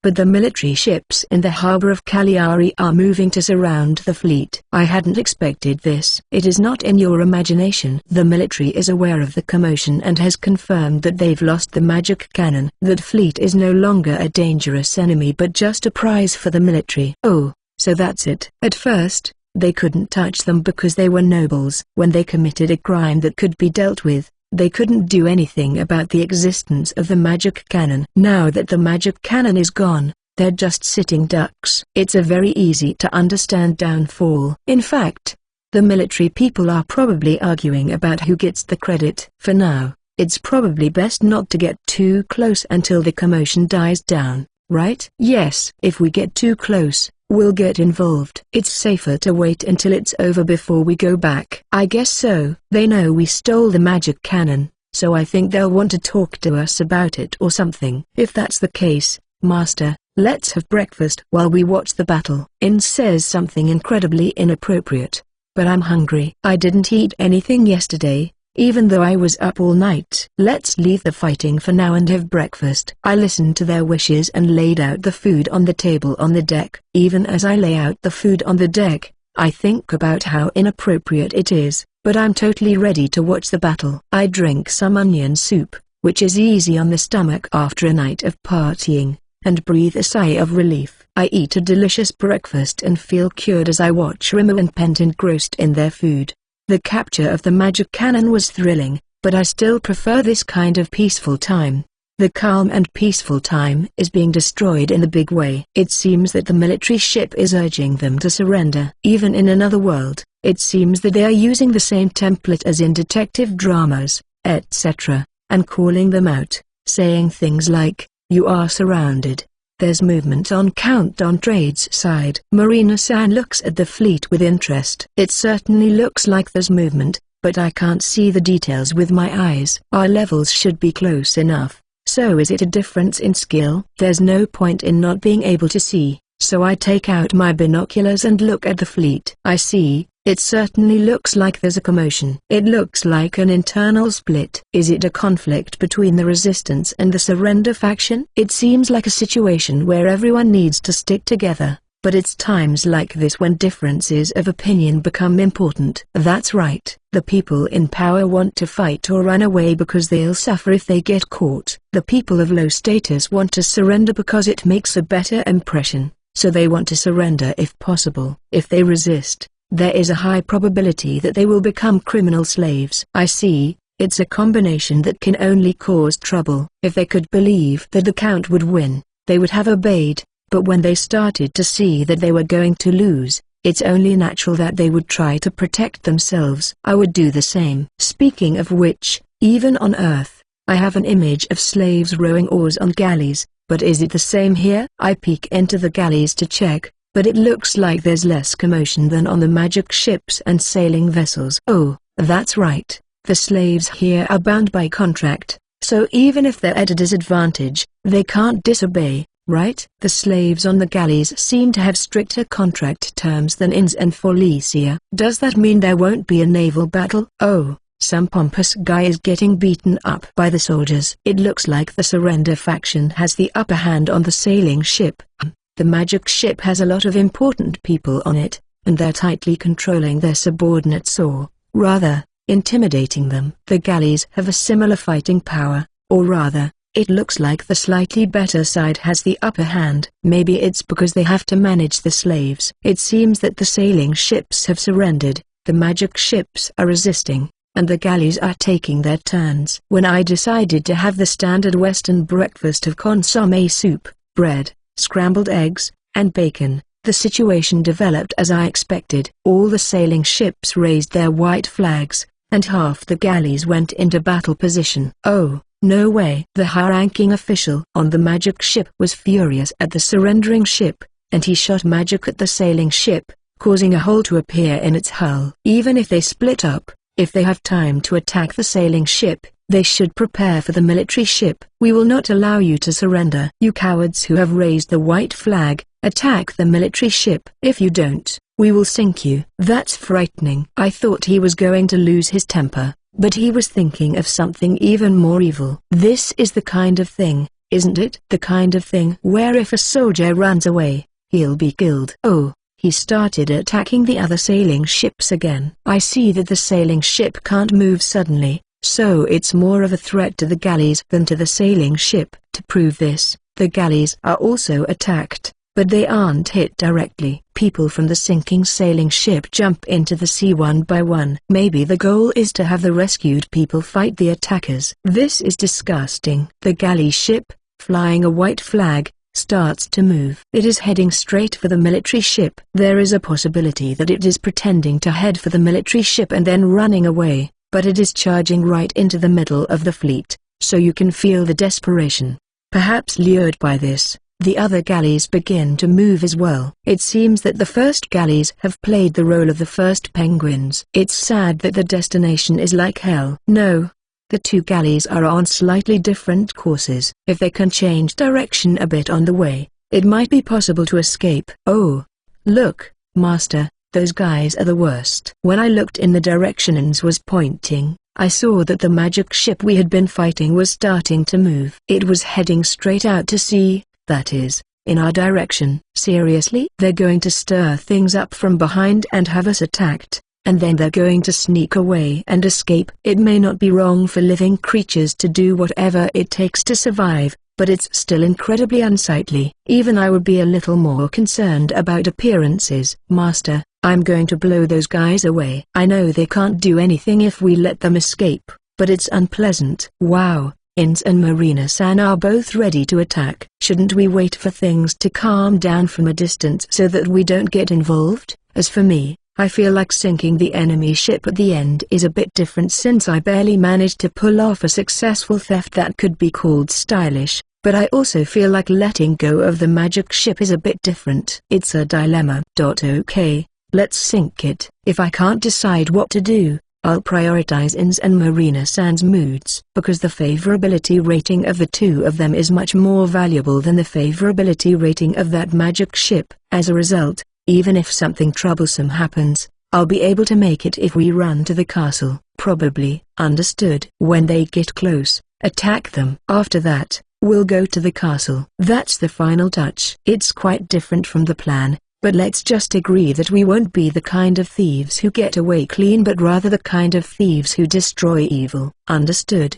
It seems like Rimmer's answer was mixed in as well. It wasn't just my imagination. Rimmer, who was happily eating his meal a moment ago, has moved to the edge of the ship without me noticing. Fu-chan is also twitching next to him, so I guess they'll both join the attack. Pent, who looks fiercest when he grows up, is quiet and wrapped around my neck. I have a feeling that something is wrong. While I'm thinking about such careless things, I go up to the flight deck and prepare to take control of the ship. The enemy magic ship and the military ship that chases it, which is quite far behind. Wow, the enemy magic ship is clearly approaching with the Lotto as its target. Maybe they think that they will sink the stupid ship that is just standing there like an idiot on the battlefield and then make the military ship behind it go to the trouble of rescuing it. It's refreshingly low class, but this time it's the wrong choice. Attack. In response to the enemy magic ship's attack, we also launch our attack at the same time, following Marina-san's unusual command. Ins fires a fireball that blinds your eyes, Rimmer fires something that looks like a holy ray, and Fu-chan fires a powerful wind. And Marina-san, I'm not sure what it was, but she threw something that caused a huge explosion when it reached the magic ship. A bomb. Probably not the same as the bombs I know from Earth, but a bomb unique to this world. That's okay. It's a fantasy world, and Marina-san is a scout. It's a dangerous thing to have, but it seems like it could be used as a trap, so it's not surprising that she has a bomb. The surprising thing is that it's the first time I've seen Marina-san use such an attack, even though we've known each other for quite some time. Marina-san's expression looked very refreshed, and it seemed that she didn't like the way the magic ship did things very much. And the magic ship that was attacked by my comrades was in a terrible state. However, it seems that the people on board were not harmed too much, because the attack was not directed at the people on board, but at the magic ship itself.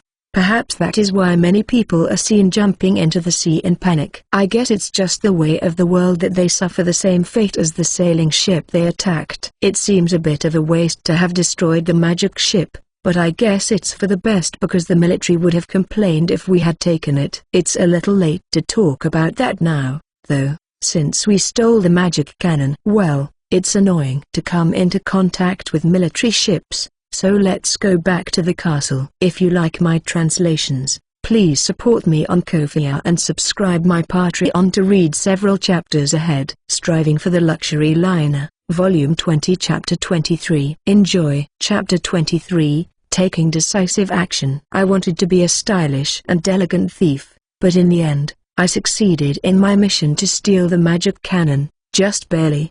Maybe, as a result, there was a naval battle between the army and Count Dontrad's fleet. There were various other things, such as the Count's side conducting a campaign of terror. Still, we were able to return safely to the castle, so let's just call it a success. Master, please wake up. Master. Felicia, is something wrong? I was jolted out of my sleep. It seems that Felicia was trying to wake me up, after staying up all night. It's hard to be woken up in the middle of sleep. Yes, it seems that the Navy is requesting an audience with Master, and Camille-san has come to confirm what you will be doing. The Navy? Ah, the Navy. The Navy also confirmed that we were the thieves yesterday, didn't they? That's why they came to ask us about it. I see. Tell Camille-san that I'll meet them after I get ready. Understood. Felicia leaves the room immediately. Ins is still sleeping next to me. Well, it's the Navy. There are a few things they could be here to talk about, but the fact that they've come directly to the castle suggests that it's probably nothing dangerous. The Navy would know that the castle was safe, and if they wanted to do something to me, they would have to wait until I was off the ship. Well, whatever the case, it means I'm safe on the castle. If that's the case, it would be more useful to speculate about their goals than to worry about my own safety. I don't know. I think about it while brushing my teeth, but I don't really understand. If it's Count D'Entre's army, then Camille-san alone is enough. Ah, the Count's whereabouts. As the Navy, I think you'd want to secure Mastermind's whereabouts. We let him go because it was inconvenient, but it might be a problem for the Navy. For now, I'll tell them where we released him. Camille-san, I'm sorry to keep you waiting. No, I was grateful to have some time to relax. Is this sarcasm directed at me, the source of all this commotion? But even though I was the one who started it all, it was Camille-san and the others who made it a big deal and created all this work, right? So, let's take it as a genuine thank you for the break, not sarcasm. I'm glad to hear that. So, do you know what the Navy people want? No, they just said they wanted to see you, but the person who came here looked really worried, you know? If they looked worried, it must be about the whereabouts of Count D'Entre. If that's the case, I think they could have asked Camille-san, but is it something to be kept secret that they haven't caught the mastermind? I don't understand the intricacies of this area, so I'm in trouble. Well, let's go see him anyway. If I can't figure it out by thinking about it, it's quicker to ask. That's right. Then I'll show you the way. Huh? It seems that Camille-san wants to be there, too. Maybe it doesn't matter if they hide it or not. Camille-san leads me to the room where the military man is. It seems that they have prepared a room for this meeting as if to avoid attracting attention. After Camille-san knocks, I enter the room. Sorry to bother you, Camille-san. And you must be Wataru Dono. I am the vice commander of the Cagliari Naval Base, and my name is Turbits Hirota. I apologize for the sudden visit. Yes, nice to meet you. Camille-san seemed to know him, so the greeting was brief. But what kind of position is the vice commander of the Cagliari Naval Base? It doesn't seem like a low position, but is it like the second most important person at the naval base? I can't imagine what it's like for the military as a whole. Besides, he doesn't really look like a military man. He's a little chubby, and he really gives off a middle-aged guy vibe. And he's all alone. Normally, if he's a high-ranking military man on official business, his subordinates would accompany him. It's most likely a confidential matter, and when it's like that, there's usually a lot of troublesome talk. Right now, I have a request for you, Wataru Dono. Is it about the whereabouts of Count D'Entre? If so, I dropped him into the sea on the west side of the port of Cagliari, about 2 hours walk away. He could have come back that way. I am trying to change the subject because I have a bad feeling about it. I want him to hurry back to the army and work hard on the search. No, we caught Count D'Entre wandering around soaking wet. Don't worry, for some reason, he confessed to the crime very readily. I woke up after sleeping, and he was already caught. I understand that it was a terrible situation, but I wish he had tried a little harder to confess to the crime so easily.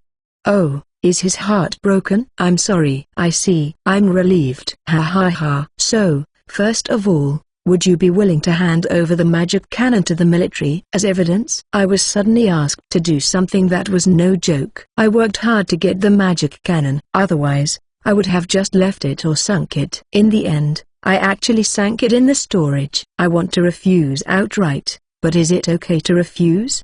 If Count D'Entre is captured, it'll be hard to hide the fact that I got the magic cannon. Camille-san, I want to refuse, but is it bad if I refuse? I haven't even tasted romance yet, so I don't want to give it up if I can help it. But if it puts me at a disadvantage and causes trouble for those around me, then I'll think about it. Even if I don't want to. That is true. You won it in battle, and since you don't belong to this country, you don't have to give it up. After all, the military has abandoned the castle. Oh, it looks like I don't have to. That's right, I can understand the situation, but it doesn't change the fact that they have abandoned us. The vice commander is sweating profusely as if Camille-san's point was right on the money. Serves you right. Ah, it was supposed to be a confidential conversation, but maybe they tried to avoid being seen because they knew the Navy would be at a disadvantage. However, if you think about the relationship with the country, you should turn it in. Since the magic cannon is a powerful weapon, having it will make the country very wary, and the relationship with the country will deteriorate. I don't want you to lift it and then drop it. If the relationship with the country gets worse, it will affect the business, right? Should I give it up?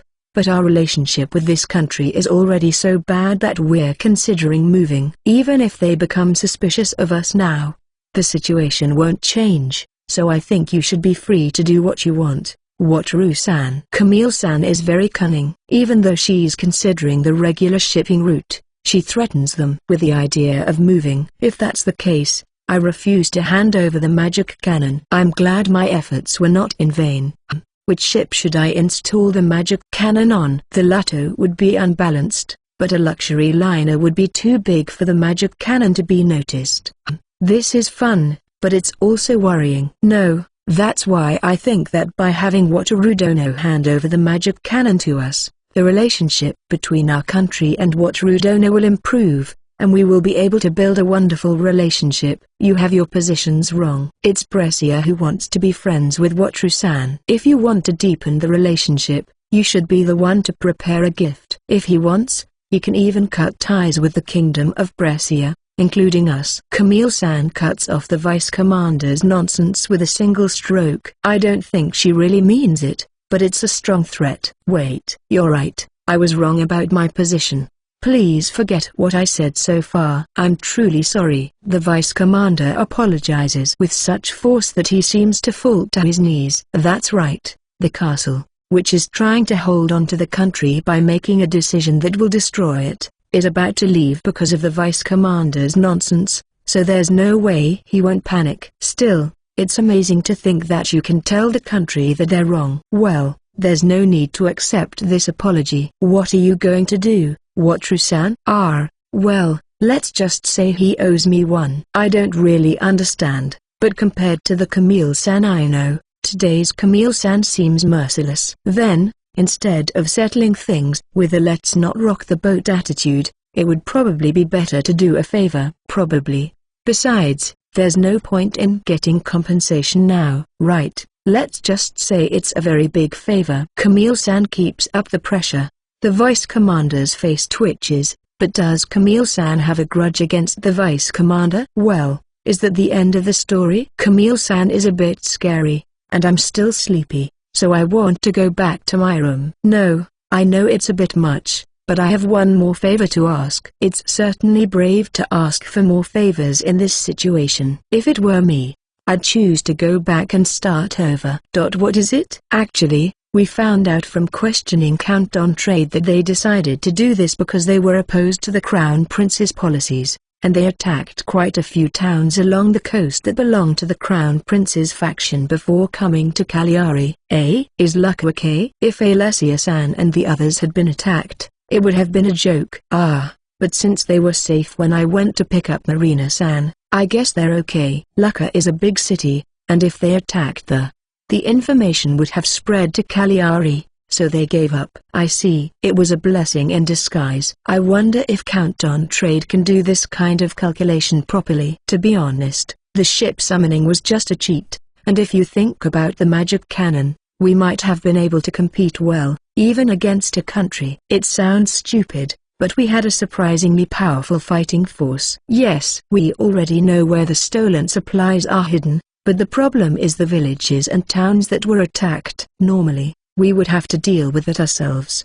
But there is a lot of unrest in the country right now, so we can't be careless either. So you want us to help with reconstruction? Do they want us to repeat what happened in Cagliari? The carrying capacity of the ferry is excellent. Even though we started it, it's the government's fault, so it's not like we care. But it makes me feel a little bad to think that we're causing trouble for people who have nothing to do with politics. It will take some time before the regular shipping routes are up and running, so I guess I could help out with transporting supplies. Although the role of Mage-sama is tiresome, this time, I think I should just stay out of the way and let the ferry do its job. Well, I'm under no obligation to do it for free, so I guess I'll let Camille-san negotiate and come to a conclusion. If you like my translations, please support me on Ko-fi and subscribe my Patreon to read several chapters ahead.